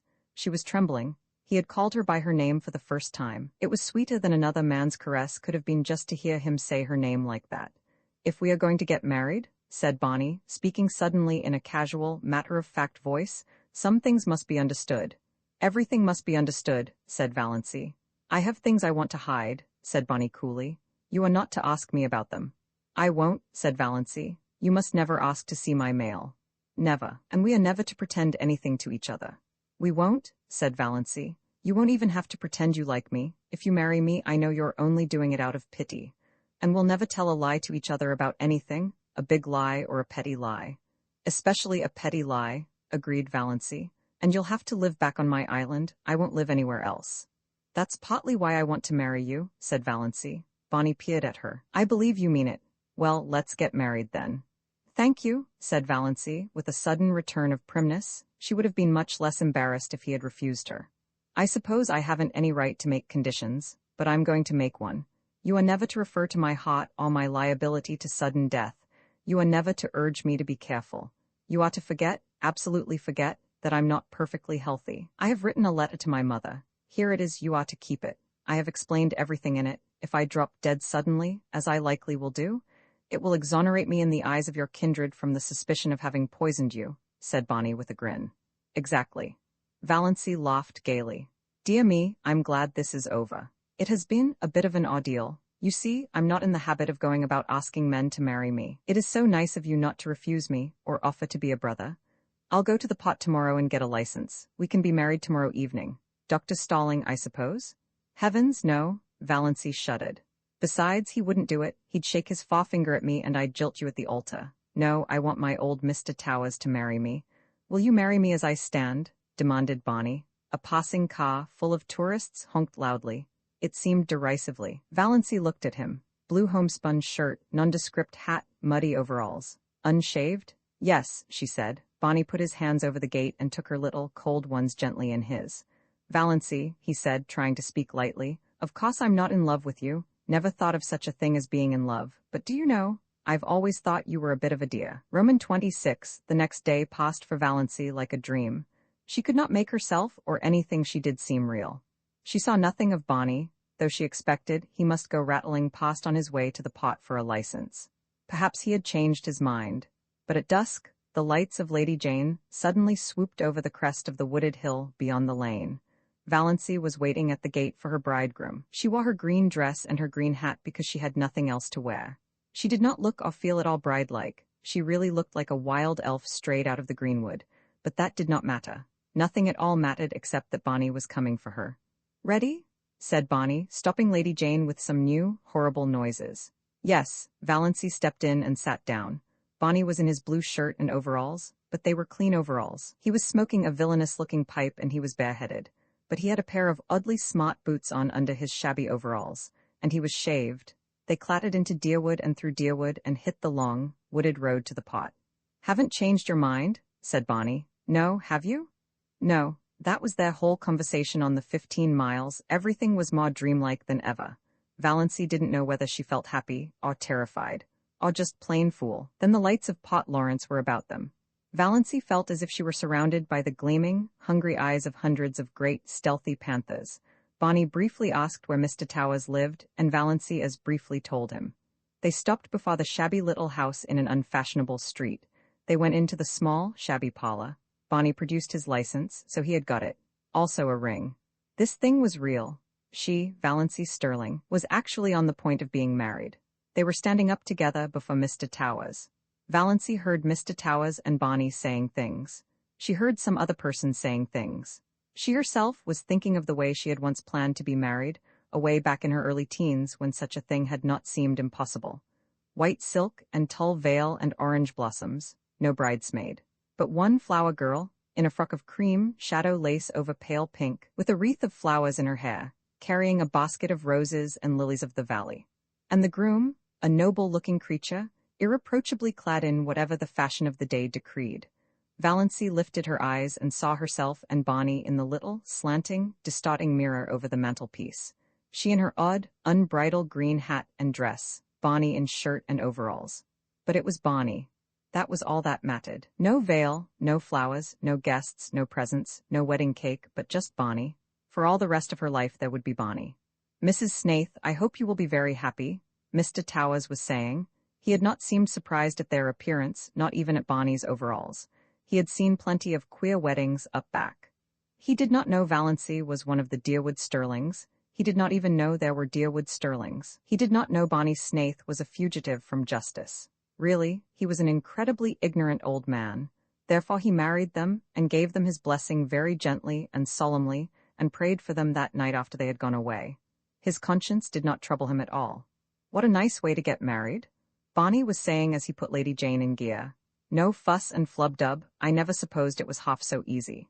For heaven's sake, said Valency suddenly, let's forget we are married and talk as if we weren't. I can't stand another drive like the one we had coming in. Bonnie howled and threw Lady Jane into high with an infernal noise. And I thought I was making it easy for you, he said. You didn't seem to want to talk. I didn't, but I wanted you to talk. I don't want you to make love to me, but I want you to act like an ordinary human being. Tell me about this island of yours. What sort of a place is it? The jolliest place in the world. You're going to love it. The first time I saw it I loved it. Old Tom Montgomery owned it then. He built the little shack on it, lived there in winter and rented it to Toronto people in summer. I bought it from him, became by that one simple transaction a landed proprietor owning a house and an island. There is something so satisfying in owning a whole island. And isn't an uninhabited island a charming idea? I'd wanted to own one ever since I'd read Robinson Crusoe. It seemed too good to be true. And beauty? Most of the scenery belongs to the government, but they don't tax you for looking at it, and the moon belongs to everybody. You won't find my shack very tidy. I suppose you'll want to make it tidy. Yes, said Valency honestly. I have to be tidy. I don't really want to be, but untidiness hurts me. Yes, I'll have to tidy up your shack. I was prepared for that, said Bonnie with a hollow groan. But, continued Valency relentingly, I won't insist on your wiping your feet when you come in. No, you'll only sweep up after me with the air of a martyr, said Bonnie. Well, anyway, you can't tidy the lean-to. You can't even enter it. The door will be locked, and I shall keep the key. Bluebeard's chamber, said Valency. I shan't even think of it. I don't care how many wives you have hanging up in it, so long as they're really dead. Dead as doornails. You can do as you like in the rest of the house. There's not much of it, just one big living room and one small bedroom. Well built, though. Old Tom loved his job. The beams of our house are cedar and the rafters fir. Our living room windows face west and east. It's wonderful to have a room where you can see both sunrise and sunset. I have 2 cats there. Banjo and Good Luck, adorable animals. Banjo is a big, enchanting, gray devil cat. Striped, of course. I don't care a hang for any cat that hasn't stripes. I never knew a cat who could swear as genteelly and effectively as Banjo. His only fault is that he snores horribly when he is asleep. Luck is a dainty little cat, always looking wistfully at you, as if he wanted to tell you something. Maybe he will pull it off sometime. Once in 1,000 years, you know, one cat is allowed to speak. My cats are philosophers. Neither of them ever cries over spilt milk. 2 old crows live in a pine tree on the point and are reasonably neighborly. Call him Nip and Tuck, and I have a demure little tame owl. Name Leander. I brought him up from a baby and he lives over on the mainland and chuckles to himself o' nights. And bats, it's a great place for bats at night. Scared of bats? No, I like them. So do I. Nice, queer, uncanny, mysterious creatures, coming from nowhere, going nowhere. Swoop, Banjo likes them too, eats them. I have a canoe and a disappearing propeller boat. Went to the pot in it today to get my license. Quieter than Lady Jane. I thought you hadn't gone at all, that you had changed your mind, admitted Valency. Bonnie laughed, the laugh Valency did not like, the little, bitter, cynical laugh. I never change my mind, he said shortly. They went back through Deerwood, up the Muskoka Road, past roaring Abel's, over the rocky, daisied lane. The dark pine woods swallowed them up, through the pine woods where the air was sweet with the incense of the unseen, fragile bells of the Laniers that carpeted the banks of the trail, out to the shore of Mistawas. Lady Jane must be left here. They got out. Bonnie led the way down a little path to the edge of the lake. There's our island, he said gloatingly. Valancy looked and looked and looked again. There was a diaphanous, lilac mist on the lake shrouding the island. Through it, the two enormous pine trees that clasped hands over Bonnie's shack loomed out like dark turrets. Behind them was a sky still rose-hued in the afterlight, and a pale young moon. Valancy shivered like a tree the wind stirs suddenly. Something seemed to sweep over her soul. "My blue castle?" she said. "Oh, my blue castle." They got into the canoe and paddled out to it. They left behind the realm of everyday and things known, and landed on a realm of mystery and enchantment where anything might happen, anything might be true. Bonnie lifted Valancy out of the canoe and swung her to a lichen-covered rock under a young pine tree. His arms were about her, and suddenly his lips were on hers. Valancy found herself shivering with the rapture of her first kiss. "Welcome home, dear," Bonnie was saying. Room 27, Cousin Georgiana came down the lane leading up to her little house. She lived half a mile out of Deerwood, and she wanted to go into Amelia's and find out if Doss had come home yet. Cousin Georgiana was anxious to see Doss. She had something very important to tell her. Something, she was sure, Doss would be delighted to hear.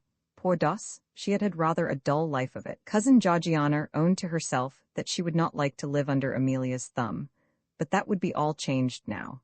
Cousin Georgiana felt tremendously important. For the time being, she quite forgot to wonder which of them would go next. And here was Doss herself, coming along the road from Roaring Abel's in such a queer green dress and hat. Talk about luck. Cousin Georgiana would have a chance to impart her wonderful secret right away, with nobody else about to interrupt. It was, you might say, a providence. Valancy, who had been living for 4 days on her enchanted island, had decided that she might as well go into Deerwood and tell her relatives that she was married. Otherwise, finding that she had disappeared from Roaring Abel's, they might get out a search warrant for her. Bonnie had offered to drive her in, but she had preferred to go alone. She smiled very radiantly at Cousin Georgiana, who, she remembered, as of someone known a long time ago, had really been not a bad little creature. Valancy was so happy that she could have smiled at anybody, even Uncle James. She was not averse to Cousin Georgiana's company. Already, since the houses along the road were becoming numerous, she was conscious that curious eyes were looking at her from every window. "I suppose you're going home, dear Doss," said Cousin Georgiana as she shook hands, furtively eyeing Valancy's dress and wondering if she had any petticoat on at all. "Sooner or later," said Valancy cryptically. "Then I'll go along with you. I've been wanting to see you very especially, Doss dear. I've something quite wonderful to tell you." "Yes," said Valancy absently. What on earth was Cousin Georgiana looking so mysterious and important about? But did it matter? No, nothing mattered but Bonnie and the blue castle up back in Mistawas. "Who do you suppose called to see me the other day?" asked Cousin Georgiana archly. Valancy couldn't guess. "Edward Beck." Cousin Georgiana lowered her voice almost to a whisper. "Edward Beck. Why the italics, and was Cousin Georgiana blushing? Who on earth is Edward Beck?" asked Valancy indifferently. Cousin Georgiana stared. "Surely you remember Edward Beck," she said reproachfully. "He lives in that lovely house on the Port Lawrence Road, and he comes to our church regularly. You must remember him." "Oh, I think I do now," said Valancy with an effort of memory. "He's that old man with a wen on his forehead and dozens of children, who always sits in the pew by the door, isn't he?" "Not dozens of children, dear. Oh no, not dozens. Not even 1 dozen. Only 9. At least only 9 that count. The rest are dead. He isn't old. He's only about 48, the prime of life, Doss. And what does it matter about a wen?" "Nothing, of course," agreed Valancy quite sincerely. It certainly did not matter to her whether Edward Beck had a wen or a dozen wens or no wen at all. But Valancy was getting vaguely suspicious. There was certainly an air of suppressed triumph about Cousin Georgiana. Could it be possible that Cousin Georgiana was thinking of marrying again? Marrying Edward Beck? Absurd. Cousin Georgiana was 65 if she were a day, and her little anxious face was as closely covered with fine wrinkles as if she had been 100. But still, "My dear," said Cousin Georgiana, "Edward Beck wants to marry you." Valancy stared at Cousin Georgiana for a moment, then she wanted to go off into a peal of laughter. But she only said, "Me? Yes, you, he fell in love with you at the funeral. And he came to consult me about it. I was such a friend of his first wife, you know. He is very much in earnest, Dussie, and it's a wonderful chance for you. He's very well off, and you know, you, am not so young as I once was, agreed Valancy. To her that hath shall be given. Do you really think I would make a good stepmother, cousin Georgiana? I'm sure you would, you were always so fond of children. But 9 is such a family to start with, objected Valancy gravely. The 2 oldest are grown up and the 3rd almost. That leaves only 6 that really count. And most of them are boys, so much easier to bring up than girls. There's an excellent book, Health Care of the Growing Child. Gladys has a copy, I think. It would be such a help to you. And there are books about morals. You'd manage nicely. Of course I told Mr. Beck that I thought you would jump at him, supplied Valancy. Oh no, dear. I wouldn't use such an indelicate expression. I told him I thought you would consider his proposal favorably. And you will, won't you, dearie? There's only one obstacle, said Valancy dreamily. You see, I'm married already. Married? Cousin Georgiana stopped stock still and stared at Valancy. Married? Yes, I was married to Bonnie Snaith last Tuesday evening in Port Lawrence. There was a convenient gatepost hard by. Cousin Georgiana took firm hold of it. Dear, I'm an old woman. Are you trying to make fun of me? Not at all. I'm only telling you the truth. For heaven's sake, Cousin Georgiana. Valancy was alarmed by certain symptoms. Don't go crying here on the public road. Cousin Georgiana choked back the tears and gave a little moan of despair instead. Oh, what have you done? What have you done? I've just been telling you I've got married, said Valancy, calmly and patiently.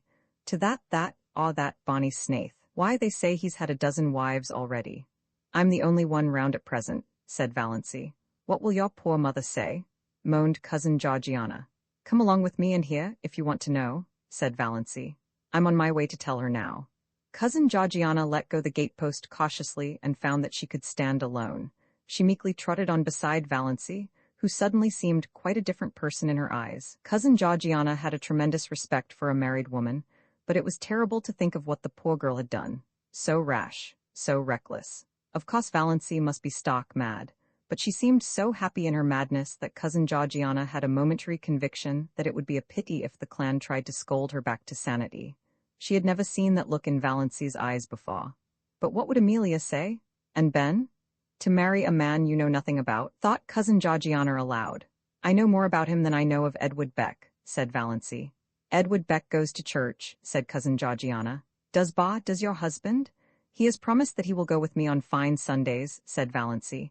When they turned in at the Sterling Gate, Valancy gave an exclamation of surprise. Look at my rose bush, why, it's blooming. It was, covered with blossoms, great, crimson, velvety blossoms, fragrant, glowing, wonderful. My cutting it to pieces must have done it good, said Valancy, laughing. She gathered a handful of the blossoms. They would look well on the supper table of the veranda at Mistawa's, and went, still laughing, up the walk, conscious that Olive was standing on the steps. Olive, goddess-like in loveliness, looking down with a slight frown on her forehead. Olive, beautiful, insolent, her full form voluptuous in its swathings of rose silk and lace, her golden brown hair curling richly under her big, white-frilled hat, her color ripe and melting. Beautiful, thought Valancy coolly, but as if she suddenly saw her cousin through new eyes, without the slightest touch of distinction. So Valancy had come home, thank goodness, thought Olive, but Valancy was not looking like a repentant returned prodigal. This was the cause of Olive's frown. She was looking triumphant, graceless, that outlandish dress, that queer hat, those hands full of blood-red roses, yet there was something about both dress and hat, as Olive instantly felt, that was entirely lacking in her own attire. This deepened the frown. She put out a condescending hand. So you're back, Doss. Very warm day, isn't it? Did you walk in? Yes, coming in? Oh no, I've just been in. I've come often to comfort poor auntie. She's been so lonesome. I'm going to Mrs. Bartlett's tea. I have to help Pa. She's giving it for her cousin from Toronto. Such a charming girl. You'd have loved meeting her, Doss. I think Mrs. Bartlett did send you a card. Perhaps you'll drop in later on. No, I don't think so, said Valancy indifferently. I'll have to be home to get Bonnie's supper. We're going for a moonlit canoe ride around Mistawa's tonight. Bonnie, supper? Gasped Olive. What do you mean, Valancy Sterling? Valancy Snaith, by the grace of God. Valancy flaunted her wedding ring in Olive's stricken face. Then she nimbly stepped past her and into the house. Cousin Georgiana followed. She would not miss a moment of the great scene, even though Olive did look as if she were going to faint. Olive did not faint. She went stupidly down the street to Mrs. Bartlett's. What did das mean? She couldn't have? That ring? Oh, what fresh scandal was that wretched girl bringing on her defenseless family now? She should have been shut up long ago. Valancy opened the sitting-room door and stepped unexpectedly right into a grim assemblage of Sterlings. They had not come together of malice prepense. Aunt Wellington and Cousin Gladys and Aunt Mildred and Cousin Sarah had just called in on their way home from a meeting of the Missionary Society. Uncle James had dropped in to give Amelia some information regarding a doubtful investment. Uncle Benjamin had called, apparently, to tell them it was a hot day and ask them what was the difference between a bee and a donkey. Cousin Stickles had been tactless enough to know the answer. One gets all the honey, the other all the wax, and Uncle Benjamin was in a bad humor. In all of their minds, unexpressed, was the idea of finding out if Valancy had yet come home, and if not, what steps must be taken in the matter. Well, here was Valancy at last, a poised, confident thing, not humble and deprecating as she should have been, and so oddly, improperly young-looking. She stood in the doorway and looked at them, Cousin Georgiana timorous, expectant behind her. Valancy was so happy she didn't hate her people anymore. She could even see a number of good qualities in them that she had never seen before, and she was sorry for them. Her pity made her quite gentle. "Well, Mother," she said pleasantly. "So you've come home at last," said Mrs. Frederick, getting out a handkerchief. She dared not be outraged, but she did not mean to be cheated of her tears. "Well, not exactly," said Valancy. She threw her bomb. "I thought I ought to drop in and tell you I was married, last Tuesday night, to Bonnie Snaith." Uncle Benjamin bounced up and sat down again. "God bless my soul," he said dully. The rest seemed turned to stone, except Cousin Gladys, who turned faint. Aunt Mildred and Uncle Wellington had to help her out to the kitchen. "She would have to keep up the Victorian traditions," said Valancy with a grin. She sat down, uninvited, on a chair. Cousin Stickles had begun to sob. "Is there one day in your life that you haven't cried?" asked Valancy curiously. "Valancy," said Uncle James, being the first to recover the power of utterance, "did you mean what you said just now?" "I did. Do you mean to say that you have actually gone and married that notorious Bonnie Snaith, that criminal, that—" "I have." "Then," said Uncle James violently, "you are a shameless creature, lost to all sense of propriety and virtue, and I wash my hands entirely of you. I do not want ever to see your face again." "What have you left to say when I commit murder?" asked Valancy. Uncle Benjamin again appealed to God to bless his soul. That drunken outlaw, a dangerous spark appeared in Valancy's eyes. They might say what they liked to and of her, but they should not abuse Bonnie. "Say damn and you'll feel better," she suggested. "I can express my feelings without blasphemy. And I tell you, you have covered yourself with eternal disgrace and infamy by marrying that drunkard. You would be more endurable if you got drunk occasionally. Bonnie is not a drunkard." "He was seen drunk in Port Lawrence, pickled to the gills," said Uncle Benjamin. "If that is true, and I don't believe it, he had a good reason for it. Now I suggest that you all stop looking tragic and accept the situation. I'm married, you can't undo that, and I'm perfectly happy." "I suppose we ought to be thankful he has really married her," said Cousin Sarah, by way of trying to look on the bright side. "If he really has," said Uncle James, who had just washed his hands of Valancy. "Who married you?" "Mr. Towers of Port Lawrence." "By a Free Methodist?" groaned Mrs. Frederick, as if to have been married by an imprisoned Methodist would have been a shade less disgraceful. It was the first thing she had said. Mrs. Frederick didn't know what to say. The whole thing was too horrible, too nightmarish. She was sure she must wake up soon. After all their bright hopes at the funeral. "It makes me think of those what-you-call-ems," said Uncle Benjamin helplessly. "Those yarns, you know, of fairies taking babies out of their cradles." "Valancy could hardly be a changeling at 29, said Aunt Wellington satirically. "She was the oddest-looking baby I ever saw. Anyway," averred Uncle Benjamin. "I said so at the time, you remember, Amelia? I said I had never seen such eyes in a human head." "I'm glad I never had any children," said Cousin Sarah. "If they don't break your heart in one way, they do it in another." "Isn't it better to have your heart broken than to have it wither up?" queried Valancy. "Before it could be broken, it must have felt something splendid. That would be worth the pain." "Dippy, clean dippy," muttered Uncle Benjamin, with a vague, unsatisfactory feeling that somebody had said something like that before. "Valancy," said Mrs. Frederick solemnly, "do you ever pray to be forgiven for disobeying your mother?" "I should pray to be forgiven for obeying you so long," said Valancy stubbornly, "but I don't pray about that at all. I just thank God every day for my happiness." "I would rather," said Mrs. Frederick, beginning to cry rather belatedly. See you dead before me than listen to what you have told me today. Valancy looked at her mother and aunts and wondered if they could ever have known anything of the real meaning of love. She felt sorrier for them than ever. They were so very pitiable, and they never suspected it. Barney Snaith is a scoundrel to have deluded you into marrying him, said Uncle James violently. Oh, I did the deluding? I asked him to marry me, said Valancy, with a wicked smile. Have you no pride? Demanded Aunt Wellington. Lots of it. I am proud that I have achieved a husband by my own unaided efforts. Cousin Georgiana here wanted to help me to Edward Beck. Edward Beck is worth $20,000 and has the finest house between here and Port Lawrence, said Uncle Benjamin. That sounds very fine, said Valancy scornfully, but it isn't worth that, she snapped her fingers, compared to feeling Barney's arms around me and his cheek against mine. Oh, Duss, said Cousin Stickles. Cousin Sarah said, Oh, Duss. Aunt Wellington said, Valancy, you need not be indecent. Why, it surely isn't indecent to like to have your husband put his arm around you. I should think it would be indecent if you didn't. Why expect decency from her? Inquired Uncle James sarcastically. She has cut herself off from decency forevermore. She has made her bed. Let her lie on it. Thanks, said Valancy very gratefully. How you would have enjoyed being Taquamada. Now, I must really be getting back. Mother, may I have those 3 woolen cushions I worked last winter? Take them, take everything, said Mrs. Frederick.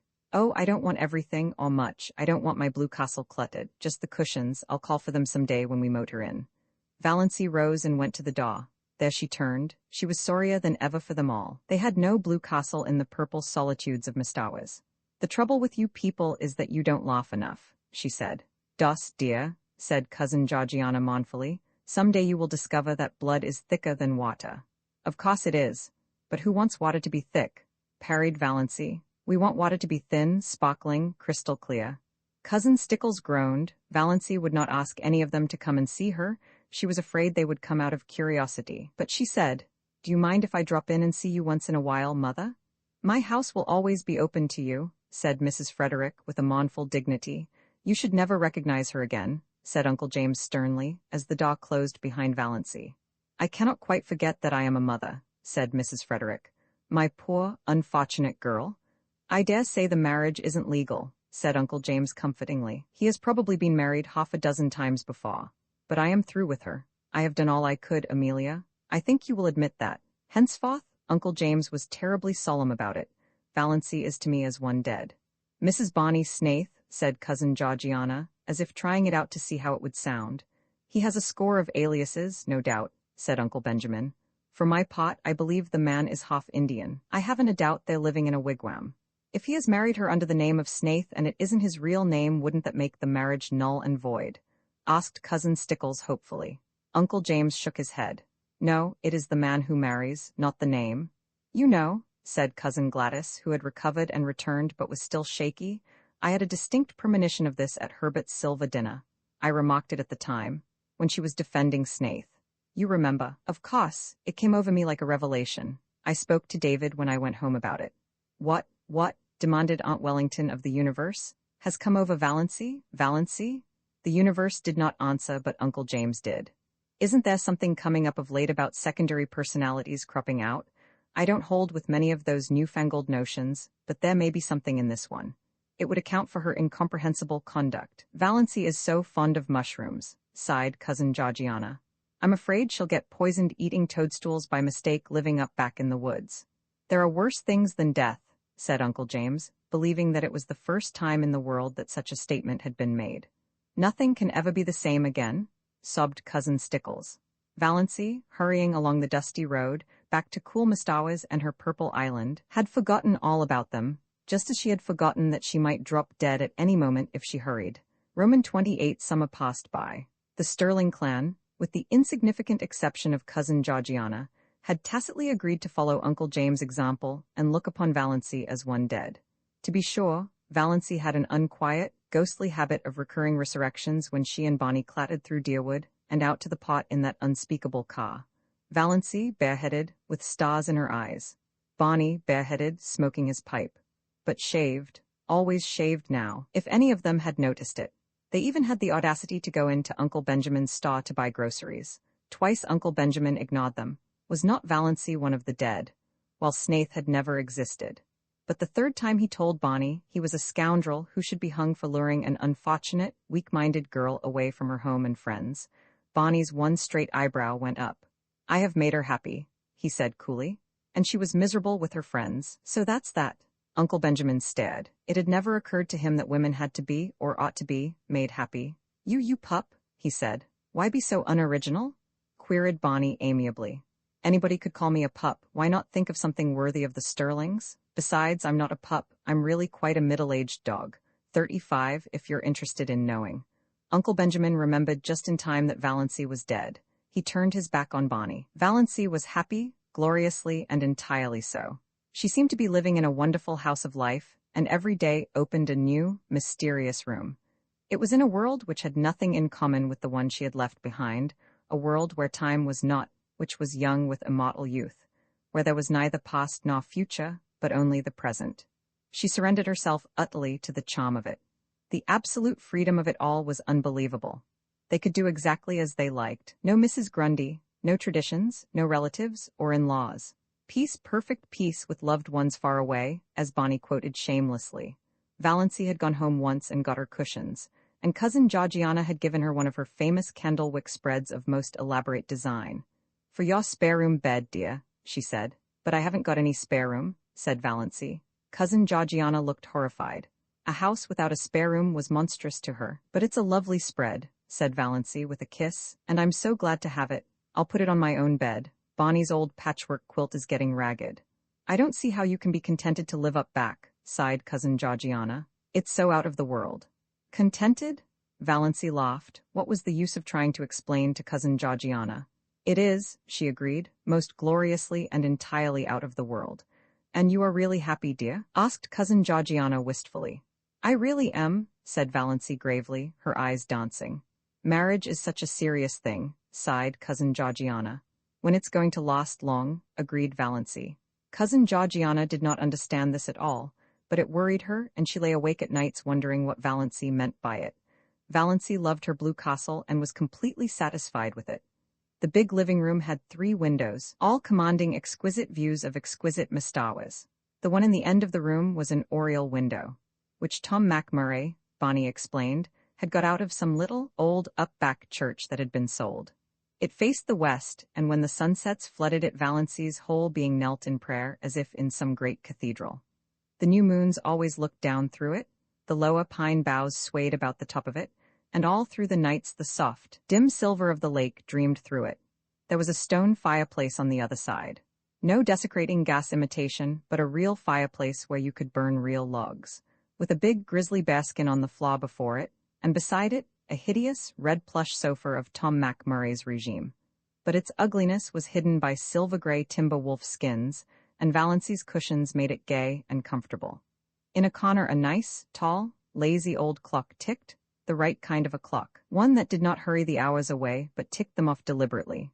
It was the jolliest-looking old clock, a fat, corpulent clock with a great, round, man's face painted on it, the hands stretching out of its nose and the hours encircling it like a halo. There was a big glass case of stuffed owls and several deer heads, likewise of Tom Montgomery's vintage. Some comfortable old chairs that asked to be sat upon. A squat little chair with a cushion was prescriptively Banjo's. If anybody else dared sit on it, Banjo glared him out of it with his topaz-hued, black-ringed eyes. Banjo had an adorable habit of hanging over the back of it, trying to catch his own tail, losing his temper because he couldn't catch it, giving it a fierce bite for spite when he did catch it, yowling malignantly with pain. Bonnie and Valancy laughed at him until they ached, but it was Good Luck they loved. They were both agreed that Good Luck was so lovable that he practically amounted to an obsession. One side of the wall was lined with rough, homemade bookshelves filled with books, and between the 2 side windows hung an old mirror in a faded gilt frame, with fat cupids gamboling in the panel over the glass. A mirror, Valancy thought, that must be like the fabled mirror into which Venus had once looked, and which thereafter reflected as beautiful every woman who looked into it. Valancy thought she was almost pretty in that mirror, but that may have been because she had shingled her hair. This was before the day of bobs and was regarded as a wild, unheard-of proceeding, unless you had typhoid. When Mrs. Frederick heard of it, she almost decided to erase Valancy's name from the family Bible. Bonnie cut the hair, square off at the back of Valancy's neck, bringing it down in a short black fringe over her forehead. It gave a meaning and a purpose to her little, three-cornered face that it never had possessed before. Even her nose ceased to irritate her. Her eyes were bright, and her sallow skin had cleared to the hue of creamy ivory. The old family joke had come true. She was really fat at last, anyway, no longer skinny. Valency might never be beautiful, but she was of the type that looks its best in the woods, elfin, mocking, alluring. Her heart bothered her very little. When an attack threatened, she was generally able to head it off with Dr. Trent's prescription. The only bad one she had was one night when she was temporarily out of medicine, and it was a bad one. For the time being, Valency realized keenly that death was actually waiting to pounce on her any moment, but the rest of the time she did not let herself remember it at all. Roman 29 Valency toiled not, neither did she spin. There was really very little work to do. She cooked their meals on a coal-oil stove, performing all her little domestic rites carefully and exultingly, and they ate out on the veranda that almost overhung the lake. Before them lay Mistawis, like a scene out of some fairy tale of old time, and Bonnie smiling his twisted, enigmatical smile at her across the table. "What have you old Tom picked out when he built this shack?" Bonnie would say exultantly. Supper was the meal Valency liked best. The faint laughter of winds was always about them, and the colors of Mistawis, imperial and spiritual, under the changing clouds were something that cannot be expressed in mere words. Shadows, too, clustering in the pines until a wind shook them out and pursued them over Mistawis. They lay all day along the shores, threaded by ferns and wild blossoms. They stole around the headlands in the glow of the sunset, until twilight wove them all into one great web of dusk. The cats, with their wise, innocent little faces, would sit on the veranda railing and eat the tidbits Bonnie flung them. And how good everything tasted! Valency, amid all the romance of Mistawis, never forgot that men had stomachs. Bonnie paid her no end of compliments on her cooking. "After all," he admitted, "there's something to be said for square meals. I've mostly got along by boiling 2 or 3 dozen eggs hard at once and eating a few when I got hungry, with a slice of bacon once in a while and a jorum of tea." Valency poured tea out of Bonnie's little battered old pewter teapot of incredible age. She had not even a set of dishes, only Bonnie's mismatched chipped bits, and a dear, big, pobby old jug of robin's egg blue. After the meal was over, they would sit there and talk for hours, or sit and say nothing, in all the languages of the world, Bonnie pulling away at his pipe, Valency dreaming idly and deliciously, gazing at the far-off hills beyond Mistawis where the spires of firs came out against the sunset. The moonlight would begin to silver the Mistawis dusk. Bats would begin to swoop darkly against the pale, western gold. The little waterfall that came down on the high bank not far away would, by some whim of the wildwood gods, begin to look like a wonderful white woman beckoning through the spicy, fragrant evergreens, and Leander would begin to chuckle diabolically on the mainland shore. How sweet it was to sit there and do nothing in the beautiful silence, with Bonnie at the other side of the table, smoking.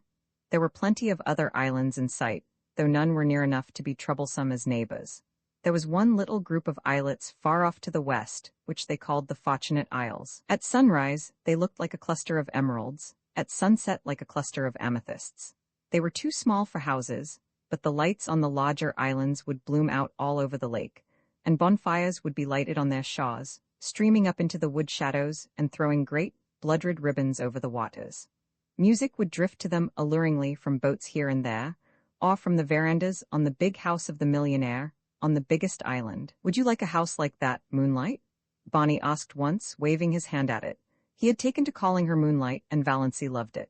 "No," said Valency, who had once dreamed of a mountain castle 10 times the size of the rich man's cottage, and now pitied the poor inhabitants of palaces. "No, it's too elegant. I would have to carry it with me everywhere I went, on my back like a snail. It would own me, possess me, body and soul. I like a house I can love and cuddle and boss, just like ours here. I don't envy Hamilton Gossard, the finest summer residence in Canada. It is magnificent, but it isn't my blue castle." Away down at the far end of the lake, they got every night a glimpse of a big, continental train rushing through a clearing. Valency liked to watch its lighted windows flash by and wonder who was on it and what hopes and fears it carried. She also amused herself by picturing Bonnie and herself going to the dances and dinners in the houses on the islands, but she did not want to go in reality. Once they did go to a masquerade dance in the pavilion at one of the hotels up the lake, and had a glorious evening, but slipped away in their canoe, before unmasking time, back to the Blue Castle. It was lovely, but I don't want to go again, said Valancy. So many hours a day, Bonnie shut himself up in Bluebeard's chamber. Valancy never saw the inside of it.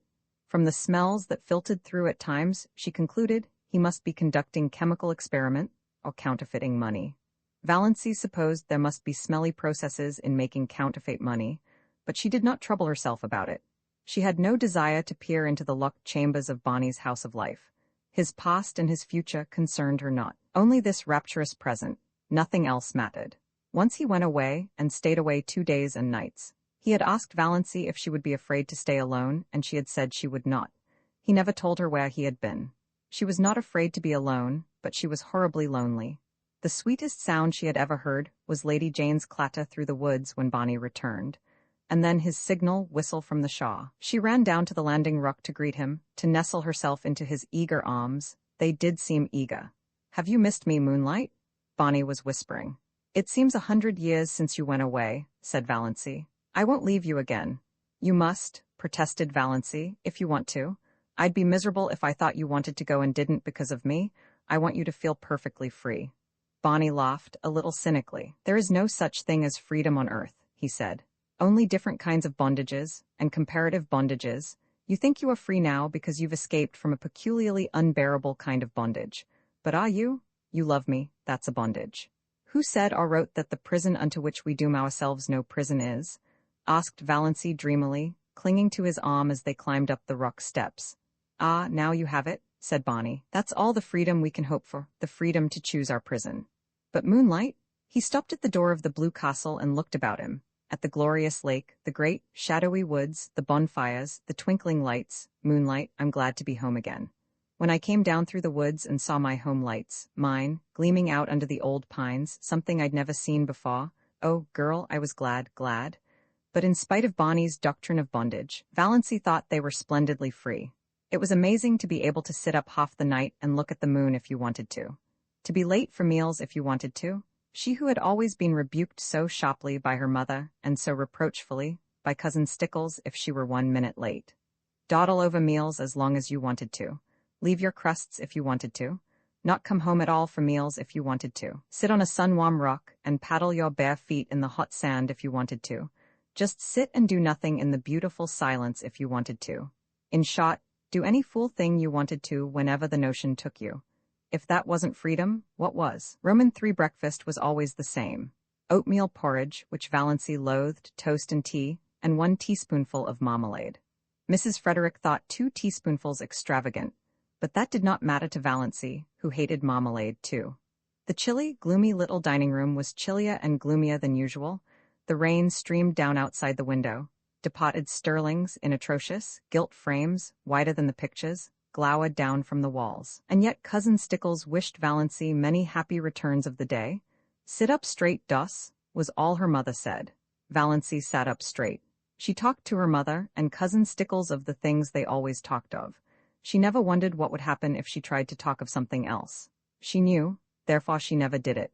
Mrs. Frederick was offended with Providence for sending a rainy day when she wanted to go to a picnic, so she ate her breakfast in a sulky silence for which Valancy was rather grateful. But Christine Stickles whined endlessly on as usual, complaining about everything: the weather, the leak in the pantry, the price of oatmeal and butter. Valancy felt at once she had buttered her toast too lavishly, the epidemic of mumps in Deerwood. "Doss will be sure to catch them," she foreboded. "Doss must not go where she is likely to catch mumps," said Mrs. Frederick shortly. Valancy had never had mumps, or whooping cough, or chicken pox, or measles, or anything she should have had, nothing but horrible colds every winter. Doss winter colds were a sort of tradition in the family. Nothing, it seemed, could prevent her from catching them. Mrs. Frederick and Cousin Stickles did their heroic best. One winter they kept Valancy housed up from November to May, in the warm sitting room. She was not even allowed to go to church, and Valancy took cold after cold and ended up with bronchitis in June. "None of my family were ever like that," said Mrs. Frederick, implying that it must be a Sterling tendency. "The Sterlings seldom take colds," said Cousin Stickles resentfully. She had been a Sterling. "I think," said Mrs. Frederick, "that if a person makes up her mind not to have colds, she will not have colds." So that was the trouble. It was all Valency's own fault, but on this particular morning Valency's unbearable grievance was that she was called Doss. She had endured it for 29 years, and all at once she felt she could not endure it any longer. Her full name was Valency Jane. Valency Jane was rather terrible, but she liked Valency, with its odd, outland tang. It was always a wonder to Valency that the Sterlings had allowed her to be so christened. She had been told that her maternal grandfather, old Amos Onespera, had chosen the name for her. Her father had tacked on the Jane by way of civilizing it, and the whole connection got out of the difficulty by nicknaming her Doss. She never got Valency from anyone but outsiders. "Mother," she said timidly, "would you mind calling me Valency after this? Doss seems so, I don't like it." Mrs. Frederick looked at her daughter in astonishment. She wore glasses with enormously strong lenses that gave her eyes a peculiarly disagreeable appearance. "What is the matter with Doss? It seems so childish," faltered Valency. Oh, Mrs. Frederick had been a Onespera, and the Onespera smile was not an asset. "I see. Well, it should suit you then. You are childish enough in all conscience, my dear child." "I am 29, said the dear child desperately. "I wouldn't proclaim it from the housetops if I were you, dear," said Mrs. Frederick. 29? I had been married 9 years when I was 29. "I was married at 17, said Cousin Stickles proudly. Valency looked at them furtively. Mrs. Frederick, except for those terrible glasses and the hooked nose that made her look more like a parrot than a parrot itself could look, was not ill-looking. At 20 she might have been quite pretty. But Cousin Stickles. And yet Christine Stickles had once been desirable in some man's eyes. Valency felt that Cousin Stickles, with her broad, flat, wrinkled face, a mole right on the end of her dumpy nose, bristling hairs on her chin, wrinkled yellow neck, pale, protruding eyes, and thin, puckered mouth, had yet this advantage over her, this right to look down on her. And even yet Cousin Stickles was necessary to Mrs. Frederick. Valency wondered pitifully what it would be like to be wanted by someone, needed by someone. No one in the whole world needed her, or would miss anything from life if she dropped suddenly out of it. She was a disappointment to her mother. No one loved her. She had never so much as had a girl friend. "I haven't even a gift for friendship," she had once admitted to herself pitifully. "Doss, you haven't eaten your crusts," said Mrs. Frederick rebukingly. It rained all the forenoon without cessation. Valency pieced a quilt. Valency hated piecing quilts, and there was no need of it. The house was full of quilts. There were 3 big chests packed with quilts in the attic. Mrs. Frederick had begun storing away quilts when Valency was 17, and she kept on storing them, though it did not seem likely that Valency would ever need them. But Valency must be at work, and fancy work materials were too expensive. Idleness was a cardinal sin in the Sterling household. When Valency had been a child, she had been made to write down every night, in a small, hated, black notebook, all the minutes she had spent in idleness that day. On Sundays her mother made her tot them up and pray over them. On this particular forenoon of this day of destiny Valency spent only 10 minutes in idleness. At least, Mrs. Frederick and Cousin Stickles would have called it idleness. She went to her room to get a better thimble, and she opened Thistle Harvest guiltily at random. "The woods are so human," wrote John Foster, "that to know them one must live with them.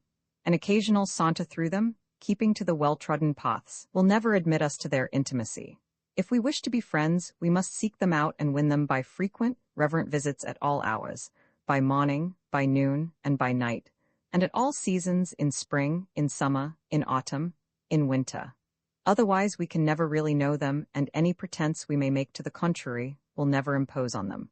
They have their own effective way of keeping aliens at a distance, and shutting their hearts to mere casual sightseers. It is of no use to seek the woods from any motive, except sheer love of them. They will find us out at once and hide all their sweet, old-world secrets from us. But if they know we come to them because we love them, they will be very kind to us, and give us such treasures of beauty and delight as are not bought or sold in any marketplace. For the woods, when they give it all, give unstintedly and hold nothing back from their true worshippers. We must go to them lovingly, humbly, patiently, watchfully, and we shall learn what poignant loveliness lurks in the wild places and silent intervals, lying under starshine and sunset. What cadences of unearthly music are hopped on aged pine boughs or crooned in copses of fir. What delicate savors exhale from mosses and ferns in sunny corners or on damp brooklands. What dreams and myths and legends of an older time haunt them. Then the immortal heart of the woods will beat against ours, and its subtle life will steal into our veins and make us its own forever, so that no matter where we go or how widely we wander, we shall yet be drawn back to the forest to find our most enduring kinship. "Dus," called her mother from the hall below. "What are you doing all by yourself in that room?" Valancy dropped Thistle Harvest like a hot coal and fled downstairs to her patches. But she felt the strange exhilaration of spirit that always came momentarily to her when she dipped into one of John Foster's books. Valancy did not know much about woods, except the haunted groves of oak and pine around her blue castle. But she had always secretly hankered after them, and a Foster book about woods was the next best thing to the woods themselves. At noon, it stopped raining, but the sun did not come out until 3. Then Valancy timidly said she thought she would go uptown. "What do you want to go uptown for?" demanded her mother. "I want to get a book from the library." "You got a book from the library only last week." "No, it was 4 weeks. 4 weeks? Nonsense." "Really it was, mother. You are mistaken. It cannot possibly have been more than 2 weeks. I dislike contradiction, and I do not see what you want to get a book for anyhow. You waste too much time reading." "Of what value is my time?" asked Valancy bitterly. "Dus, don't speak in that tone to me. We need some tea," said Cousin Stickles. "She might go and get that if she wants a walk, though this damp weather is bad for colds." They argued the matter for 10 minutes longer, and finally, Mrs. Frederick agreed rather grudgingly that Valancy might go. XXX, they didn't spend all their days on the island. They spent more than half of them wandering at will through the enchanted Muskoka country. Barney knew the woods as a book, and he taught their law and craft to Valancy. He could always find trail and haunt of the shy wood people. Valancy learned the different fairy likenesses of the mosses, the charm and exquisiteness of woodland blossoms. She learned to know every bird at sight and mimic its call, though never so perfectly as Barney. She made friends with every kind of tree. She learned to paddle a canoe as well as Barney himself. She liked to be out in the rain, and she never caught cold. Sometimes they took a lunch with them and went berrying, strawberries and blueberries. How pretty blueberries were! The dainty green of the unripe berries, the glossy pinks and scarlets of the half-ripes, the misty blue of the fully matured. And Valancy learned the real flavor of the strawberry in its highest perfection. There was a certain sunlit dell on the banks of Mistawas, along which white birches grew on one side and on the other still, changeless ranks of young spruces. There were long grasses at the roots of the birches, combed down by the winds and wet with morning dew late into the afternoons. Here they found berries that might have graced the banquets of Lucullus, great ambrosial sweetnesses hanging like rubies to long, rosy stalks. They lifted them by the stalk and ate them from it, uncrushed and virgin, tasting each berry by itself with all its wild fragrance ensferred therein. When Valancy carried any of these berries home, that elusive essence escaped, and they became nothing more than the common berries of the marketplace. Very kitchenly good indeed, but not as they would have been, eaten in their birch dell until her fingers were stained as pink as Aurora's eyelids. Or they went off to water lilies. Bonnie knew where to find them in the creeks and bays of Mistawas. Then the Blue Castle was glorious with them, every receptacle that Valancy could contrive filled with the exquisite things. If not water lilies, then cardinal flowers, fresh and vivid from the swamps of Mistawas, where they burned like ribbons of flame. Sometimes they went trouting on little nameless rivers or hidden brooks on whose banks naiads might have sunned their white, wet limbs. Then all they took with them were some raw potatoes and salt. They roasted the potatoes over a fire, and Bonnie showed Valancy how to cook the trout by wrapping them in leaves, coating them with mud, and baking them in a bed of hot coals. Never were such delicious meals. Valancy had such an appetite it was no wonder she put flesh on her bones, or they just prowled and explored through woods that always seemed to be expecting something wonderful to happen. At least, that was the way Valancy felt about them. Down the next hollow, over the next hill, you would find it. "We don't know where we're going, but isn't it fun to go?" Bonnie used to say. Once or twice night overtook them, too far from their Blue Castle to get back. But Bonnie made a fragrant bed of bracken and fir boughs, and they slept on it dreamlessly, under a ceiling of old spruces with moss hanging from them, while beyond them moonlight and the murmur of pines blended together so that one could hardly tell which was light and which was sound. There were rainy days, of course, when Muskoka was a wet green land. Days when showers drifted across Mistawas like pale ghosts of rain, and they never thought of staying in because of it. Days when it rained in right good earnest, and they had to stay in. Then Bonnie shut himself up in Bluebeard's chamber and Valancy read, or dreamed on the wolfskins with Good Luck purring beside her and Banjo watching them suspiciously from his own peculiar chair. On Sunday evenings, they paddled across to a point of land and walked from there through the woods to the little Free Methodist church. One felt really too happy for Sunday. Valency had never really liked Sundays before, and always, Sundays and weekdays, she was with Barney. Nothing else really mattered. And what a companion he was! How understanding, how jolly, how Barney-like. That summed it all up. Valency had taken some of her $200 out of the bank and spent it in pretty clothes. She had a little smoke blue chiffon, which she always put on when they spent the evening at home, smoke blue with touches of silver about it. It was after she began wearing it that Bonnie began calling her Moonlight. Moonlight and blue twilight, that is what you look like in that dress, I like it. It belongs to you. You aren't exactly pretty, but you have some adorable beauty spots, your eyes, and that little kissable dent just between your collarbones. You have the wrist and ankle of an aristocrat. That little head of yours is beautifully shaped, and when you look backward over your shoulder you're maddening, especially in twilight or moonlight. An elf maiden, a wood sprite, you belong to the woods, Moonlight, you should never be out of them.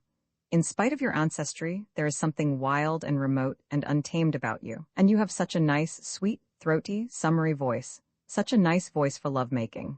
Sure and ye have kissed the Blarney stone, scoffed Valency, but she tasted these compliments for weeks. She got a pale green bathing suit, too, a garment which would have given her clan their deaths if they had ever seen her in it. Bonnie taught her how to swim. Sometimes she put her bathing dress on when she got up and didn't take it off until she went to bed, running down to the water for a plunge whenever she felt like it, and sprawling on the sun-warm rocks to dry. She had forgotten all the old humiliating things that used to come up against her in the night, the injustices and the disappointments. It was as if they had all happened to some other person, not to her, Valency Snaith, who had always been happy. I understand now what it means to be born again, she told Bonnie.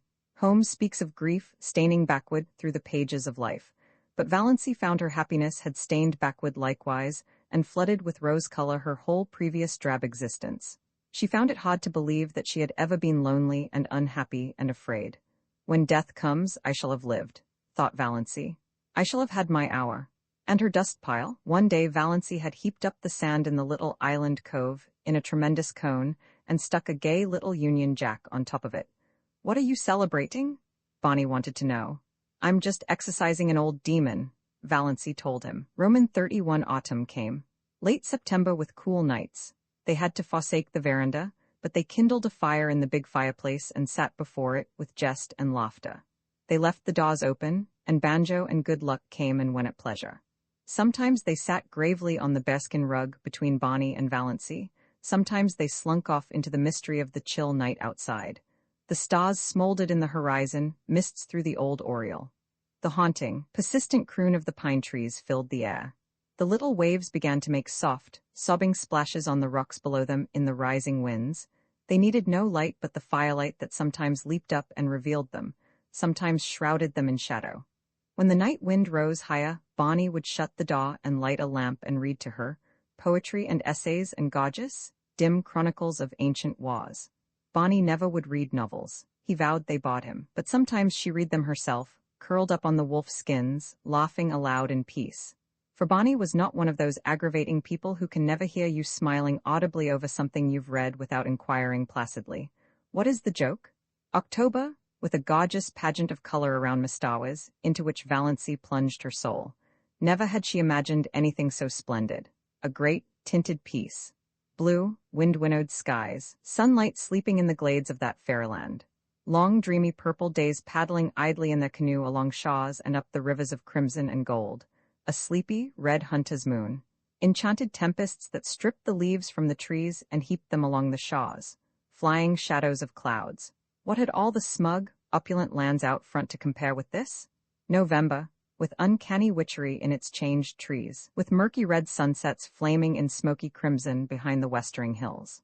With dear days, when the austere woods were beautiful and gracious, in a dignified serenity of folded hands and closed eyes, days full of a fine, pale sunshine that sifted through the late, leafless gold of the juniper trees and glimmered among the gray beeches, lighting up evergreen banks of moss and washing the colonnades of the pines. Days with a high-sprung sky of flawless turquoise. Days when an exquisite melancholy seemed to hang over the landscape and dream about the lake. But days, too, of the wild blackness of great autumn storms, followed by dank, wet, streaming nights when there was witch laughter in the pines and fitful moans among the mainland trees. What cared they? Old Tom had built his roof well, and his chimney drew warm fire, books, comfort, safety from storm, our cats on the rug. Moonlight, said Bonnie, would you be any happier now if you had $1,000,000? No, not half so happy. I'd be barred by conventions and obligations then. December, early snows and Orion, the pale fires of the Milky Way. It was really winter now, wonderful, cold, starry winter. How Valancy had always hated winter? Dull, brief, uneventful days. Long, cold, companionless nights. Cousin Stickles with her back that had to be rubbed continually. Cousin Stickles making weird noises goggling her throat in the mornings. Cousin Stickles whining over the price of coal. Her mother, probing, questioning, ignoring. Endless colds and bronchitis, the dread of it. Redfern's liniment and purple pills. But now she loved winter. Winter was beautiful up back, almost intolerably beautiful. Days of clear brilliance. Evenings that were like cups of glamour. The purest vintage of winter's wine. Nights with their fire of stars. Cold, exquisite winter sunrises. Lovely ferns of ice all over the windows of the blue castle.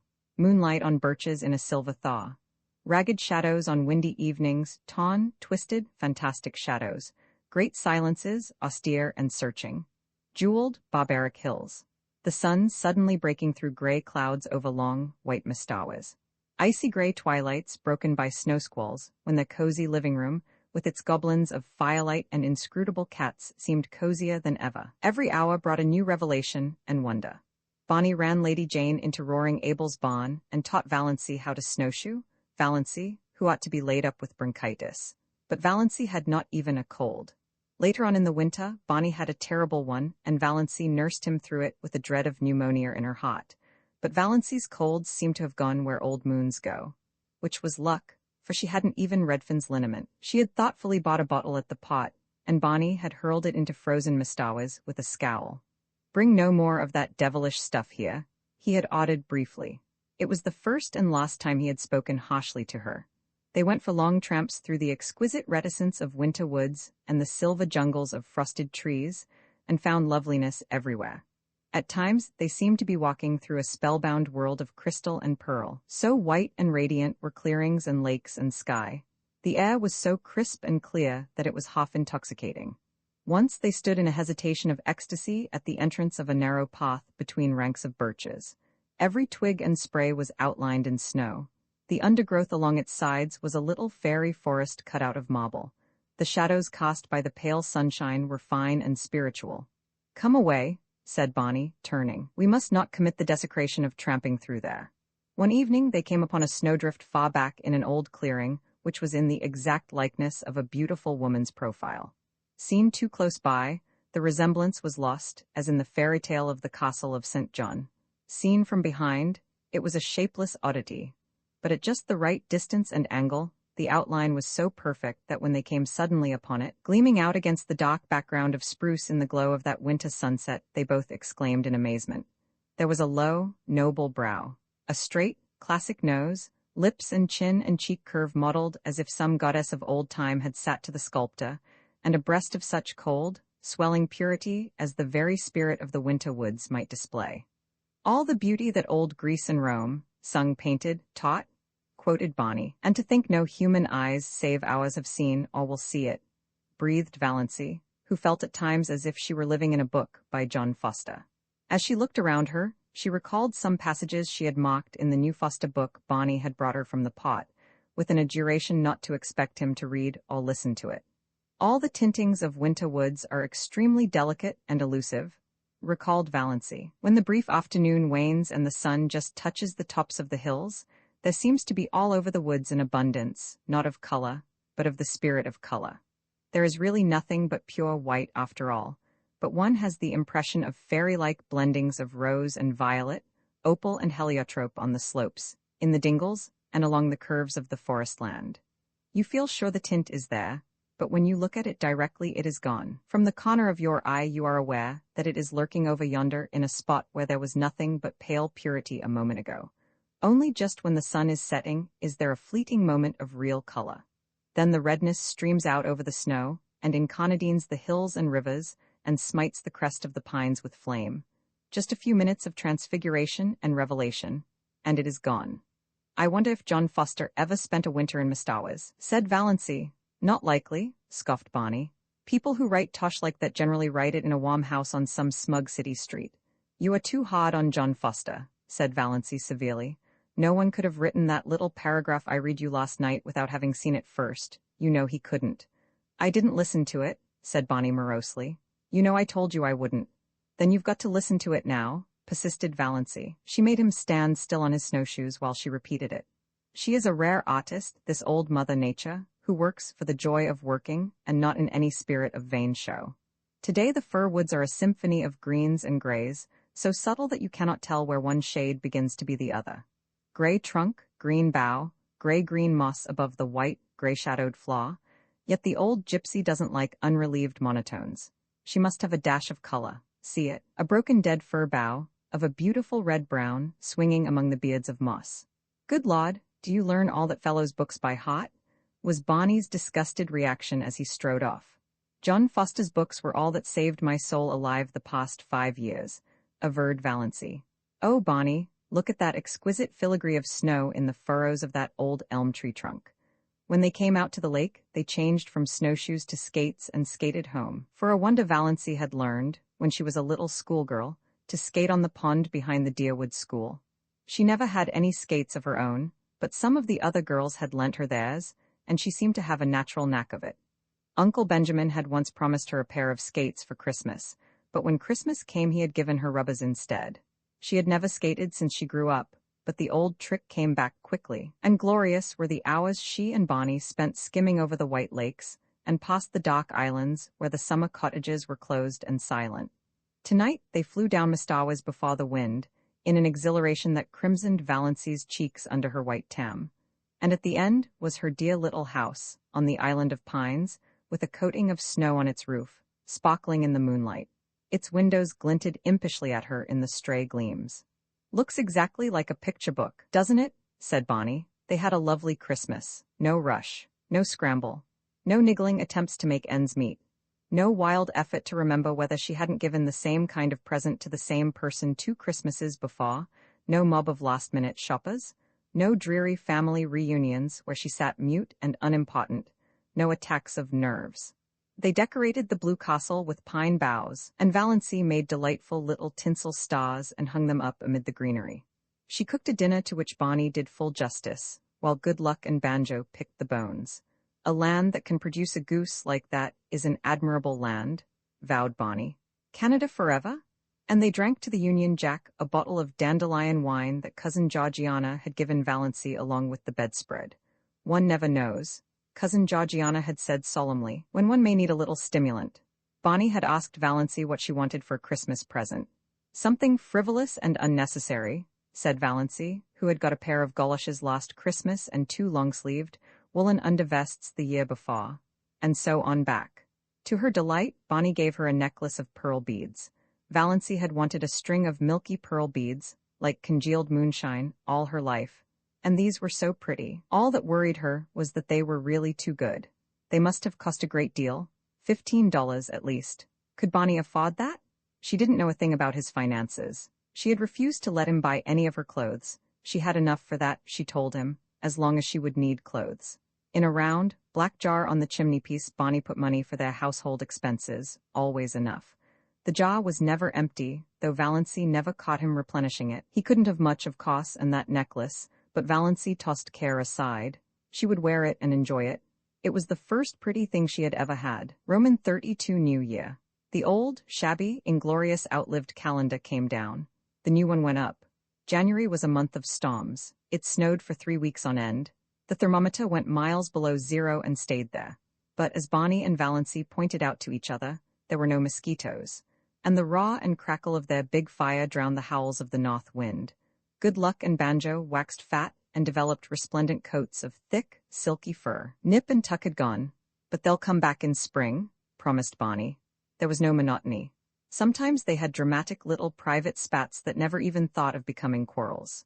Sometimes roaring Abel dropped in, for an evening or a whole day, with his old tartan cap and his long red beard coated with snow.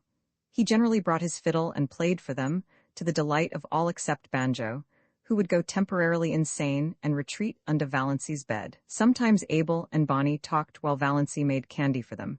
Sometimes they sat and smoked in silence a la Tennyson and Carlyle, until the blue castle reeked and Valency fled to the open. Sometimes they played checkers fiercely and silently the whole night through. Sometimes they all ate the russet apples Abel had brought, while the jolly old clock ticked the delightful minutes away. A plate of apples, an open fire, and a jolly good book whereon to look are a fair substitute for heaven, vowed Bonnie. Anyone can have the streets of gold. Let's have another whack at Carmen. It was easier now for the Sterlings to believe Valency of the dead. Not even dim rumors of her having been over at the pot came to trouble them, though she and Bonnie used to skate there occasionally to see a movie and eat hot dogs shamelessly at the corner stand afterwards. Presumably none of the Sterlings ever thought about her, except cousin Georgiana, who used to lie awake worrying about poor Doss. Did she have enough to eat? Was that dreadful creature good to her? Was she warm enough at nights? Valency was quite warm at nights. She used to wake up and revel silently in the coziness of those winter nights on that little island in the frozen lake. The nights of other winters had been so cold and long. Valency hated to wake up in them and think about the bleakness and emptiness of the day that had passed and the bleakness and emptiness of the day that would come. Now, she almost counted that night lost on which she didn't wake up and lie awake for half an hour just being happy, while Bonnie's regular breathing went on beside her, and through the open door the smoldering brands in the fireplace winked at her in the gloom. It was very nice to feel a little lucky cat jump up on your bed in the darkness and snuggle down at your feet, purring, but Banjo would be sitting dowily by himself out in front of the fire like a brooding demon. At such moments Banjo was anything but canny, but Valency loved his uncanniness. The side of the bed had to be right against the window. There was no other place for it in the tiny room. Valency, lying there, could look out of the window, through the big pine boughs that actually touched it, away up Mistawis, white and lustrous as a pavement of pearl, or dark and terrible in the storm. Sometimes the pine boughs tapped against the panes with friendly signals. Sometimes she heard the little hissing whisper of snow against them, right at her side. Some nights the whole outer world seemed given over to the empery of silence. Then came nights when there would be a majestic sweep of wind in the pines, nights of dear starlight when it whistled freakishly and joyously around the blue castle, brooding nights before storm when it crept along the floor of the lake with a low, wailing cry of boding and mystery. Valency wasted many perfectly good sleeping hours in these delightful communings, but she could sleep as long in the morning as she wanted to. Nobody cared.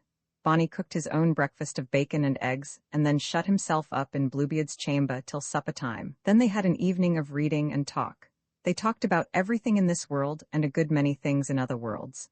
They laughed over their own jokes until the blue castles rechoed. "You do laugh beautifully," Bonnie told her once. "It makes me want to laugh just to hear you laugh. There's a trick about your laugh, as if there were so much more fun back of it that you wouldn't let out. Did you laugh like that before you came to Mistawa's moonlight?" "I never laughed at all, really. I used to giggle foolishly when I felt I was expected to. But now, the laugh just comes." It struck Valency more than once that Bonnie himself laughed a great deal oftener than he used to and that his laugh had changed. It had become wholesome. She rarely heard the little cynical note in it now. Could a man laugh like that who had crimes on his conscience? Yet Bonnie must have done something. Valency had indifferently made up her mind as to what he had done. She concluded he was a defaulting bank cashier. She had found in one of Bonnie's books an old clipping cut from a Montreal paper in which a vanished, defaulting cashier was described. The description applied to Bonnie, as well as to half a dozen other men Valency knew, and from some casual remarks he had dropped from time to time she concluded he knew Montreal rather well. Valency had it all figured out in the back of her mind. Bonnie had been in a bank. He was tempted to take some money to speculate, meaning, of course, to put it back. He had gotten deeper and deeper until he found there was nothing for it but flight. It had happened so to scores of men. He had, Valency was absolutely certain, never meant to do wrong. Of course, the name of the man in the clipping was Bernard Craig, but Valency had always thought Snaith was an alias, not that it mattered. Valency had only one unhappy night that winter. It came in late March when most of the snow had gone and Nip and Tuck had returned. Bonnie had gone off in the afternoon for a long, woodland tramp, saying he would be back by dark if all went well. Soon after he had gone, it had begun to snow. The wind rose, and presently Mestawes was in the grip of one of the worst storms of the winter. It tore up the lake and struck at the little house. The dark, angry woods on the mainland scowled at Valency, menace in the toss of their boughs, threats in their windy gloom, terror in the roar of their hearts. The trees on the island crouched in fear.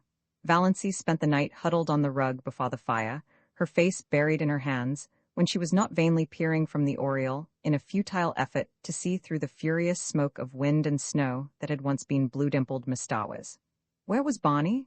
Lost on the merciless lakes? Sinking exhausted in the drifts of the pathless woods, Valency died 100 deaths that night and paid in full for all the happiness of her blue castle. When morning came, the storm broke and cleared, the sun shone gloriously over Mestawes, and at noon Bonnie came home. Valency saw him from the oriel as he came around a wooded point, slender and black against the glistening white world. She did not run to meet him. Something happened to her knees and she dropped down on Banjo's chair. Luckily Banjo got out from under in time, his whiskers bristling with indignation. Bonnie found her there, her head buried in her hands. "Bonnie, I thought you were dead," she whispered. Bonnie hooted. "After 2 years of the Klondike, did you think a baby storm like this could get me? I spent the night in that old lumber shanty over by Muskoka. A bit cold but snug enough. Little goose, your eyes look like burnt holes in a blanket. Did you sit up here all night worrying over an old woodsman like me?" "Yes," said Valency. "I couldn't help it. The storm seemed so wild. Anybody might have been lost in it. When I saw you come round the point there, something happened to me. I don't know what. It was as if I had died and come back to life. I can't describe it any other way." Roman 33 Spring. Mista was black and sullen for a week or two, then flaming in sapphire and turquoise, lilac and rose again, laughing through the oriel, caressing its amethyst islands, rippling under winds soft as silk. Frogs, little green wizards of swamp and pool, singing everywhere in the long twilights and long into the nights, islands fairy-like in a green haze, the evanescent beauty of wild young trees in early leaf, frost-like loveliness of the new foliage of juniper trees, the woods putting on a fashion of spring flowers, dainty, spiritual things akin to the soul of the wilderness, red mist on the maples, willows decked out with glossy silver pusses, all the forgotten violets of Mestawes blooming again, lure of April moons. "Think how many thousands of springs have been here on Mestawes, and all of them beautiful," said Valency. "Oh, Bonnie, look at that wild plum." "I will. I must quote from John Foster. There's a passage in one of his books. I've reread it 100 times. He must have written it before a tree just like that. Behold the young wild plum tree, which has adorned herself after immemorial fashion in a wedding veil of fine lace. The fingers of wood pixies must have woven it, for nothing like it ever came from an earthly loom. I vow the tree is conscious of its loveliness. It is bridling before our very eyes, as if its beauty were not the most ephemeral thing in the woods, as it is the rarest and most exceeding, for today it is, and tomorrow it is not. Every south wind purring through the boughs will winnow away a shower of slender petals. But what matter? Today it is queen of the wild places, and it is always today in the woods. "I'm sure you feel much better since you've got that out of your system," said Bonnie heartlessly. "Here's a patch of dandelions," said Valency, unsubdued. "Dandelions shouldn't grow in the woods, though. They haven't any sense of the fitness of things at all. They are too cheerful and self-satisfied. They haven't any of the mystery and reserve of the real wood flowers. In short, they've no secrets," said Bonnie. "But wait a bit. The woods will have their own way even with those obvious dandelions. In a little while all that obtrusive yellowness and complacency will be gone, and we'll find here misty, phantom-like globes hovering over those long grasses in full harmony with the traditions of the forest." "That sounds John Fosterish," teased Valency. "What have I done that deserved a slam like that?" complained Bonnie. One of the earliest signs of spring was the renaissance of Lady Jane. Bonnie put her on roads that no other car would look at, and they went through deerwood and mud to the axles. They passed several Sterlings, who groaned and reflected that now spring was come, they would encounter that shameless pair everywhere. Valency, prowling about deerwood shops, met Uncle Benjamin on the street, but he did not realize until he had gone 2 blocks further on that the girl in the scarlet-collared blanket coat, with cheeks reddened in the sharp April air, and the fringe of black hair over laughing, slanted eyes, was Valency. When he did realize it, Uncle Benjamin was indignant. What business had Valency to look like a young girl? The way of the transgressor was hard, had to be, scriptural and proper. Yet Valency's path couldn't be hard. She wouldn't look like that if it were. There was something wrong. It was almost enough to make a man turn modernist.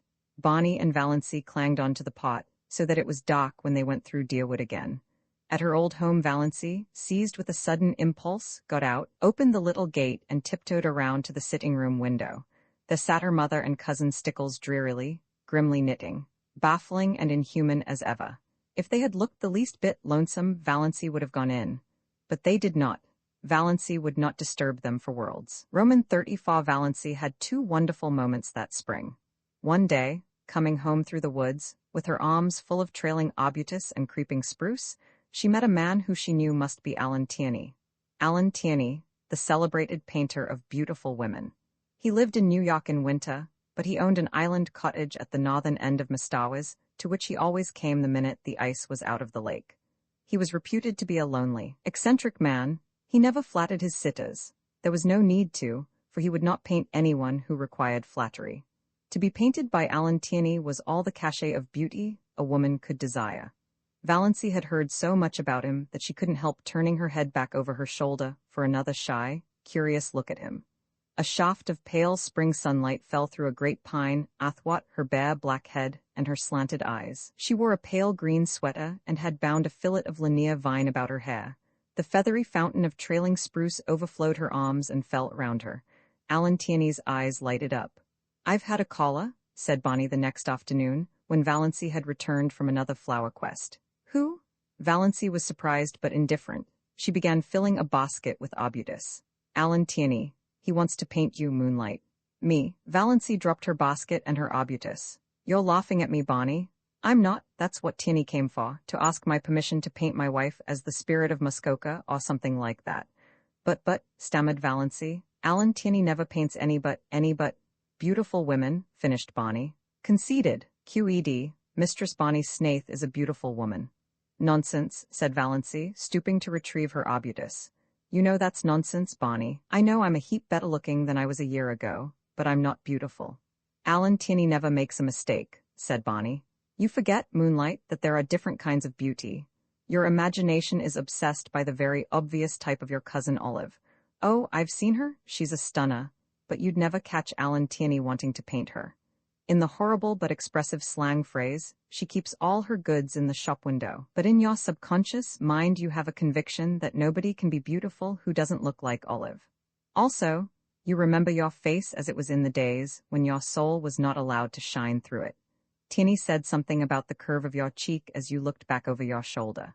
You know, I've often told you it was distracting, and he's quite batty about your eyes. If I wasn't absolutely sure it was solely professional, he's really a crabbed old bachelor. You know, I'd be jealous." "Well, I don't want to be painted," said Valancy. "I hope you told him that." "I couldn't tell him that. I didn't know what you wanted. But I told him I didn't want my wife painted, hung up in a salon for the mob to stare at, belonging to another man, for of course I couldn't buy the picture. So even if you had wanted to be painted, Moonlight, your tyrannous husband would not have permitted it." Tierney was a bit squiffy. "He isn't used to being turned down like that. His requests are almost like royalties." "But we are outlaws," laughed Valancy. "We bow to no decrees, we acknowledge no sovereignty." In her heart she thought unashamedly, "I wish Olive could know that Alan Tierney wanted to paint me. Me, little old maid Valancy Sterling, that was." Her second wonder moment came one evening in May. She realized that Bonnie actually liked her. She had always hoped he did, but sometimes she had a little, disagreeable, haunting dread that he was just kind and nice and chummy out of pity, knowing that she hadn't long to live and determined she should have a good time as long as she did live. But away back in his mind, rather looking forward to freedom again, with no intrusive woman creature in his island fastness and no chattering thing beside him in his woodland prowls. She knew he could never love her. She did not even want him to. If he loved her, he would be unhappy when she died. Valancy never flinched from the plain word, no passing away for her, and she did not want him to be the least unhappy. But neither did she want him to be glad or relieved. She wanted him to like her and miss her as a good chum, but she had never been sure until this night that he did. They had walked over the hills in the sunset. They had the delight of discovering a virgin spring in a ferny hollow and had drunk together from it out of a birch bark cup. They had come to an old tumble-down rail fence and sat on it for a long time. They didn't talk much, but Valancy had a curious sense of oneness. She knew that she couldn't have felt that if he hadn't liked her. "You nice little thing," said Bonnie suddenly. "Oh, you nice little thing. Sometimes I feel you're too nice to be real, that I'm just dreaming you. Why can't I die now, this very minute when I am so happy?" thought Valency. Well, it couldn't be so very long now. Somehow, Valency had always felt she would live out the year Dr. Trent had allotted. She had not been careful, she had never tried to be, but somehow she had always counted on living out her year. She had not let herself think about it at all. But now, sitting here beside Bonnie, with her hand in his, a sudden realization came to her. She had not had a heart attack for a long while, 2 months at least. The last one she had was 2 or 3 nights before Bonnie was out in the storm. Since then she had not remembered she had a heart.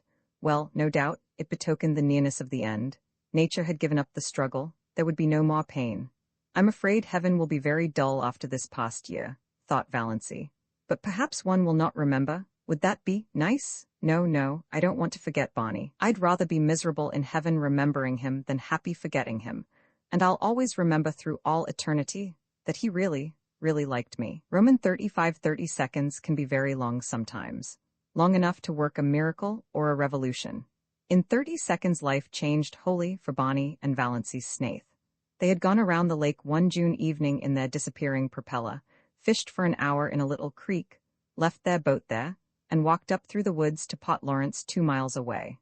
Valency prowled a bit in the shops and got herself a new pair of sensible shoes. Her old pair had suddenly and completely given out, and this evening she had been compelled to put on the little fancy pair of patent leather with rather high, slender heels, which she had bought in a fit of folly one day in the winter because of their beauty and because she wanted to make one foolish, extravagant purchase in her life. She sometimes put them on of an evening in the Blue Castle, but this was the first time she had worn them outside. She had not found it any too easy walking up through the woods in them, and Bonnie guyed her unmercifully about them. But in spite of the inconvenience, Valency secretly rather liked the look of her trim ankles and high in step above those pretty, foolish shoes, and did not change them in the shop as she might have done. The sun was hanging low above the pines when they left Port Lawrence. To the north of it, the woods closed around the town quite suddenly. Valency always had a sense of stepping from one world to another, from reality to fairyland, when she went out of Port Lawrence, and in a twinkling found it shut off behind her by the armies of the pines. 1.5 miles from Port Lawrence, there was a small railroad station with a little station house, which at this hour of the day was deserted, since no local train was due. Not a soul was in sight when Bonnie and Valency emerged from the woods. Off to the left, a sudden curve in the track hid it from view, but over the treetops beyond, the long plume of smoke betokened the approach of a through train. The rails were vibrating to its thunder as Bonnie stepped across the switch. Valency was a few steps behind him, loitering to gather June bells along the little, winding path, but there was plenty of time to get across before the train came. She stepped unconcernedly over the first rail. She could never tell how it happened. The ensuing 30 seconds always seemed in her recollection like a chaotic nightmare in which she endured the agony of 1,000 lifetimes. The heel of her pretty, foolish shoe caught in a crevice of the switch. She could not pull it loose. "Bonnie, Bonnie?" she called in alarm. Bonnie turned, saw her predicament, saw her ashen face, dashed back. He tried to pull her clear. He tried to wrench her foot from the prisoning hold. In vain. In a moment the train would sweep around the curve, would be on them. Go, quick, you'll be killed, Bonnie," shrieked Valency, trying to push him away. Bonnie dropped on his knees, ghost white, frantically tearing at her shoelace. The knot defied his trembling fingers. He snatched a knife from his pocket and slashed at it. Valency still strove blindly to push him away. Her mind was full of the hideous thought that Bonnie was going to be killed. She had no thought for her own danger. "Bonnie, go, for God's sake, go." "Never," muttered Bonnie between his set teeth. He gave one mad wrench at the lace. As the train thundered around the curve, he sprang up and caught Valency, dragging her clear, leaving the shoe behind her. The wind from the train as it swept by turned to icy cold, the streaming perspiration on his face. "Thank God," he breathed. For a moment they stood stupidly staring at each other, two white, shaken, wild-eyed creatures. Then they stumbled over to the little seat at the end of the station house and dropped on it. Bonnie buried his face in his hands and said not a word. Valency sat, staring straight ahead of her with unseeing eyes at the great pine woods, the stumps of the clearing, the long, gleaming rails. There was only one thought in her dazed mind, a thought that seemed to burn it as a shaving of fire might burn her body. Dr. Trent had told her over a year ago that she had a serious form of heart disease, that any excitement might be fatal. If that were so, Why was she not dead now? This very minute? She had just experienced as much and as terrible excitement as most people experience in a lifetime, crowded into that endless 30 seconds. Yet she had not died of it. She was not an iota the worse for it. A little wobbly at the knees, as anyone would have been. A quick a heartbeat, as anyone would have, nothing more. Why, was it possible Dr. Trent had made a mistake? Valency shivered as if a cold wind had suddenly chilled her to the soul. She looked at Bonnie, hunched up beside her. His silence was very eloquent. Had the same thought occurred to him?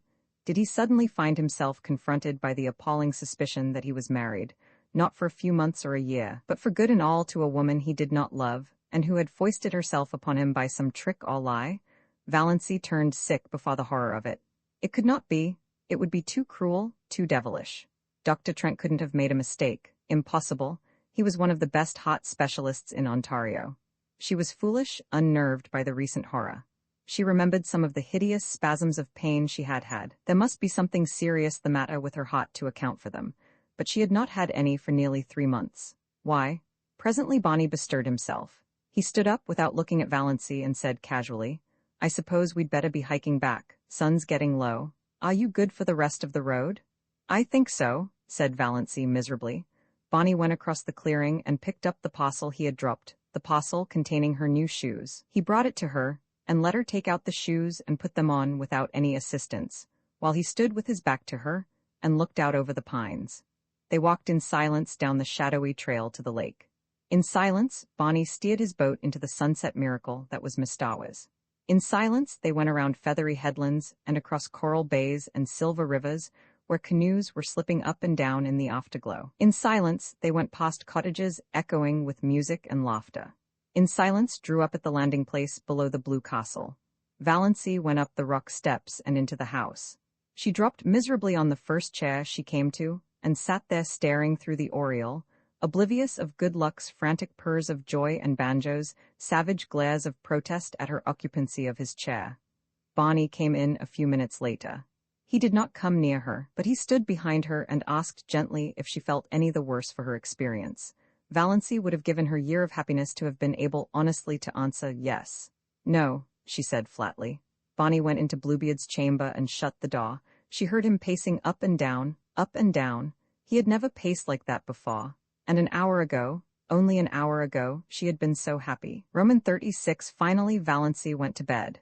Before she went, she reread Dr. Trent's letter. It comforted her a little. So positive, so assured. The writing so black and steady.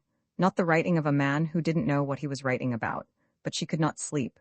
She pretended to be asleep when Bonnie came in. Bonnie pretended to go to sleep.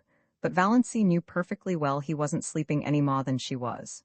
She knew he was lying there, staring through the darkness. Thinking of what? Trying to face what? Valency, who had spent so many happy wakeful hours of night lying by that window, now paid the price of them all in this one night of misery. A horrible, portentous fact was slowly looming out before her from the nebula of surmise and fear. She could not shut her eyes to it, push it away, ignore it. There could be nothing seriously wrong with her heart, no matter what Dr. Trent had said. If there had been, those 30 seconds would have killed her. It was no use to recall Dr. Trent's letter and reputation. The greatest specialists made mistakes sometimes. Dr. Trent had made one. Towards morning, Valency fell into a fitful doze with ridiculous dreams. One of them was of Bonnie taunting her with having tricked him. In her dream, she lost her temper and struck him violently on the head with her rolling pin. He proved to be made of glass and shivered into splinters all over the floor. She woke with a cry of horror, a gasp of relief, a short laugh over the absurdity of her dream, a miserable, sickening recollection of what had happened. Bonnie was gone. Valency knew, as people sometimes know things, inescapably, without being told, that he was not in the house or in Bluebeard's chamber either. There was a curious silence in the living room, a silence with something uncanny about it. The old clock had stopped. Bonnie must have forgotten to wind it up, something he had never done before. The room without it was dead, though the sunshine streamed in through the oriel, and dimples of light from the dancing waves beyond quivered over the walls. The canoe was gone, but Lady Jane was under the mainland trees. So Bonnie had betaken himself to the wilds. He would not return till night, perhaps not even then. He must be angry with her. That furious silence of his must mean anger, cold, deep, justifiable resentment. Well, Valency knew what she must do first. She was not suffering very keenly now. Yet the curious numbness that pervaded her being was in a way worse than pain. It was as if something in her had died. She forced herself to cook and eat a little breakfast. Mechanically, she put the blue castle in perfect order. Then she put on her hat and coat, locked the door and hid the key in the hollow of the old pine, and crossed to the mainland in the motorboat. She was going into Deerwood to see Dr. Trent. She must know. Roman 37. Dr. Trent looked at her blankly and fumbled among his recollections. Mrs. Snaith, said Valancy quietly. I was Miss Valancy Sterling when I came to you last May, over a year ago. I wanted to consult you about my heart. Dr. Trent's face cleared. Oh, of course, I remember now. I'm really not to blame for not knowing you. You've changed splendidly. And married. Well, it has agreed with you. You don't look much like an invalid now, hey? I remember that day. I was badly upset.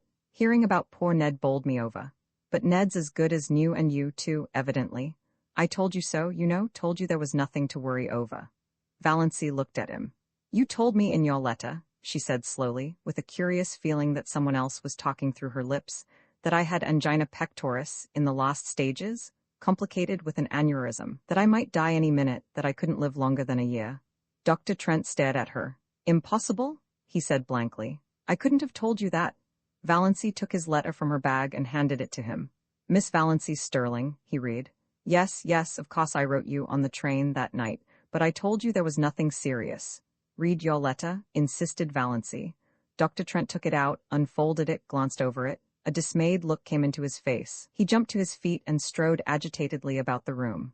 Good heavens! This is the letter I meant for old Miss Jane Sterling, from Port Lawrence. She was here that day, too. I sent you the wrong letter. What unpardonable carelessness! But I was beside myself that night. My God, and you believed that. You believed, but you didn't. You went to another doctor. Valancy stood up, turned round, looked foolishly about her and sat down again. I believed it, she said faintly. I didn't go to any other doctor. It would take too long to explain, but I believed I was going to die soon. Dr. Trent halted before her. I can never forgive myself. What a year you must have had. But you don't look, I can't understand. Never mind, said Valancy dully. And so there's nothing the matter with my heart.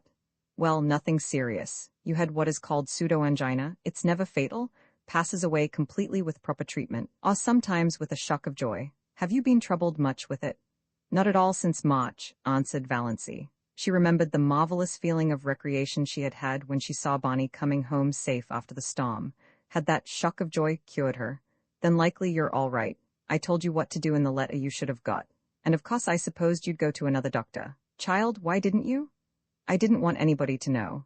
Idiot, said Dr. Trent bluntly. I can't understand such folly, and poor old Miss Sterling. She must have got your letter, telling her there was nothing serious the matter. Well, it couldn't have made any difference. Her case was hopeless. Nothing that she could have done or left undone could have made any difference. I was surprised she lived as long as she did, 2 months. She was here that day, not long before you. I hated to tell her the truth. You think I'm a blunt old curmudgeon, and my letters are blunt enough. I can't soften things. But I'm a sniveling coward when it comes to telling a woman face to face that she's got to die soon. I told her I'd look up some features of the case I wasn't quite sure of and let her know next day. But you got her letter? Look here, dear Miss Sterling. Yes, I noticed that, but I thought it a mistake. I didn't know there were any Sterlings in Port Lawrence. She was the only one. A lonely old soul. Lived by herself with only a little home girl. She died 2 months after she was here, died in her sleep. My mistake couldn't have made any difference to her. But you? I can't forgive myself for inflicting a year's misery on you. It's time I retired, all right, when I do things like that, even if my son was supposed to be fatally injured. Can you ever forgive me?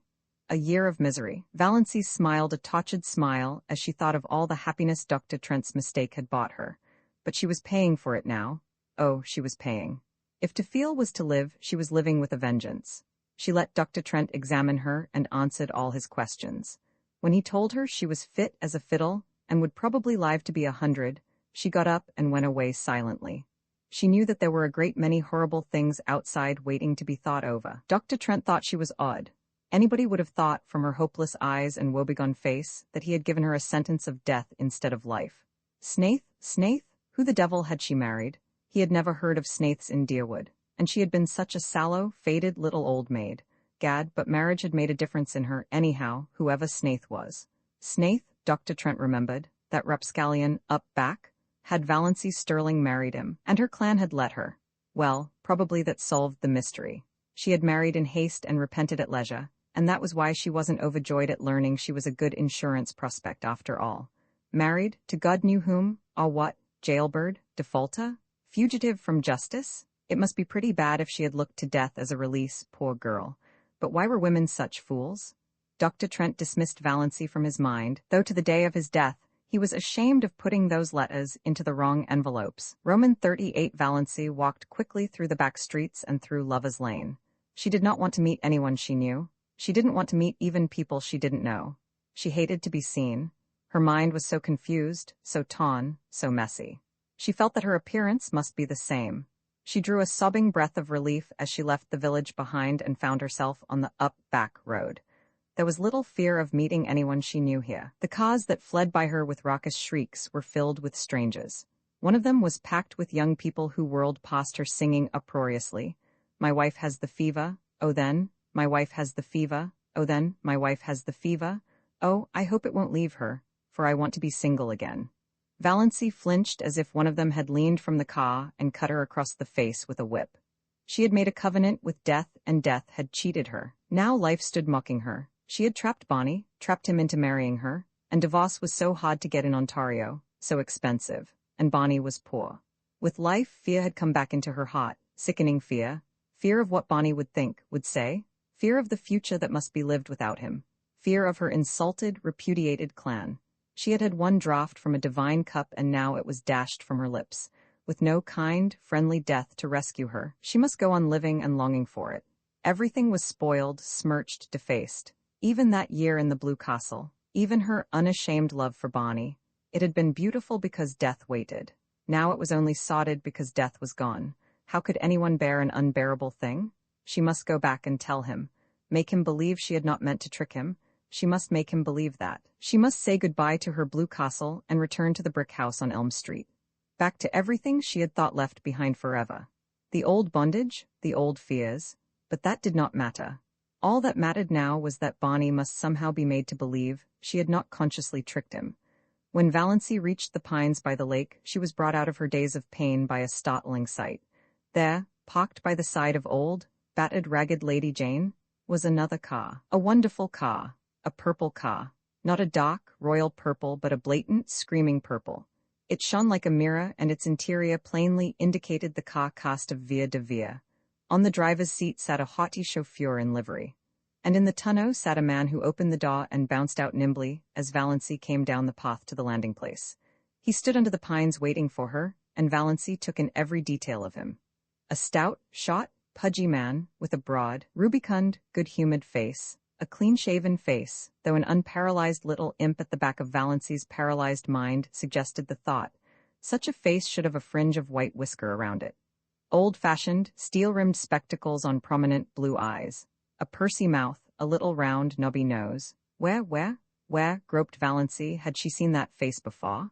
It seemed as familiar to her as her own. The stranger wore a green hat and a light fawn overcoat over a suit of a loud check pattern.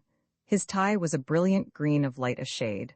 On the plump hand he outstretched to intercept Valency, an enormous diamond winked at her. But he had a pleasant, fatherly smile, and in his haughty, unmodulated voice was a ring of something that attracted her. "Can you tell me, miss, if that house yonder belongs to a Mr. Redfin? And if so, how can I get to it?"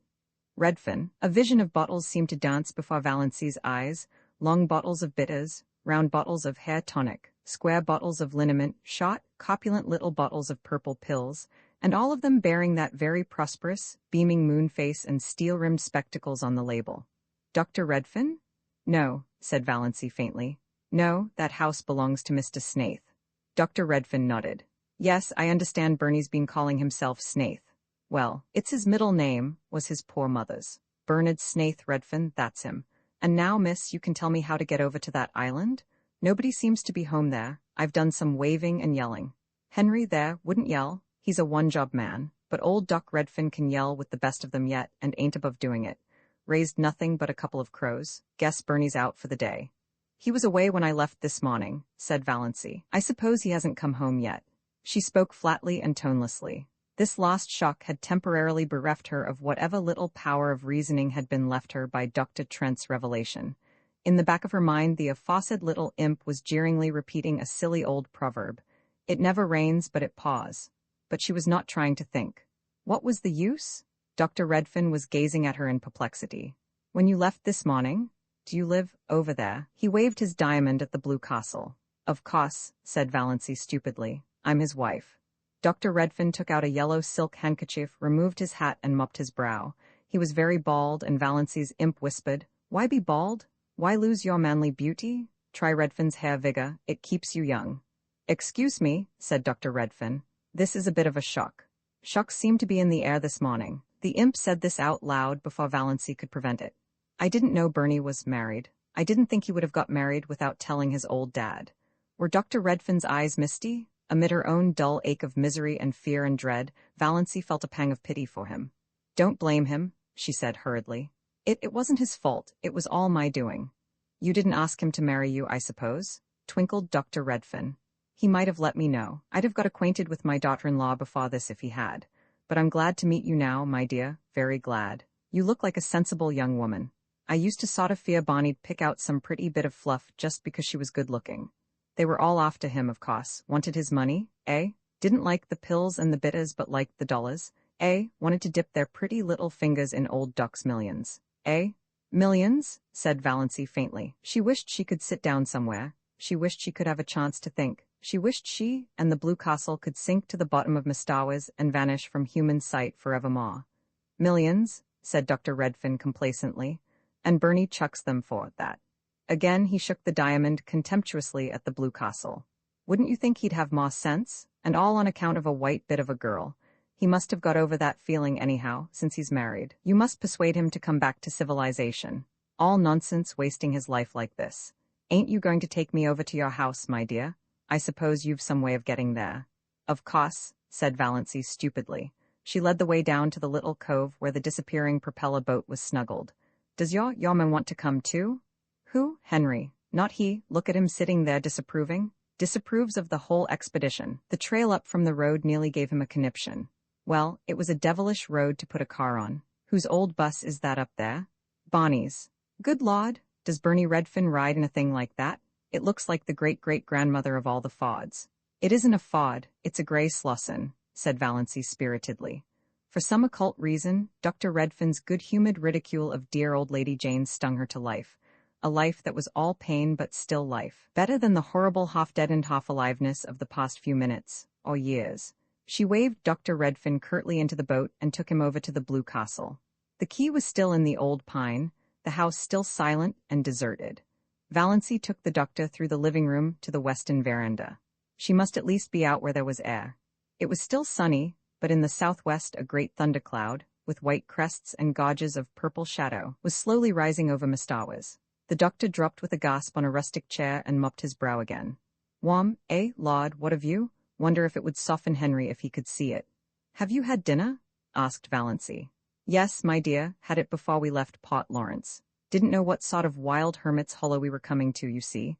Hadn't any idea I was going to find a nice little daughter-in-law here all ready to toss me up a meal. Cats, eh? Puss. Puss, see that? Cats love me. Bernie was always fond of cats. It's about the only thing he took from me. He's his poor mother's boy. Valancy had been thinking idly that Bonnie must resemble his mother. She had remained standing by the steps, but Dr. Redfin waved her to the swing seat. Sit down, dear. Never stand when you can sit. I want to get a good look at Bonnie's wife. Well, I like your face. No beauty? You don't mind my saying that? You've sense enough to know it. I reckon. Sit down. Valancy sat down. To be obliged to sit still when mental agony urges us to stride up and down is the refinement of torture. Every nerve in her being was crying out to be alone, to be hidden. But she had to sit and listen to Dr. Redfin, who didn't mind talking at all. When do you think Bernie will be back? I don't know, not before night probably. Where did he go? I don't know that either. Likely to the woods, up back. So he doesn't tell you his comings and goings either? Bernie was always a secretive young devil. Never understood him. Just like his poor mother. But I thought a lot of him. It hurt me when he disappeared as he did. 11 years ago. I haven't seen my boy for 11 years. 11 years. Valancy was surprised. It's only 6 since he came here. Oh, he was in the Klondike before that, and all over the world. He used to drop me a line now and then, Never give any clue to where he was, but just a line to say he was all right. I suppose he's told you all about it. No, I know nothing of his past life, said Valency with sudden eagerness. She wanted to know, she must know now. It hadn't mattered before, now she must know all, and she could never hear it from Barney. She might never even see him again. If she did, it would not be to talk of his past. What happened? Why did he leave his home? Tell me, tell me. Well, it ain't much of a story, just a young fool gone mad because of a quarrel with his girl. Only Bernie was a stubborn fool, always stubborn. You never could make that boy do anything he didn't want to do.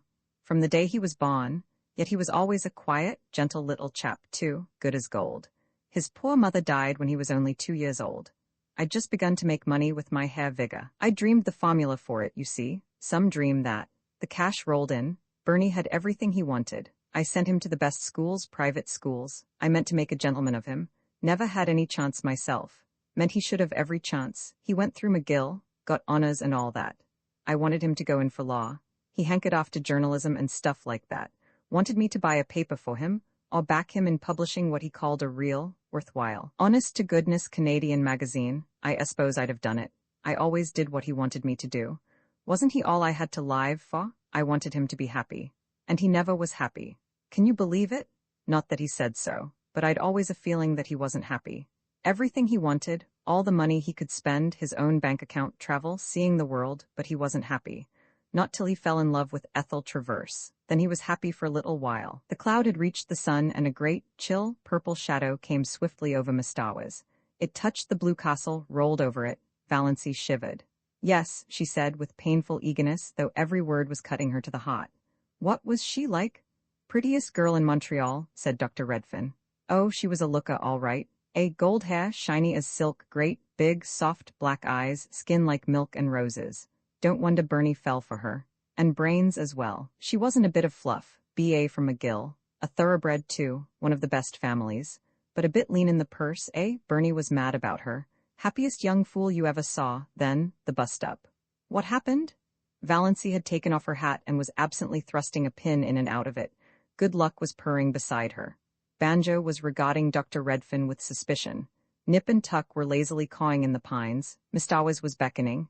Everything was the same. Nothing was the same. It was 100 years since yesterday. Yesterday, at this time, she and Bonnie had been eating a belated dinner here with Laughter. Laughter? Valency felt that she had done with laughter forever, and with tears, for that matter. She had no further use for either of them. Blessed if I know, my dear. Some fool quarrel, I suppose. Bernie just lit out, disappeared. He wrote me from the Yukon, said his engagement was broken and he wasn't coming back, and not to try to hunt him up because he was never coming back. I didn't. What was the use? I knew Bernie. I went on piling up money because there wasn't anything else to do, but I was mighty lonely. All I lived for was them little notes now and then from Bernie, Klondike, England, South Africa, China, everywhere. I thought maybe he'd come back someday to his lonesome old dad. Then 6 years ago, even the letters stopped. I didn't hear a word of from him till last Christmas. Did he write? No, but he drew a check for $15,000 on his bank account. The bank manager is a friend of mine, one of my biggest shareholders. He'd always promised me he'd let me know if Bernie drew any checks. Bernie had $50,000 there, and he'd never touched a cent of it till last Christmas. The check was made out to Ainsley's, Toronto. Ainsley's? Valency heard herself saying Ainsley's. She had a box on her dressing table with the Ainsley trademark. Yes, the big jewelry house there. After I'd thought it over a while, I got brisk. I wanted to locate Bernie. Had a special reason for it. It was time he gave up his fool hoboing and come to his senses. Drawing that 15 told me there was something in the wind. The manager communicated with the Ainsleys. His wife was an Ainsley, and found out that Bernard Redfin had bought a pearl necklace there. His address was given as Box 444, Port Lawrence, Muskoka, Ont. First I thought I'd write. Then I thought I'd wait till the open season for cars and come down myself. Ain't no hand at writing. I've motored from Montreal. Got to Port Lawrence yesterday. Inquired at the post office. Told me they knew nothing of any Bernard Snaith Redfin, but there was a Bonnie Snaith had a P.O. box there. Lived on an island out here, they said. So here I am. And where's Bonnie? Valency was fingering her necklace. She was wearing $15,000 around her neck, and she had worried lest Bonnie had paid $15 for it and couldn't afford it. Suddenly she laughed in Dr. Redfin's face. Excuse me, it's so amusing, said poor Valency. Isn't it? Said Dr. Redfin, seeing a joke, but not exactly hers. Now, you seem like a sensible young woman, and I dare say you've lots of influence over Bernie. Can't you get him to come back to civilization and live like other people? I've a house up there, big as a castle, furnished like a palace. I want company in it, Bernie's wife, Bernie's children. Did Ethel Traverse ever marry? Queried Valancy irrelevantly. Bless you, yes, 2 years after Bernie levanted, but she's a widow now, pretty as ever. To be frank, that was my special reason for wanting to find Bernie. I thought they'd make it up, maybe. But of course, that's all off now. Doesn't matter. Bernie's choice of a wife is good enough for me. It's my boy I want. Think he'll soon be back. I don't know, but I don't think he'll come before night. Quite late, perhaps, and perhaps not till tomorrow, but I can put you up comfortably. He'll certainly be back tomorrow. Dr. Redfin shook his head. Too damp. I'll take no chances with rheumatism. Why suffer that ceaseless anguish? Why not try Redfin's liniment? Quoted the imp in the back of Valancy's mind. I must get back to Port Lawrence before rain starts. Henry goes quite mad when he gets mud on the car, but I'll come back tomorrow. Meanwhile, you talk Bernie into reason. He shook her hand and patted her kindly on the shoulder. He looked as if he would have kissed her with a little encouragement, but Valancy did not give it. Not that she would have minded. He was rather dreadful and loud, and dreadful, but there was something about him she liked. She thought dully that she might have liked being his daughter-in-law if he had not been a millionaire, a score of times over. And Bonnie was his son, and heir. She took him over in the motor boat and watched the lordly purple car roll away through the woods with Henry at the wheel looking things not lawful to be uttered. Then she went back to the Blue Castle. What she had to do must be done quickly. Bonnie might return at any moment, and it was certainly going to rain. She was thankful she no longer felt very bad. When you are bludgeoned on the head repeatedly, you naturally and mercifully become more or less insensible and stupid. She stood briefly like a faded flower bitten by frost, by the hearth, looking down on the white ashes of the lost fire that had blazed in the Blue Castle. At any rate, she thought wearily, Bonnie isn't poor. He will be able to afford a divorce. Quite nicely. Roman 39, she must write a note. The imp in the back of her mind laughed. In every story she had ever read, when a runaway wife decamped from home, she left a note, generally on the pincushion. It was not a very original idea, but one had to leave something intelligible. What was there to do but write a note? She looked vaguely about her for something to write with. Ink? There was none. Valancy had never written anything since she had come to the Blue Castle, save memoranda of household necessaries for Bonnie. A pencil sufficed for them, but now the pencil was not to be found. Valancy absently crossed to the door of Bluebeard's chamber and tried it. She vaguely expected to find it locked, but it opened unresistingly. She had never tried it before, and did not know whether Bonnie habitually kept it locked or not. If he did, he must have been badly upset to leave it unlocked. She did not realize that she was doing something he had told her not to do. She was only looking for something to write with. All her faculties were concentrated on deciding just what she would say and how she would say it. There was not the slightest curiosity in her as she went into the lean-to. There were no beautiful women hanging by their hair on the walls. It seemed a very harmless apartment, with a commonplace little sheet-iron stove in the middle of it, its pipe sticking out through the roof. At one end was a table or counter crowded with odd-looking utensils, used no doubt by Bonnie in his smelly operations. Chemical experiments, probably, she reflected dully. At the other end was a big writing desk and swivel chair. The side walls were lined with books. Valancy went blindly to the desk. There she stood motionless for a few minutes, looking down at something that lay on it. A bundle of gala proofs. The page on top bore the title Wild Honey, and under the title were the words, by John Foster. The opening sentence, pines are the trees of myth and legend. They strike their roots deep into the traditions of an older world, but wind and star love their lofty tops. What music when old Aeolus draws his bow across the branches of the pines? She had heard Bonnie say that one day when they walked under them. So Bonnie was John Foster? Valancy was not excited. She had absorbed all the shocks and sensations that she could compass for one day. This affected her neither one way nor the other. She only thought, so this explains it. It was a small matter that had somehow stuck in her mind more persistently than its importance seemed to justify. Soon after Bonnie had brought her John Foster's latest book, she had been in a Port Lawrence bookshop and heard a customer ask the proprietor for John Foster's new book. The proprietor had said curtly, "Not out yet, won't be out till next week." Valancy had opened her lips to say, "Oh yes, it is out," but closed them again. After all, it was none of her business. She supposed the proprietor wanted to cover up his negligence in not getting the book in promptly. Now she knew. The book Bonnie had given her had been one of the author's complimentary copies, sent in advance. Well, Valancy pushed the proofs indifferently aside and sat down in the swivel chair. She took up Bonnie's pen, and a vile one it was, pulled a sheet of paper to her and began to write. She could not think of anything to say except bald facts. Dear Bonnie, I went to Dr. Trent this morning and found out he had sent me the wrong letter by mistake. There never was anything serious the matter with my heart, and I am quite well now. I did not mean to trick you. Please believe that. I could not bear it if you did not believe that. I am very sorry for the mistake, but surely you can get a divorce if I leave you. Is desertion a ground for divorce in Canada? Of course, if there is anything I can do to help or hasten it, I will do it gladly, if your lawyer will let me know. I thank you for all your kindness to me. I shall never forget it. Think as kindly of me as you can, because I did not mean to trap you. Goodbye. Yours gratefully, Valancy.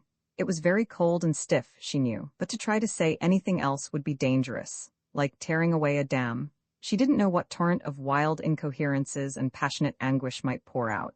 In a postscript she added, Your father was here today. He is coming back tomorrow. He told me everything. I think you should go back to him. He is very lonely for you. She put the letter in an envelope, wrote Bonnie across it, and left it on the desk. On it she laid the string of pearls. If they had been the beads she believed them, she would have kept them in memory of that wonderful year. But she could not keep the $15,000 gift of a man who had married her out of pity and whom she was now leaving. It hurt her to give up her pretty bauble. That was an odd thing, she reflected. The fact that she was leaving Bonnie did not hurt her, yet. It lay at her heart like a cold, insensible thing. If it came to life, Valancy shuddered and went out. She put on her hat and mechanically fed Good Luck and Banjo. She locked the door and carefully hid the key in the old pine. Then she crossed to the mainland in the disappearing propeller. She stood for a moment on the bank, looking at her blue castle. The rain had not yet come, but the sky was dark, and Mista was gray and sullen. The little house under the pines looked very pathetic, a casket rifled of its jewels, a lamp with its flame blown out. I shall never again hear the wind crying over Mistawas at night, thought Valancy. This hurt her too. She could have laughed to think that such a trifle could hurt her at such a time. Roman Faw got your rubbers on? Called Cousin Stickles as Valancy left the house. Christine Stickles had never once forgotten to ask that question when Valancy went out on a damp day. Yes. Have you got your flannel petticoat on? Asked Mrs. Frederick. No. Doss, I really do not understand you. Do you want to catch your death of cold again? Her voice implied that Valancy had died of a cold several times already. Go upstairs this minute and put it on? Mother, I don't need a flannel petticoat. My sateen one is warm enough. Doss, remember you had bronchitis 2 years ago. Go and do as you are told. Valancy went, though nobody will ever know just how near she came to hurling the rubber plant into the street before she went. She hated that gray flannel petticoat more than any other garment she owned. Olive never had to wear flannel petticoats. Olive wore ruffled silk and sheer lawn and filmy laced flounces. But Olive's father had married money, and Olive never had bronchitis. So there you were. Are you sure you didn't leave the soap in the water? Demanded Mrs. Frederick. But Valancy was gone. She turned at the corner and looked back down the ugly, prim, respectable street where she lived. The Sterling house was the ugliest on it, more like a red brick box than anything else. Too high for its breadth and made still higher by a bulbous glass cupola on top. About it was the desolate, barren piece of an old house whose life is lived. There was a very pretty little house, with leaded casements and dubbed gables, just around the corner, a new house, one of those houses you love the minute you see them. Clayton Mockley had built it for his bride. He was to be married to Jenny Lloyd in June. The little house, it was said, was furnished from attic to cellar, in complete readiness for its mistress. I don't envy Jenny the man, thought Valancy sincerely. Clayton Mockley was not one of her many ideals. But I do envy her the house. It's such a nice young house. Oh, if I could only have a house of my own, ever so poor, so tiny, but my own. But then, she added bitterly, there is no use in yowling for the moon when you can't even get a tallow candle. In dreamland, nothing would do Valancy but a castle of pale sapphire. In real life, she would have been fully satisfied with a little house of her own. She envied Jenny Lloyd more fiercely than ever today. Jenny was not so much better looking than she was, and not so very much younger. Yet she was to have this delightful house. And the nicest little Wedgwood teacups. Valancy had seen them, an open fireplace and monogrammed linen, hemstitched tablecloths and china closets. Why did everything come to some girls and nothing to others? It wasn't fair. Valancy was once more seething with rebellion as she walked along. a prim, dowdy little figure in her shabby raincoat and 3-year-old hat, splashed occasionally by the mud of a passing motor with its insulting shrieks. Motors were still rather a novelty in Deerwood, though they were common in Port Lawrence, and most of the summer residents up at Muskoka had them. In Deerwood only some of the smart set had them, for even Deerwood was divided into sets.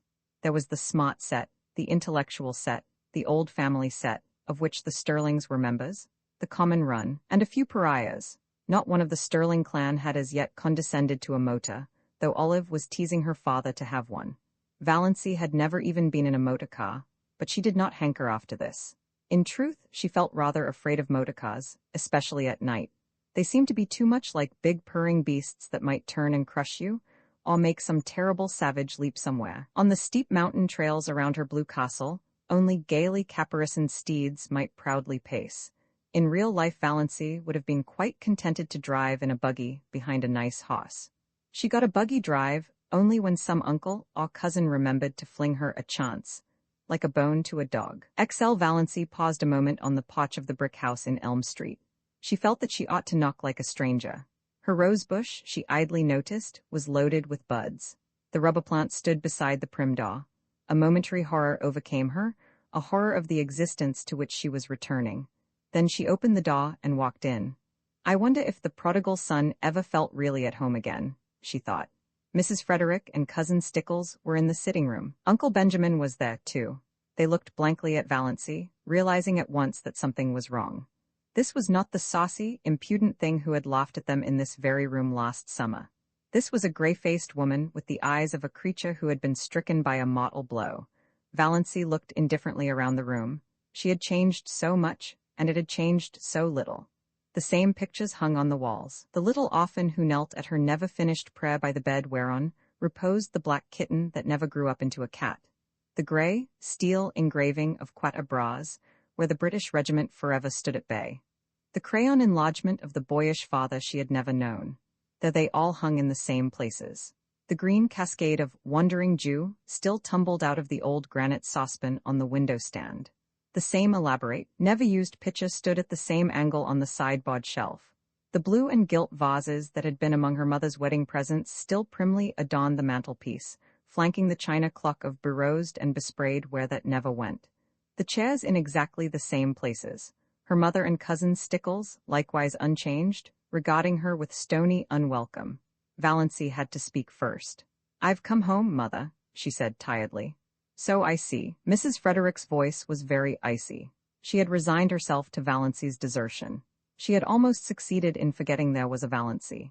She had rearranged and organized her systematic life without any reference to an ungrateful, rebellious child. She had taken her place again in a society which ignored the fact that she had ever had a daughter and pitied her, if it pitied her at all, only in discreet whispers and asides. The plain truth was that, by this time, Mrs. Frederick did not want Valancy to come back, did not want ever to see or hear of her again.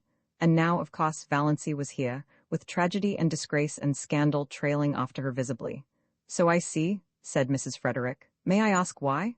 "Because I'm not going to die," said Valancy huskily. "God bless my soul," said Uncle Benjamin. "Who said you were going to die?" "I suppose," said Cousin Stickles shrewishly. Cousin Stickles did not want Valancy back either.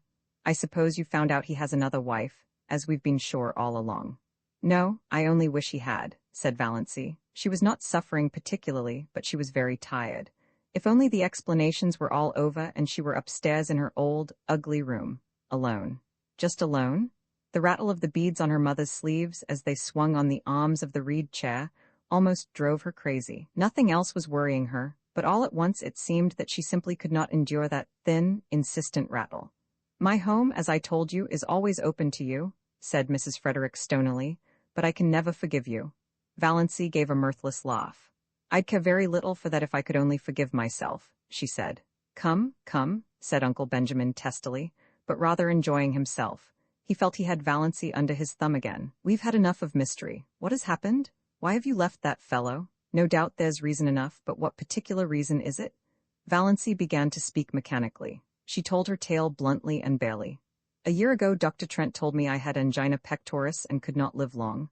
I wanted to have some life before I died. That's why I went away. Why I married Bonnie. And now I've found it is all a mistake. There is nothing wrong with my heart. I've got to live, and Bonnie only married me out of pity, so I have to leave him free."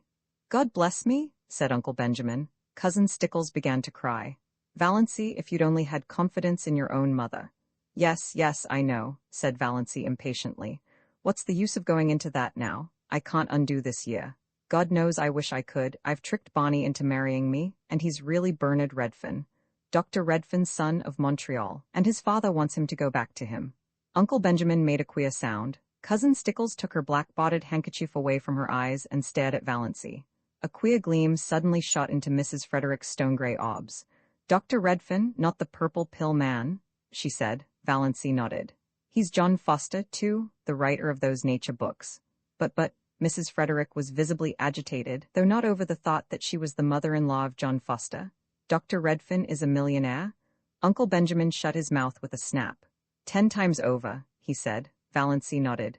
"Yes, Bonnie left home years ago, because of some trouble, some disappointment. Now he will likely go back, so you see, I had to come home. He doesn't love me, I can't hold him to a bond he was tricked into." Uncle Benjamin looked incredibly sly. "Did he say so? Does he want to get rid of you?" "No, I haven't seen him since I found out, but I tell you, he only married me out of pity, because I asked him to, because he thought it would only be for a little while." Mrs. Frederick and Cousin Stickles both tried to speak, but Uncle Benjamin waved a hand at them and frowned portentously. "Let me handle this," wave and frown seemed to say. To Valancy? "Well, well, dear, we'll talk it all over later. You see, we don't quite understand everything yet. As Cousin Stickles says, you should have confided in us before. Later on, I dare say we can find a way out of this." "You think Bonnie can easily get a divorce, don't you?" said Valancy eagerly. Uncle Benjamin silenced with another wave the exclamation of horror he knew was trembling on Mrs. Frederick's lips. "Trust to me, Valancy. Everything will arrange itself. Tell me this, Dossie. Have you been happy up back? Was Mr. Redfin good to you?" "I have been very happy and Bonnie was very good to me," said Valancy, as if reciting a lesson. She remembered when she studied grammar at school she had disliked the past and perfect tenses. They had always seemed so pathetic. It was all over and done with. "Then don't worry, little girl." How amazingly paternal Uncle Benjamin was. "Your family will stand behind you. We'll see what can be done." "Thank you," said Valancy dully. Really, it was quite decent of Uncle Benjamin. "Can I go and lie down a little while? I'm tired." "Of course you're tired." Uncle Benjamin patted her hand gently, very gently. "All worn out and nervous. Go and lie down by all means. You'll see things in quite a different light after you've had a good sleep." He held the door open. As she went through he whispered, "What is the best way to keep a man's love?" Valancy smiled wanly, but she had come back to the old life, the old shackles. "What?" she asked as meekly as of yore. "Not to return it," said Uncle Benjamin with a chuckle. He shut the door and rubbed his hands, nodded and smiled mysteriously round the room. "Poor little Doss," he said pathetically. "Do you really suppose that Snaith can actually be Dr. Redfin's son?" gasped Mrs. Frederick. "I see no reason for doubting it. She says Dr. Redfin has been there. Why, the man is rich as wedding cake. Amelia, I've always believed there was more in Doss than most people thought. You kept her down too much, repressed her. She never had a chance to show what was in her. And now she's landed a millionaire for a husband." "But," hesitated Mrs. Frederick, they told terrible tales about him. "All gossip and invention, all gossip and invention. It's always been a mystery to me why people should be so ready to invent and circulate slanders about other people they know absolutely nothing about. I can't understand why you paid so much attention to gossip and surmise. Just because he didn't choose to mix up with everybody, people resented it. I was surprised to find what a decent fellow he seemed to be that time he came into my stall with Valancy. I discounted all the yarns then and there, but he was seen dead drunk in Port Lawrence once," said Cousin Stickles, doubtfully, yet as one very willing to be convinced to the contrary. "Who saw him?" demanded Uncle Benjamin truculently. "Who saw him? Old Jemmy Strang said he saw him. I wouldn't take old Jemmy Strang's word on oath. He's too drunk himself half the time to see straight. He said he saw him lying drunk on a bench in the park. Pshaw, Redfin's been asleep there. Don't worry over that. But his clothes and that awful old car," said Mrs. Frederick uncertainly. "Eccentricities of genius," declared Uncle Benjamin. "You heard Doss say he was John Foster. I'm not up in literature myself, but I heard a lecturer from Toronto say that John Foster's books had put Canada on the literary map of the world." "I suppose we must forgive her," yielded Mrs. Frederick. "Forgive her?" Uncle Benjamin snorted. Really, Amelia was an incredibly stupid woman. No wonder poor Doss had gone sick and tired of living with her. Well, yes, I think you'd better forgive her. The question is, will Snaith forgive us? What if she persists in leaving him? You've no idea how stubborn she can be, said Mrs. Frederick. Leave it all to me, Amelia. Leave it all to me. You women have muddled it enough. This whole affair has been bungled from start to finish. If you had put yourself to a little trouble years ago, Amelia, she would not have bolted over the traces as she did. Just let her alone. Don't worry her with advice or questions till she's ready to talk.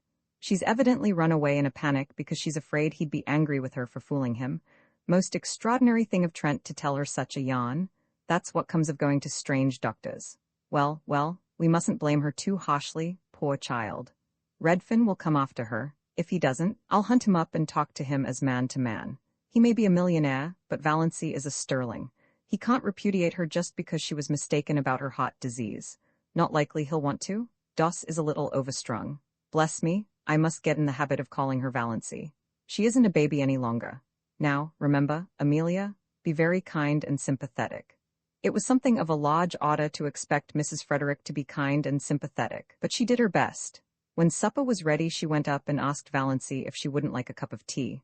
Valancy, lying on her bed, declined. She just wanted to be left alone for a while. Mrs. Frederick left her alone. She did not even remind Valancy that her plight was the outcome of her own lack of daughterly respect and obedience. One could not, exactly, say things like that to the daughter-in-law of a millionaire. Roman 41 Valancy looked dully about her old room. It, too, was so exactly the same that it seemed almost impossible to believe in the changes that had come to her since she had last slept in it. It seemed, somehow, indecent that it should be so much the same. There was Queen Louise everlastingly coming down the stairway, and nobody had let the fall-on puppy in out of the rain. Here was the purple paper blind and the greenish mirror. Outside, the old carriage shop with its blatant advertisements. Beyond it, the station with the same derelicts and flirtatious flappers. Here the old life waited for her, like some grim ogre that bided his time and licked his chops. A monstrous horror of it suddenly possessed her. When night fell and she had undressed and got into bed, the merciful numbness passed away, and she lay in anguish and thought of her island under the stars. The campfires, all their little household jokes and phrases and catchwords, their furry beautiful cats, the lights agleam on the fairy islands, canoes skimming over Mestar as in the magic of morning, white birches shining among the dark spruces like beautiful women's bodies, winter snows and rose-red sunset fires, lakes drunken with moonshine, all the delights of her lost paradise. She would not let herself think of Bonnie, only of these lesser things. She could not endure to think of Bonnie. Then she thought of him inescapably. She ached for him. She wanted his arms around her, his face against hers, his whispers in her ear. She recalled all his friendly looks and quips and jests, his little compliments, his caresses. She counted them all over as a woman might count her jewels. Not one did she miss from the first day they had met. These memories were all she could have now. She shut her eyes and prayed. Let me remember everyone, God. Let me never forget one of them. Yet it would be better to forget. This agony of longing and loneliness would not be so terrible if one could forget. And Ethel Traverse, that shimmering witch woman with her white skin and black eyes and shining hair. The woman Bonnie had loved. The woman whom he still loved. Hadn't he told her he never changed his mind? Who was waiting for him in Montreal? Who was the right wife for a rich and famous man? Bonnie would marry her, of course, when he got his divorce. How Valancy hated her and envied her. Bonnie had said, I love you, to her. Valancy had wondered what tone Bonnie would say, I love you, in, how his dark blue eyes would look when he said it. Ethel Traverse knew. Valancy hated her for the knowledge, hated and envied her. She can never have those hours in the Blue Castle. They are mine, thought Valancy savagely. Ethel would never make strawberry jam or dance to old Abel's fiddle or fry bacon for Bonnie over a campfire. She would never come to the little Mistawa's shack at all. What was Bonnie doing, thinking, feeling now? Had he come home and found her letter? Was he still angry with her? Or a little pitiful? Was he lying on their bed looking out on stormy Mistawas and listening to the rain streaming down on the roof? Or was he still wandering in the wilderness, raging at the predicament in which he found himself? Hating her, pain took her and wrung her like some great pitiless giant. She got up and walked the floor.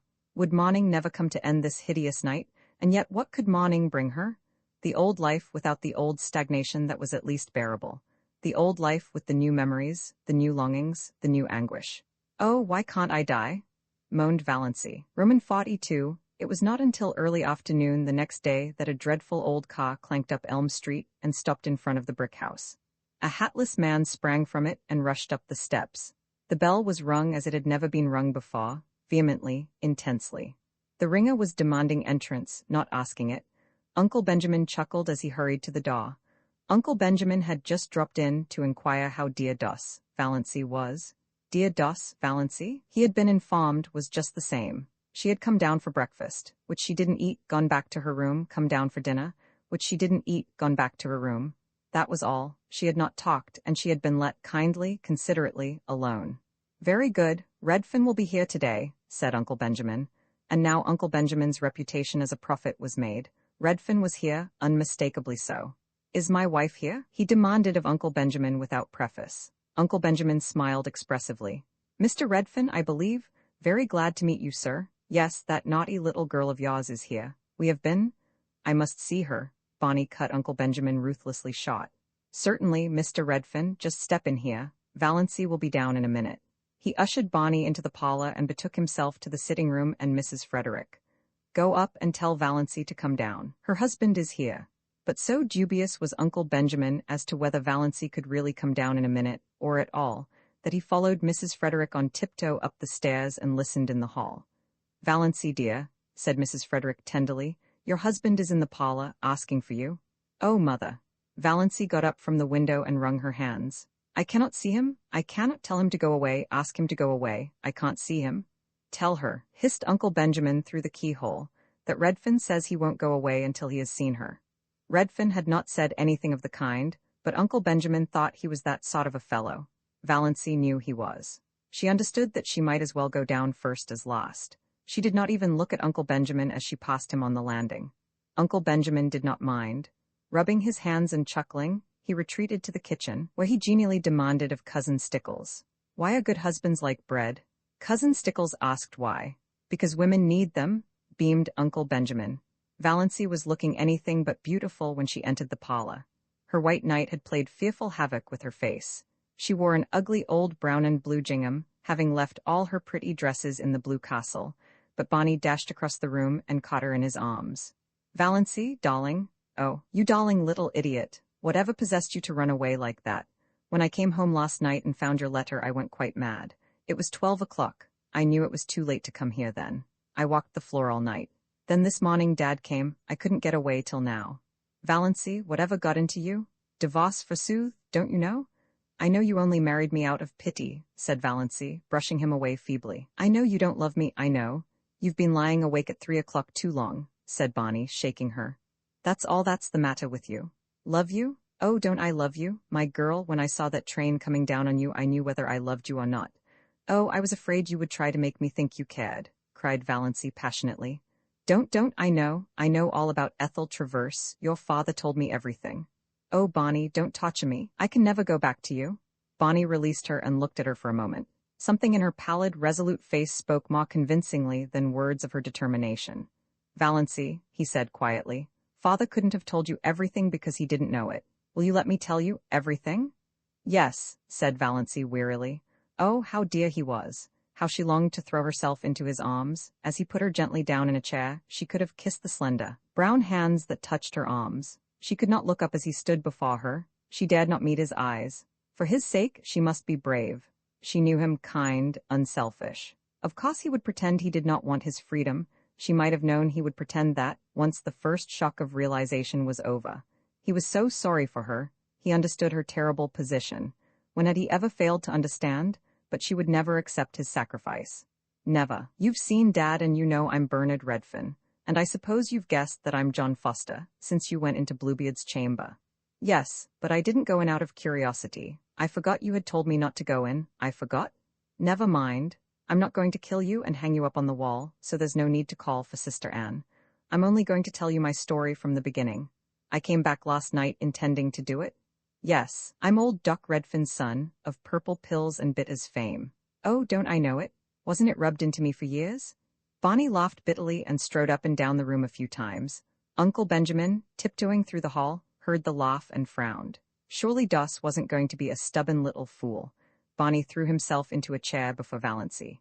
Yes, as long as I can remember I've been a millionaire's son. But when I was born, Dad wasn't a millionaire. He wasn't even a doctor, isn't yet. He was a veterinary and a failure at it. He and Mother lived in a little village up in Quebec and were abominably poor. I don't remember Mother. Haven't even a picture of her. She died when I was 2 years old. She was 15 years younger than Father, a little school teacher. When she died, Dad moved into Montreal and formed a company to sell his hair tonic. He dreamed the prescription one night, it seems. Well, it caught on. Money began to flow in. Dad invented, or dreamed, the other things too: pills, bitters, liniment, and so on. He was a millionaire by the time I was 10, with a house so big a small chap like myself always felt lost in it. I had every toy a boy could wish for, and I was the loneliest little devil in the world. I remember only one happy day in my childhood, Valency. Only one. Even you were better off than that. Dad had gone out to see an old friend in the country and took me along. I was turned loose in the barnyard, and I spent the whole day hammering nails in a block of wood. I had a glorious day. When I had to go back to my room full of playthings in the big house in Montreal, I cried, but I didn't tell Dad why. I never told him anything. It's always been a hard thing for me to tell things, Valency, anything that went deep. And most things went deep with me. I was a sensitive child, and I was even more sensitive as a boy. No one ever knew what I suffered. Dad never dreamed of it. When he sent me to a private school, I was only 11. The boys ducked me in the swimming tank until I stood on a table and read aloud all the advertisements of Father's patent abominations. I did it, then. Bonnie clenched his fists. I was frightened and half-drowned, and all my world was against me. But when I went to college and the Sophs tried the same stunt, I didn't do it. Bonnie smiled grimly. They couldn't make me do it, but they could, and did make my life miserable. I never heard the last of the pills and the bitters and the hair tonic. After using was my nickname. You see, I'd always such a thick thatch. My 4 college years were a nightmare. You know, or you don't know, what merciless beasts boys can be when they get a victim like me. I had few friends. There was always some barrier between me and the kind of people I cared for. And the other kind, who would have been very willing to be intimate with rich old Doc Redfin's son, I didn't care for. But I had one friend, or thought I had. A clever, bookish chap, a bit of a writer.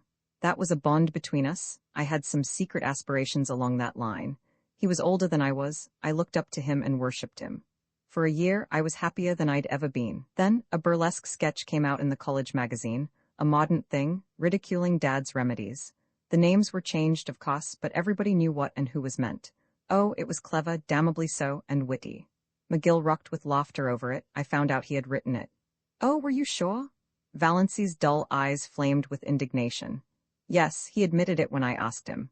Said a good idea was worth more to him than a friend any time. And he added a gratuitous thrust. You know, Redfin, there are some things money won't buy. For instance, it won't buy you a grandfather. Well, it was a nasty slam. I was young enough to feel cut up. And it destroyed a lot of my ideals and illusions, which was the worst thing about it. I was a young misanthrope after that. Didn't want to be friends with anyone. And then, the year after I left college, I met Ethel Traverse. Valency shivered. Bonnie, his hands stuck in his pockets, was regarding the flaw moodily and didn't notice it. Dad told you about her, I suppose. She was very beautiful, and I loved her. Oh yes, I loved her. I won't deny it or belittle it now. It was a lonely, romantic boy's first passionate love, and it was very real, and I thought she loved me. I was fool enough to think that. I was wildly happy when she promised to marry me. For a few months, then, I found out she didn't. I was an involuntary eavesdropper on a certain occasion for a moment. That moment was enough. The proverbial fate of the eavesdropper overtook me. A girl friend of hers was asking her how she could stomach Doc Redfin's son and the patent medicine background.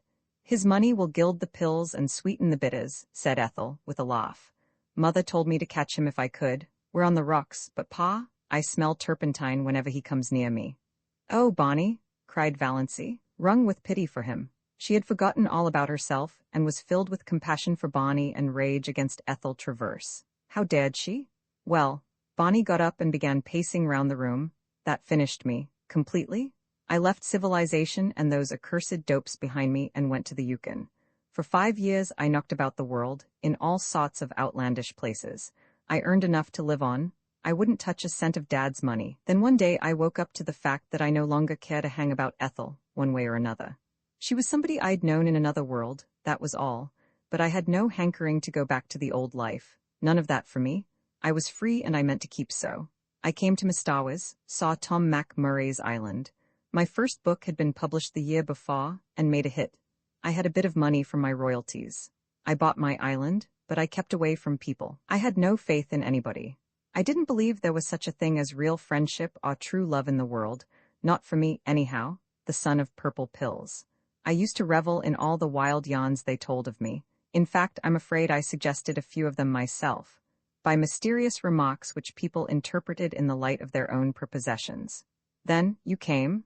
I had to believe you loved me, really loved me, not my father's millions. There was no other reason why you should want to marry a penniless devil with my supposed record. And I was sorry for you. Oh yes, I don't deny I married you because I was sorry for you. And then, I found you the best and jolliest and dearest little pal and chum a fellow ever had. Witty, loyal, sweet. You made me believe again in the reality of friendship and love. The world seemed good again just because you were in it, honey. I'd have been willing to go on forever just as we were. I knew that, the night I came home and saw my home light shining out from the island for the first time, and knew you were there waiting for me. After being homeless all my life, it was beautiful to have a home. To come home hungry at night and know there was a good supper and a cheery fire. And you? But I didn't realize what you actually meant to me till that moment at the switch. Then it came like a lightning flash. I knew I couldn't live without you, that if I couldn't pull you loose in time I'd have to die with you. I admit it bowled me over, knocked me silly. I couldn't get my bearings for a while. That's why I acted like a mule. But the thought that drove me to the tall timber was the awful one that you were going to die. I'd always hated the thought of it, but I supposed there wasn't any chance for you, so I put it out of my mind. Now I had to face it. You were under sentence of death, and I couldn't live without you. When I came home last night, I had made up my mind that I'd take you to all the specialists in the world, that something surely could be done for you. I felt sure you couldn't be as bad as Dr. Trent thought, when those moments on the track hadn't even hurt you. And I found your note, and went mad with happiness, and a little terror for fear you didn't care much for me, after all, and had gone away to get rid of me. But now, it's all right, isn't it, darling? Was she, Valancy, being called darling? I can't believe you care for me, she said helplessly. I know you can't. What's the use, Bonnie? Of course you're sorry for me. Of course you want to do the best you can to straighten out the mess. But it can't be straightened out that way. You couldn't love me. She stood up and pointed tragically to the mirror over the mantel. Certainly, not even Alan Tierney could have seen beauty in the woeful, haggard little face reflected there. Bonnie didn't look at the mirror. He looked at Valancy as if he would like to snatch her, or beat her. Love you? Girl, you're in the very core of my heart. I hold you there like a jewel. Didn't I promise you I'd never tell you a lie? Love you? I love you with all there is of me to love. Heart, soul, brain, every fiber of body and spirit thrilling to the sweetness of you. There's nobody in the world for me but you, Valancy. You're a good actor, Bonnie, said Valancy with a wan little smile. Bonnie looked at her. So you don't believe me, yet? I can't? Oh, damn, said Bonnie violently. Valancy looked up startled. She had never seen this Bonnie, scowling, eyes black with anger, sneering lips, dead white face. You don't want to believe it, said Bonnie in the silk-smooth voice of ultimate rage. You're tired of me. You want to get out of it free from me. You're ashamed of the pills and the liniment, just as she was. Your sterling pride can't stomach them. It was all right as long as you thought you hadn't long to live. A good lock, you could put up with me. But a lifetime with old Doc Redfin's son is a different thing. Oh, I understand, perfectly. I've been very dense, but I understand at last. Valancy stood up. She stared into his furious face, then she suddenly laughed. You darling, she said. You do mean it? You do really love me. You wouldn't be so enraged if you didn't. Bonnie stared at her for a moment, then he caught her in his arms with the little low laugh of the triumphant lover. Uncle Benjamin, who had been frozen with horror at the keyhole, suddenly thawed out and tiptoed back to Mrs. Frederick and Cousin Stickles. Everything is all right, he announced jubilantly. Dear little Doss. He would send for his lawyer right away and alter his will again. Doss should be his sole heiress. To her, that should certainly be given. Mrs. Frederick, returning to her comfortable belief in an overruling providence, got out the family Bible and made an entry under marriages. Roman 43, but Bonnie, protested Valancy after a few minutes, your father, somehow, gave me to understand that you still loved her. He would. Dad holds the championship for making blunders. If there's a thing that's better left unsaid, you can trust him to say it. But he isn't a bad old soul, Valancy. You'll like him. I do now. And his money isn't tainted money. He made it honestly. His medicines are quite harmless. Even his purple pills do people whole heaps of good when they believe in them. But I'm not fit for your life, sighed Valancy. I'm not clever or well-educated, or my life is in Mistawas and all the wild places of the world. I'm not going to ask you to live the life of a society woman. Of course, we must spend a bit of the time with Dad. He's lonely and old. But not in that big house of his, pleaded Valancy. I can't live in a palace. Can't come down to that after your blue castle, grinned Bonnie. Don't worry, sweet. I couldn't live in that house myself. It has a white marble stairway with gilt banisters and looks like a furniture shop with the labels off. Likewise, it's the pride of Dad's heart. We'll get a little house somewhere outside of Montreal, in the real country, near enough to see Dad often. I think we'll build one for ourselves. A house you build for yourself is so much nicer than a hand-me-down, but we'll spend our summers in Mistawas, and our autumns traveling. I want you to see the Alhambra. It's the nearest thing to the blue castle of your dreams I can think of. And there's an old-world garden in Italy where I want to show you the moon rising over Rome through the dark cypress trees. Will that be any lovelier than the moon rising over Mistawas? Not lovelier, but a different kind of loveliness. There are so many kinds of loveliness. Valancy, before this year you've spent all your life in ugliness. You know nothing of the beauty of the world. We'll climb mountains, hunt for treasures in the bazaars of Samarkand, search out the magic of East and West, run hand in hand to the rim of the world. I want to show you it all, see it again through your eyes. Girl, there are a million things I want to show you, do with you, say to you. It will take a lifetime. And we must see about that picture by Tierney, after all. Will you promise me one thing? Asked Valancy solemnly. Anything, said Bonnie recklessly. Only one thing. You are never, under any circumstances or under any provocation, to cast it up to me that I asked you to marry me. Roman 44 extract from letter written by Miss Olive Sterling to Mr. Cecil Bruce. It's really disgusting that Doss crazy adventures should have turned out like this. It makes one feel that there is no use in behaving properly. I'm sure her mind was unbalanced when she left home. What she said about a dust pile showed that. Of course, I don't think there was ever a thing the matter with her heart. Or perhaps Snaith, or Redfin, or whatever his name really is, fed purple pills to her back in that Mistawa's hut and cured her. It would make quite a testimonial for the family ads, wouldn't it? He's such an insignificant-looking creature. I mentioned this to Doss, but all she said was, I don't like collar ad men. Well, he's certainly no collar ad man, though I must say there is something rather distinguished about him now that he has cut his hair and put on decent clothes. I really think, Cecil, you should exercise more. It doesn't do to get too fleshy. He also claims, I believe, to be John Foster. We can believe that or not, as we like, I suppose. Old Doc Redfin has given them $2 million for a wedding present. Evidently, the purple pills bring in the bacon. They're going to spend the fall in Italy and the winter in Egypt and motor through Normandy in apple blossom time. Not in that dreadful old Lizzie, though. Redfin has got a wonderful new car. Well, I think I'll run away, too, and disgrace myself. It seems to pay. Uncle Ben is a scream. Likewise Uncle James. The fuss they all make over Doss now is absolutely sickening.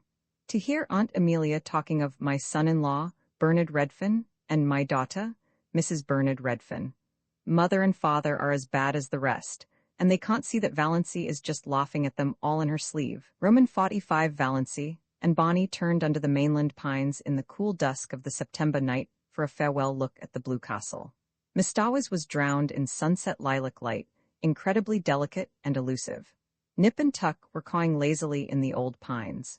Good Luck and Banjo were mewed and mewing in separate baskets in Bonnie's new, dark green car en route to Cousin Georgiana's. Cousin Georgiana was going to take care of them until Bonnie and Valancy came back. Aunt Wellington and Cousin Sarah and Aunt Alberta had also entreated the privilege of looking after them, but to Cousin Georgiana was it given. Valancy was in tears. Don't cry, Moonlight, we'll be back next summer. And now we're off for a real honeymoon. Valancy smiled through her tears. She was so happy that her happiness terrified her. But despite the delights before her, the glory that was Greece and the grandeur that was Rome, lure of the ageless Nile, glamour of the Riviera, mosque and palace and minaret, she knew perfectly well that no spot or place or home in the world could ever possess the sorcery of her blue castle. Of course she must buy the tea in Uncle Benjamin's grocery store. To buy it anywhere else was unthinkable. Yet Valancy hated to go to Uncle Benjamin's store on her 29th birthday. There was no hope that he would not remember it. Why? Demanded Uncle Benjamin, leeringly, as he tied up her tea. A young ladies like bad grammarians. Valancy, with Uncle Benjamin's will in the background of her mind, said meekly, I don't know. Why? Because, chuckled Uncle Benjamin, they can't decline matrimony. The two clocks, Joe Hammond and Claude Bertram, chuckled also, and Valancy disliked them a little more than ever. On the first day Claude Bertram had seen her in the stall, she had heard him whisper to Joe, "Who is that?" And Joe had said, "Valancy Sterling, one of the Deerwood old maids." "Curable or incurable?" Claude had asked with a snicker, evidently thinking the question very clever. Valancy smarted anew with the sting of that old recollection. 29, Uncle Benjamin was saying. "Dear me, Doss, you're dangerously near the second corner and not even thinking of getting married yet. 29, it seems impossible." Then Uncle Benjamin said an original thing. Uncle Benjamin said, "How time does fly." "I think it crawls," said Valancy passionately. Passion was so alien to Uncle Benjamin's conception of Valancy that he didn't know what to make of her. To cover his confusion, he asked another conundrum as he tied up her beans. Cousin Stickles had remembered at the last moment that they must have beans. Beans were cheap and filling. "What two ages are apt to prove illusory?" asked Uncle Benjamin, and not waiting for Valancy to give it up, he added, "Mere age and marriage." "Mirage is pronounced mirage," said Valancy shortly, picking up her tea and her beans. For the moment she did not care whether Uncle Benjamin cut her out of his will or not. She walked out of the stall while Uncle Benjamin stared after her with his mouth open. Then he shook his head. "Poor Doss is taking it hard," he said. Valancy was sorry by the time she reached the next crossing. Why had she lost her patience like that? Uncle Benjamin would be annoyed and would likely tell her mother that Doss had been impertinent to me, and her mother would lecture her for a week. "I've held my tongue for 20 years, thought Valancy. Why couldn't I have held it once more? Yes, it was just 20, Valancy reflected, since she had first been twitted with her loveless condition. She remembered the bitter moment perfectly. She was just 9 years old, and she was standing alone on the school playground, while the other little girls of her class were playing a game in which you must be chosen by a boy as his partner before you could play. Nobody had chosen Valancy, little, pale, black-haired Valancy with her prim, long-sleeved apron and odd, slanted eyes. "Oh," said a pretty little girl to her, "I'm so sorry for you, you haven't got a beau." Valancy had said defiantly, as she continued to say for 20 years, "I don't want a beau." But this afternoon Valancy once and for all stopped saying that. "I'm going to be honest with myself anyhow," she thought savagely. "Uncle Benjamin's riddles hurt me because they are true. I do want to be married. I want a house of my own. I want a husband of my own. I want sweet, little fat babies of my own." Valancy stopped suddenly aghast at her own recklessness. She felt sure that Rev. Dr. Stalling, who passed her at this moment, read her thoughts and disapproved of them thoroughly. Valancy was afraid of Dr. Stalling, had been afraid of him ever since the Sunday, 23 years before, when he had first come to St. Albans. Valancy had been too late for Sunday school that day, and she had gone into the church timidly and sat in their pew. No one else was in the church, nobody except the new rector, Dr. Stalling. Dr. Stalling stood up in front of the choir door, beckoned to her, and said sternly, "Little boy, come up here." Valancy had stared around her. There was no little boy, there was no one in all the huge church but herself. This strange man with the blue glasses couldn't mean her. She was not a boy. "Little boy," repeated Dr. Stalling, more sternly still, shaking his forefinger fiercely at her, "come up here at once." Valancy arose as if hypnotized and walked up the aisle. She was too terrified to do anything else. What dreadful thing was going to happen to her? What had happened to her? Had she actually turned into a boy? She came to a stop in front of Dr. Stalling. Dr. Stalling shook his forefinger, such a long, knuckly forefinger, at her and said, "Little boy, take off your hat." Valancy took off her hat. She had a scrawny little pigtail hanging down her back, but Dr. Stalling was short-sighted and did not perceive it. "Little boy, go back to your seat and always take off your hat in church. Remember?" Valancy went back to her seat carrying her hat like an automaton. Presently her mother came in. "Doss," said Mrs. Sterling, "what do you mean by taking off your hat? Put it on instantly."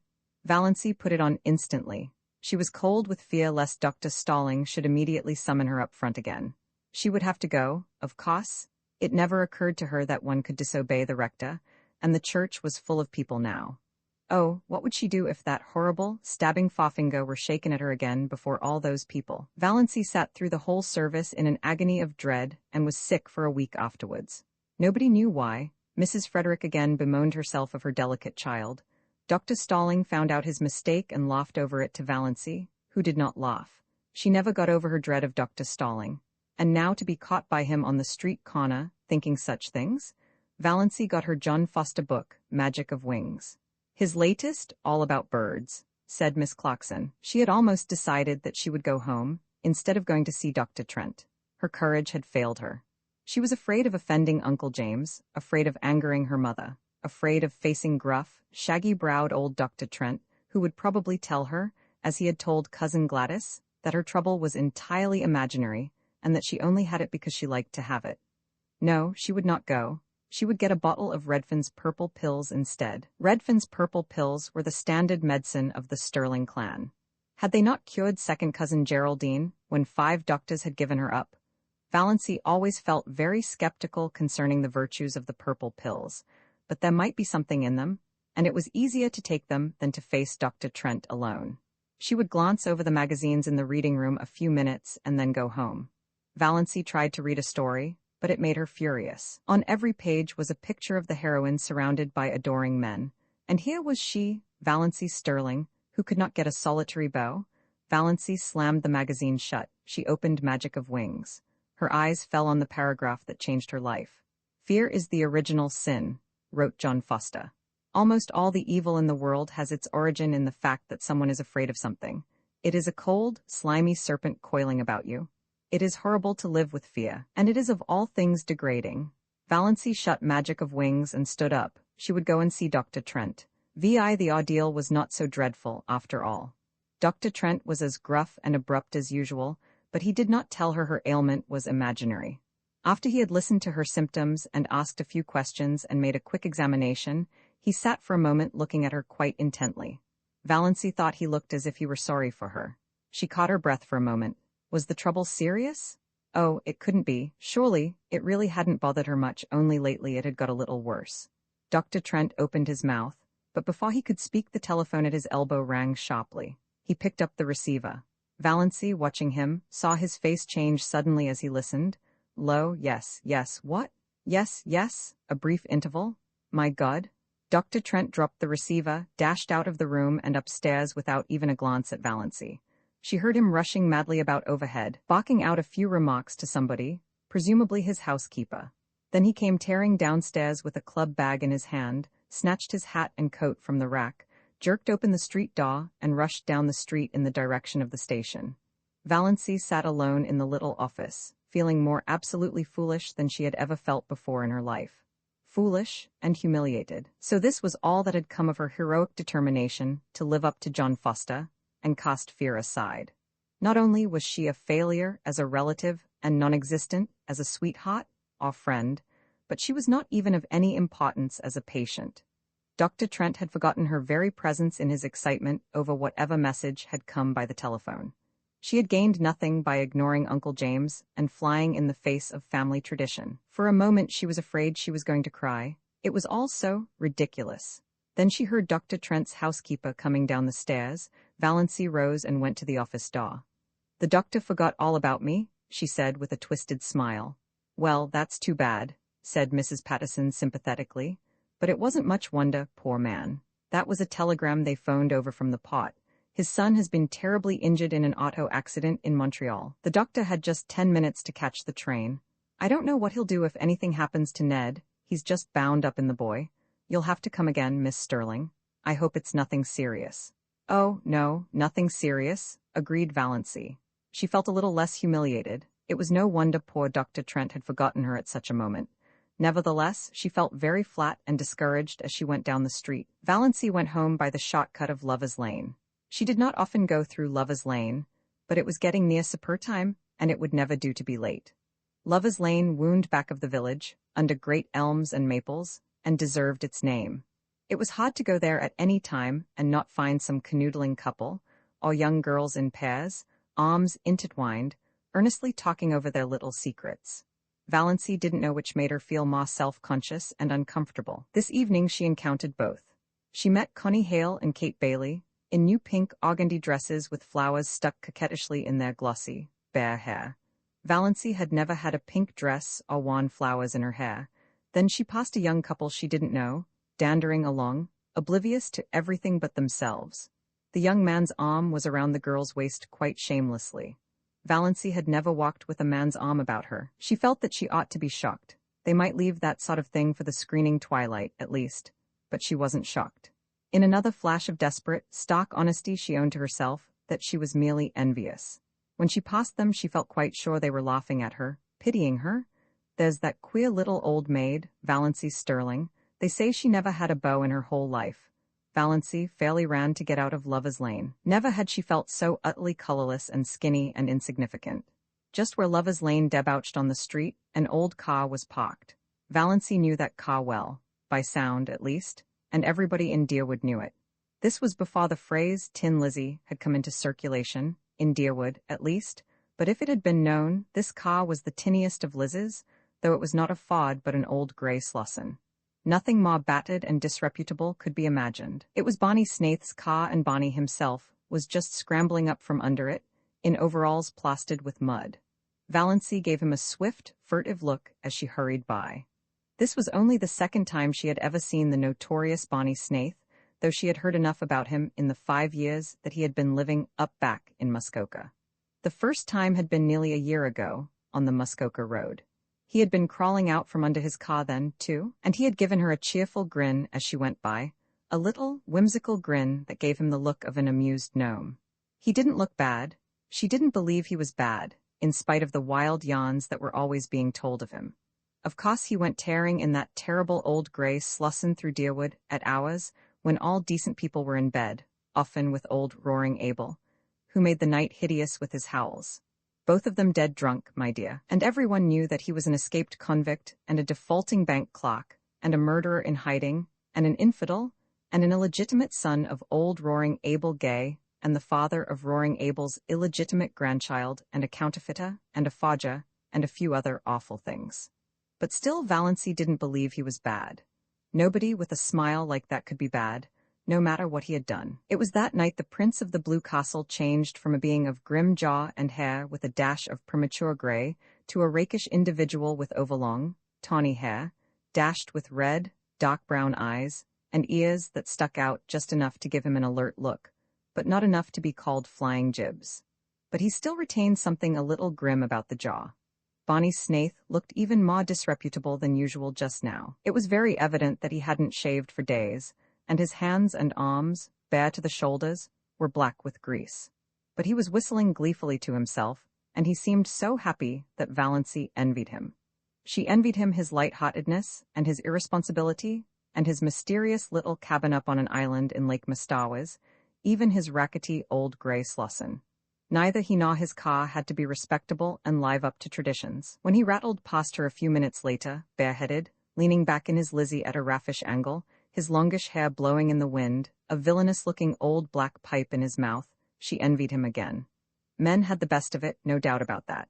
This outlaw was happy, whatever he was or wasn't.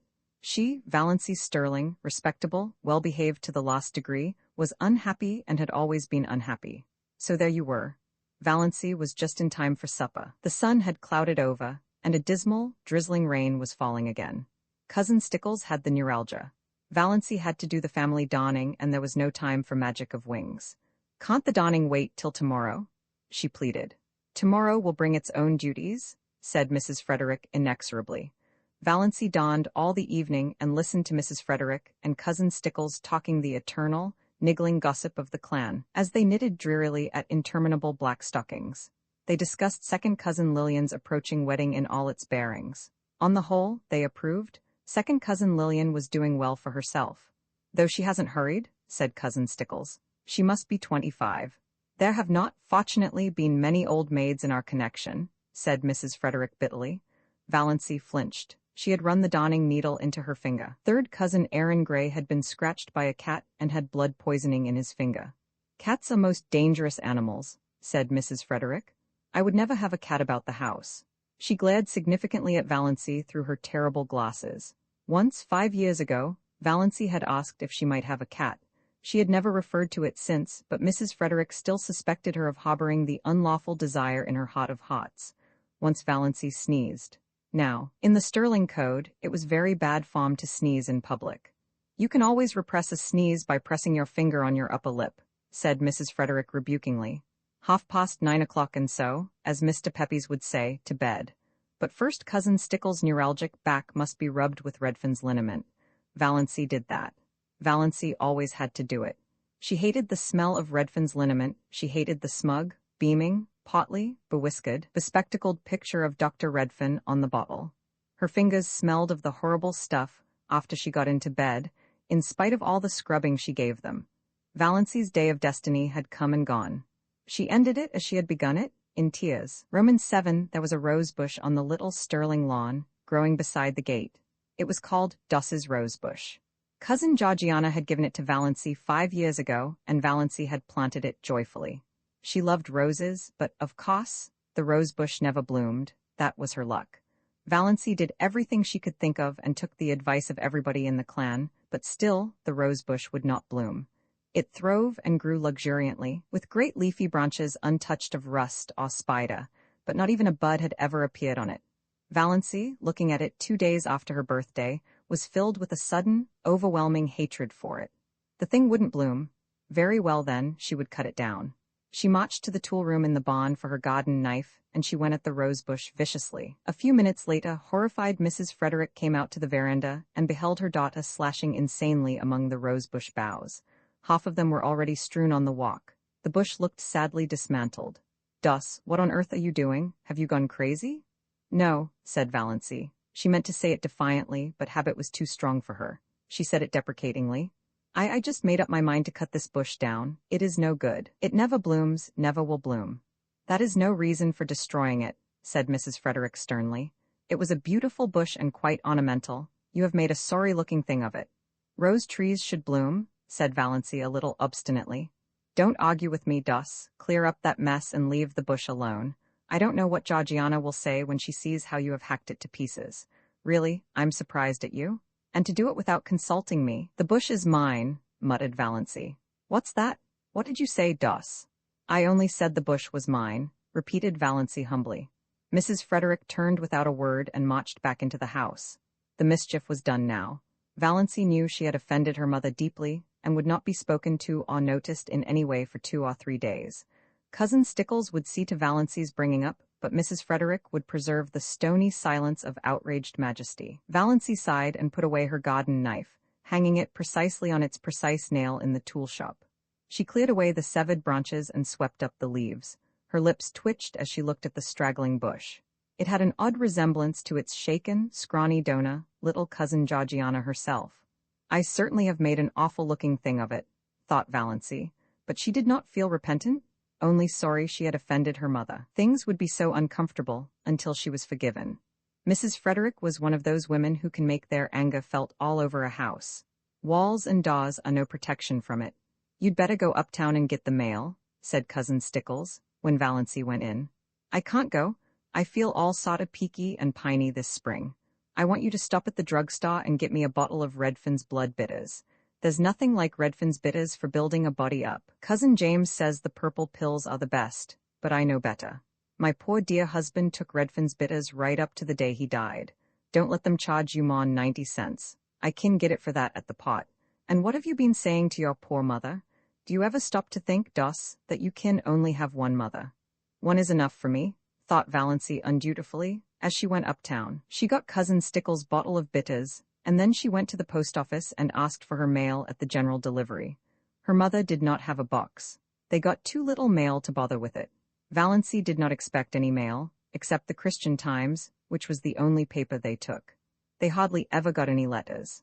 But Valency rather liked to stand in the office and watch Mr. Kerr, the gray-bearded, Santa Clausy old clerk, handing out letters to the lucky people who did get them.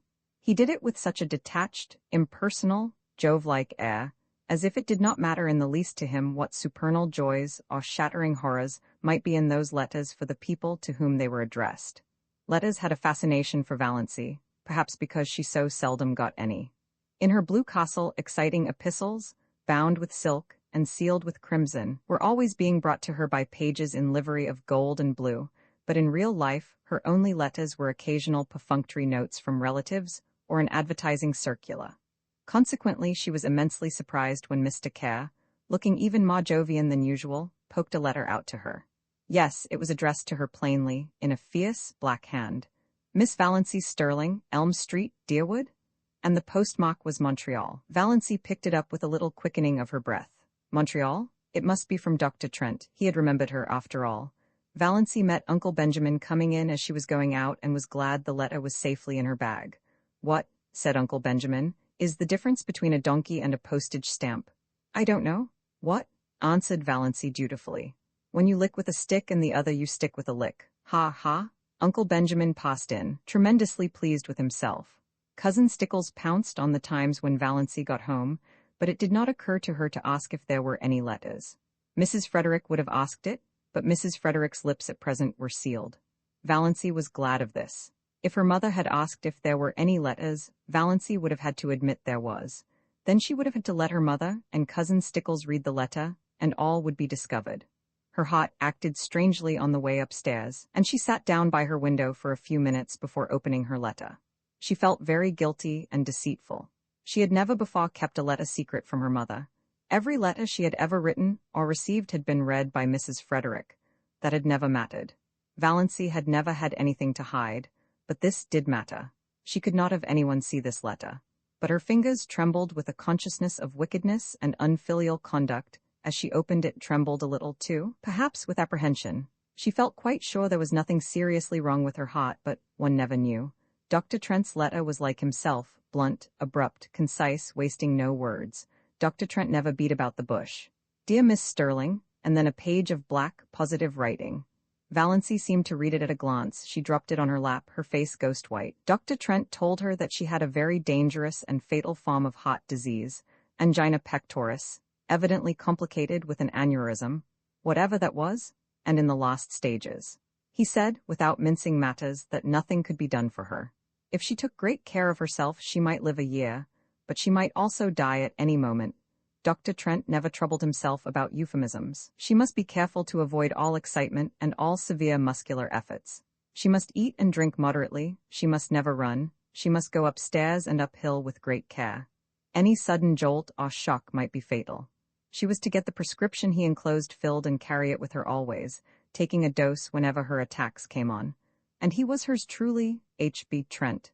Valency sat for a long while by her window. Outside was a world drowned in the light of a spring afternoon, skies entrancingly blue, winds perfumed and free, lovely, soft, blue hazes at the end of every street. Over at the railway station, a group of young girls was waiting for a train. She heard their gay laughter as they chatted and joked. The train rode in and rode out again. But none of these things had any reality. Nothing had any reality except the fact that she had only another year to live. When she was tired of sitting at the window, she went over and lay down on her bed, staring at the cracked, discolored ceiling. The curious numbness that follows on a staggering blow possessed her. She did not feel anything except a boundless surprise and incredulity, behind which was the conviction that Dr. Trent knew his business and that she, Valency Sterling, who had never lived, was about to die. When the gong rang for supper, Valency got up and went downstairs mechanically, from force of habit. She wondered that she had been let alone so long. But of course her mother would not pay any attention to her just now. Valency was thankful for this. She thought the quarrel over the rosebush had been really, as Mrs. Frederick herself might have said, providential. She could not eat anything, but both Mrs. Frederick and Cousin Stickles thought this was because she was deservedly unhappy over her mother's attitude, and her lack of appetite was not commented on. Valency forced herself to swallow a cup of tea, and then sat and watched the others eat, with an odd feeling that years had passed since she had sat with them at the dinner table. She found herself smiling inwardly to think what a commotion she could make if she chose. Let her merely tell them what was in Dr. Trent's letter, and there would be as much fuss made as if, Valency thought bitterly, they really cared 2 straws about her. Dr. Trent's housekeeper got word from him today, said Cousin Stickles, so suddenly that Valency jumped guiltily. Was there anything in thought waves? Mrs. Judd was talking to her uptown. They think his son will recover, but Dr. Trent wrote that if he did, he was going to take him abroad as soon as he was able to travel and wouldn't be back here for a year at least. That will not matter much to us, said Mrs. Frederick majestically. He is not our doctor. I would not, here she looked or seemed to look accusingly right through Valency, have him to doctor a sick cat. May I go upstairs and lie down? Said Valency faintly. I have a headache. What has given you a headache? Asked Cousin Stickles, since Mrs. Frederick would not. The question had to be asked. Valency could not be allowed to have headaches without interference. You ain't in the habit of having headaches. I hope you're not taking the mumps. Here, try a spoonful of vinegar. Piffle, said Valency rudely, getting up from the table. She did not care just then if she were rude. She had had to be so polite all her life. If it had been possible for Cousin Stickles to turn pale, she would have. As it was not, she turned yellower. "Are you sure you ain't feverish, Doss? You sound like it. You go and get right into bed," said Cousin Stickles, thoroughly alarmed, "and I'll come up and rub your forehead and the back of your neck with Redfin's liniment." Valency had reached the door, but she turned. "I won't be rubbed with Redfin's liniment," she said. Cousin Stickles stared and gasped. What do you mean?" "I said I wouldn't be rubbed with Redfin's liniment," repeated Valency. "Horrid, sticky stuff, and it has the vilest smell of any liniment I ever saw. It's no good. I want to be left alone, that's all." Valency went out, leaving Cousin Stickles aghast. "She's feverish, she must be feverish," ejaculated Cousin Stickles. Mrs. Frederick went on eating her supper. It did not matter whether Valency was or was not feverish. Valency had been guilty of impertinence to her. Roman 8 Valency did not sleep that night. She lay awake all through the long dark hours, thinking. She made a discovery that surprised her. She, who had been afraid of almost everything in life, was not afraid of death. It did not seem in the least terrible to her, and she need not now be afraid of anything else. Why had she been afraid of things? Because of life. Afraid of Uncle Benjamin because of the menace of poverty in old age. But now she would never be old, neglected, tolerated. Afraid of being an old maid all her life, but now she would not be an old maid very long. Afraid of offending her mother and her clan because she had to live with and among them and couldn't live peaceably if she didn't give in to them. But now she hadn't. Valency felt a curious freedom. But she was still horribly afraid of one thing, the fuss the whole jamfrey of them would make when she told them. Valency shuddered at the thought of it. She couldn't endure it. Oh, she knew so well how it would be. First there would be indignation. Yes, indignation on the part of Uncle James because she had gone to a doctor, any doctor, without consulting him. Indignation on the part of her mother for being so sly and deceitful. To your own mother, Doss. Indignation on the part of the whole clan because she had not gone to Dr. Marsh. Then would come the solicitude. She would be taken to Dr. Marsh, and when Dr. Marsh confirmed Dr. Trent's diagnosis, she would be taken to specialists in Toronto and Montreal.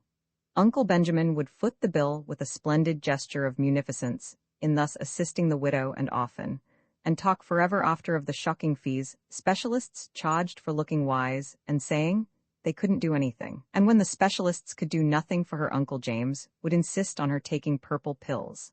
I've known them to effect a cure when all the doctors had given up. And her mother would insist on Redfin's blood bitters, and Cousin Stickles would insist on rubbing her over the heart every night with Redfin's liniment on the grounds that it might do good and couldn't do harm, and everybody else would have some pet dope for her to take.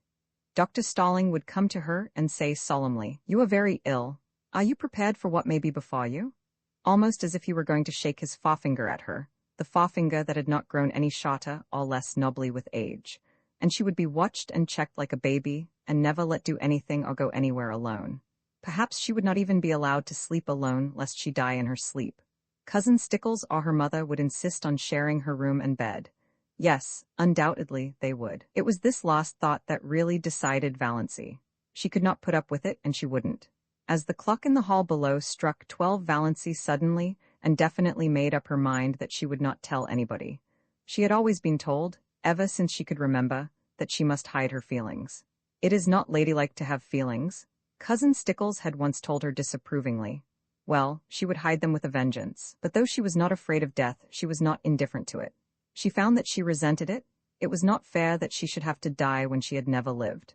Rebellion flamed up in her soul as the dark hours passed by, not because she had no future, but because she had no past. I'm poor, I'm ugly, I'm a failure, and I'm near death, she thought. She could see her own obituary notice in the Deerwood Weekly Times, copied into the Port Lawrence Journal. A deep gloom was cast over Deerwood, etc., etc., leaves a large circle of friends to mourn, etc., etc., etc., lies, all lies. Gloom, forsooth, nobody would miss her. Her death would not matter a straw to anybody. Not even her mother loved her mother who had been so disappointed that she was not a boy, or at least a pretty girl. Valency reviewed her whole life between midnight and the early spring dawn. It was a very drab existence, but here and there an incident loomed out with a significance out of all proportion to its real importance. These incidents were all unpleasant in one way or another. Nothing really pleasant had ever happened to Valency. I've never had one wholly happy hour in my life, not one, she thought. I've just been a colorless nonentity. I remember reading somewhere once that there is an hour in which a woman might be happy all her life if she could but find it. I've never found my hour. Never, never, and I never will now. If I could only have had that hour, I'd be willing to die. Those significant incidents kept bobbing up in her mind like unbidden ghosts, without any sequence of time or place. For instance, that time when, at 16, she had blued a tubful of clothes too deeply. And the time when, at 8, she had stolen some raspberry jam from Aunt Wellington's pantry. Valancy never heard the last of those two misdemeanors. At almost every clan gathering they were raked up against her as jokes. Uncle Benjamin hardly ever missed retelling the raspberry jam incident. He had been the one to catch her, her face all stained and streaked. I have really done so few bad things that they have to keep hopping on the old ones, thought Valancy. Why, I've never even had a quarrel with anyone. I haven't an enemy. What a spineless thing I must be not to have even one enemy. There was that incident of the dust pile at school when she was 7. Valancy always recalled it when Dr. Stalling referred to the text. To him that hath shall be given, and from him that hath not shall be taken even that which he hath. Other people might puzzle over that text, but it never puzzled Valancy. The whole relationship between herself and Olive, dating from the day of the dust pile, was a commentary on it. She had been going to school a year, but Olive, who was a year younger, had just begun and had about her all the glamour of a new girl, and an exceedingly pretty girl at that.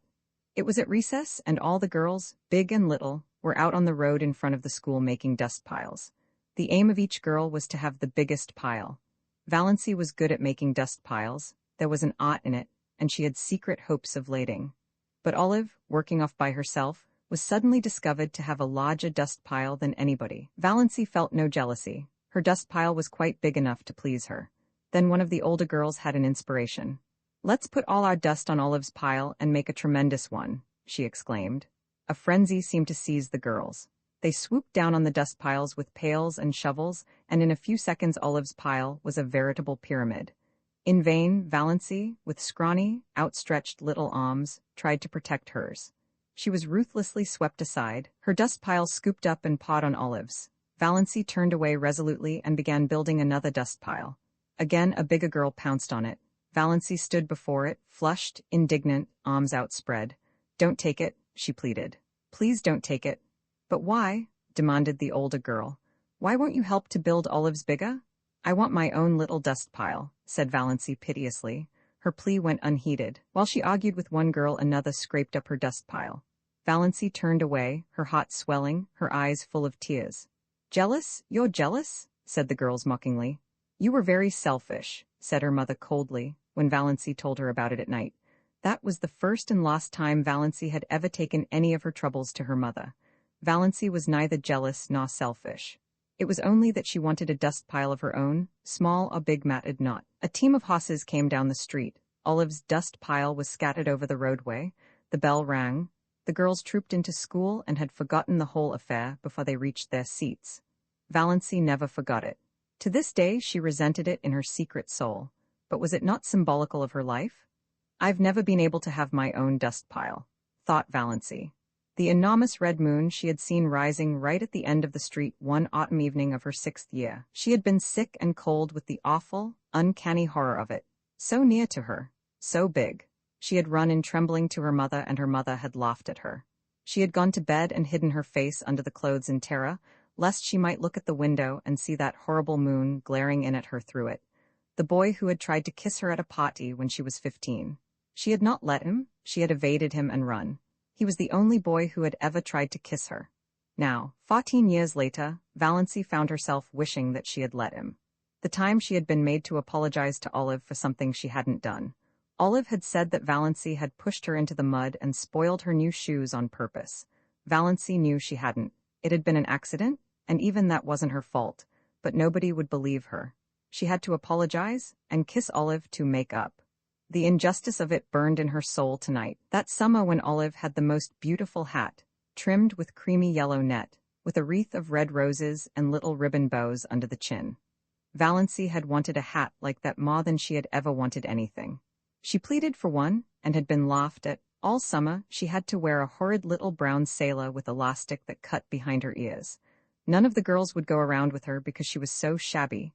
Nobody but Olive. People had thought Olive so sweet and unselfish. I was an excellent foil for her, thought Valancy. Even then, she knew that. Valancy had tried to win a prize for attendance in Sunday school once, but Olive won it. There were so many Sundays Valancy had to stay home because she had colds. She had once tried to say a piece in school one Friday afternoon and had broken down in it. Olive was a good reciter and never got stuck. The night she had spent in Port Lawrence with Aunt Isabel when she was 10. Byron Sterling was there, from Montreal, 12 years old, conceited, clever. At family prayers in the morning, Byron had reached across and given Valancy's thin arm such a savage pinch that she screamed out with pain. After prayers were over, she was summoned to Aunt Isabel's bar of judgment. But when she said Byron had pinched her, Byron denied it. He said she cried out because the kitten scratched her. He said she had put the kitten up on her chair and was playing with it when she should have been listening to Uncle David's prayer. He was believed. In the Sterling clan, the boys were always believed before the girls.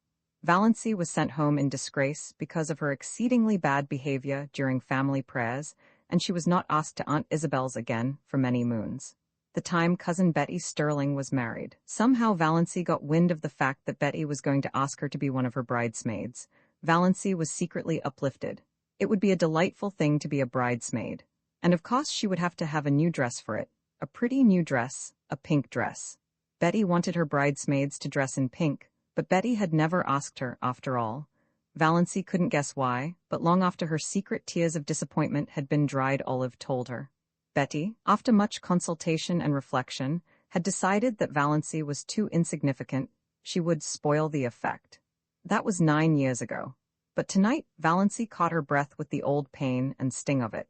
That day in her 11th year, when her mother had badgered her into confessing something she had never done. Valancy had denied it for a long time, but eventually for peace sake she had given in and pleaded guilty. Mrs. Frederick was always making people lie by pushing them into situations where they had to lie. Then her mother had made her kneel down on the parlor floor, between herself and Cousin Stickles, and say, "Oh God, please forgive me for not speaking the truth." Valancy had said it, but as she rose from her knees she muttered, "But oh God, you know I did speak the truth."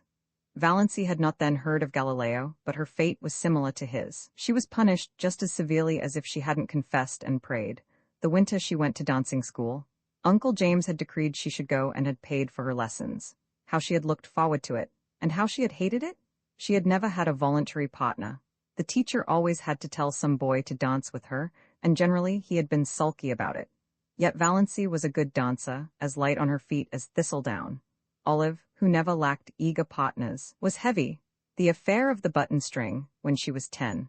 All the girls in school had button strings. Olive had a very long one with a great many beautiful buttons. Valancy had one. Most of the buttons on it were very commonplace, but she had 6 beauties that had come off Grandmother Sterling's wedding gown, sparkling buttons of gold and glass, much more beautiful than any Olive had. Their possession conferred a certain distinction on Valancy. She knew every little girl in school envied her the exclusive possession of those beautiful buttons. When Olive saw them on the button string, she had looked at them narrowly, but said nothing. Then, the next day, Aunt Wellington had come to Elm Street and told Mrs. Frederick that she thought Olive should have some of those buttons. Grandmother Sterling was just as much Wellington's mother as Frederick's. Mrs. Frederick had agreed amiably. She could not afford to fall out with Aunt Wellington. Moreover, the matter was of no importance whatever. Aunt Wellington carried off 4 of the buttons, generously leaving 2 for Valancy. Valancy had torn these from her string and flung them on the floor. She had not yet learned that it was unladylike to have feelings, and had been sent supperless to bed for the exhibition. The night of Margaret Blunt's party. She had made such pathetic efforts to be pretty that night. Rob Walker was to be there, and 2 nights before, on the moonlit veranda of Uncle Herbert's cottage at Mistawes, Rob had really seemed attracted to her. At Margaret's party Rob never even asked her to dance, did not notice her at all. She was a wallflower, as usual. That, of course, was years ago. People in Deerwood had long since given up inviting Valancy to dances. But to Valancy, its humiliation and disappointment were of the other day. Her face burned in the darkness as she recalled herself, sitting there with her pitifully crimped, thin hair and the cheeks she had pinched for an hour before coming, in an effort to make them red. All that came of it was a wild story that Valancy Sterling was rouged at Margaret Blunt's party. In those days in Deerwood, that was enough to wreck your character forever. It did not wreck Valancy's, or even damage it. People knew she couldn't be fast if she tried. They only laughed at her. I've had nothing but a second-hand existence, decided Valancy. All the great emotions of life have passed me by.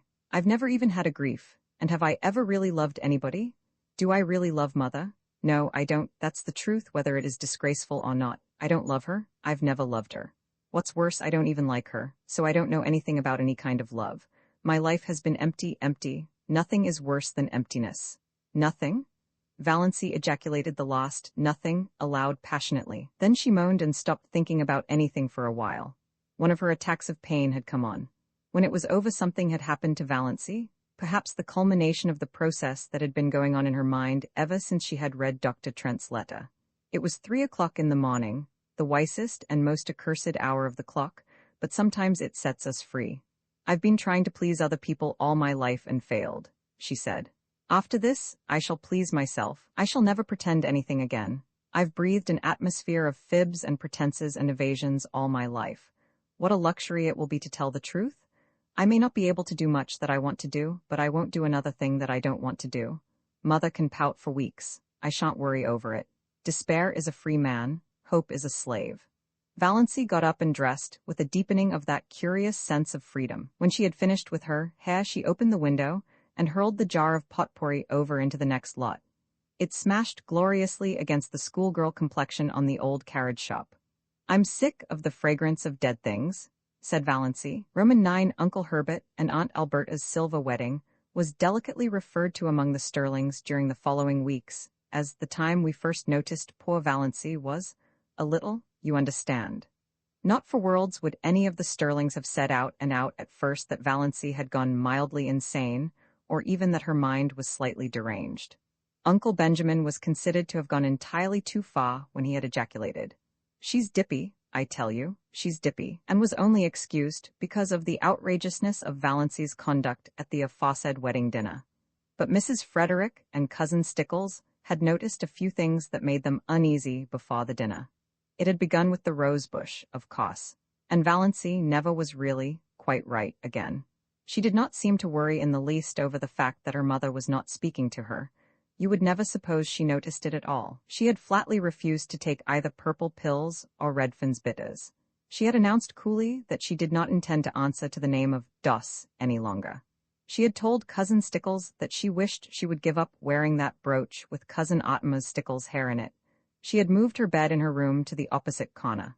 She had read Magic of Wings Sunday afternoon.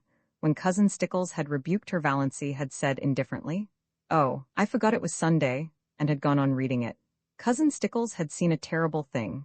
She had caught Valancy sliding down the banister. Cousin Stickles did not tell Mrs. Frederick this. Poor Amelia was worried enough as it was.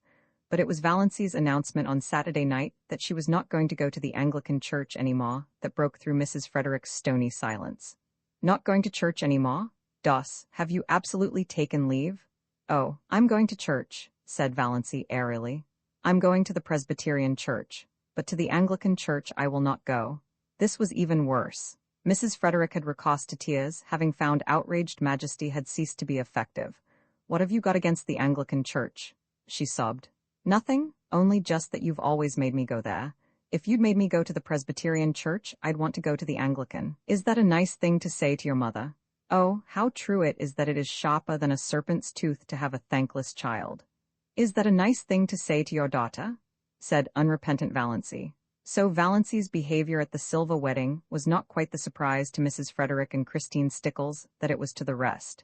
They were doubtful about the wisdom of taking her, but concluded it would make talk if they didn't. Perhaps she would behave herself, and so far no outsider suspected there was anything queer about her. By a special mercy of Providence, it had poured torrents Sunday morning, so Valancy had not carried out her hideous threat of going to the Presbyterian church. Valancy would not have cared in the least if they had left her at home. These family celebrations were all hopelessly dull, but the Sterlings always celebrated everything. It was a long-established custom. Even Mrs. Frederick gave a dinner party on her wedding anniversary, and Cousin Stickles had friends in to supper on her birthday.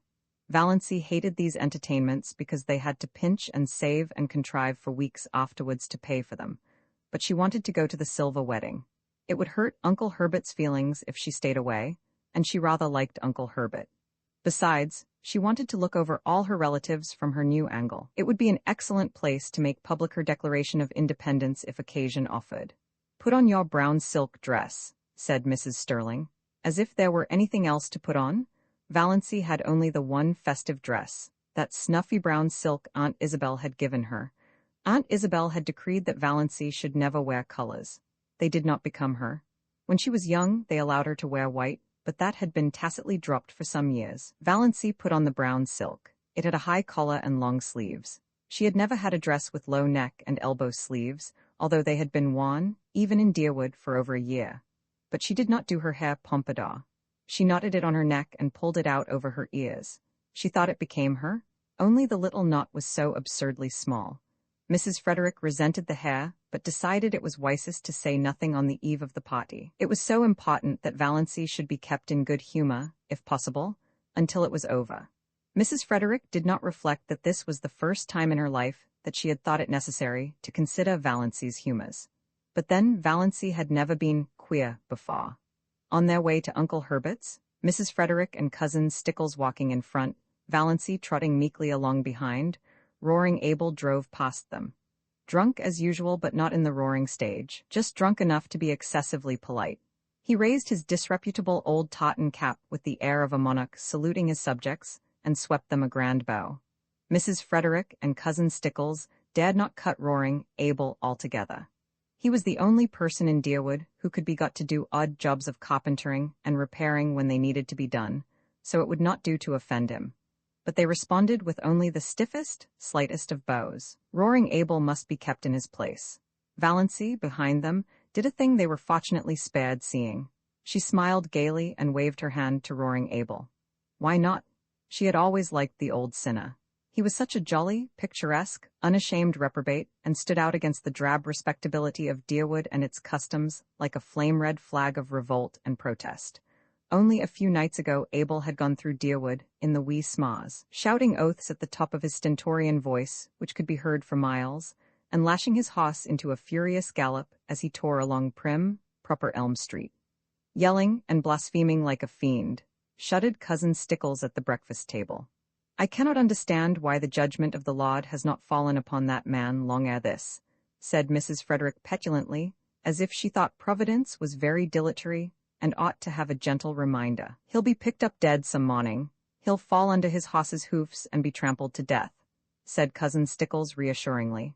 Valancy had said nothing, of course, but she wondered to herself if Roaring Abel's periodical sprees were not his futile protest against the poverty and drudgery and monotony of his existence.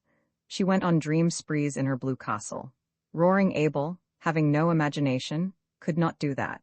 His escapes from reality had to be concrete. So she waved at him today with a sudden fellow feeling, and Roaring Abel, not too drunk to be astonished, nearly fell off his seat in his amazement.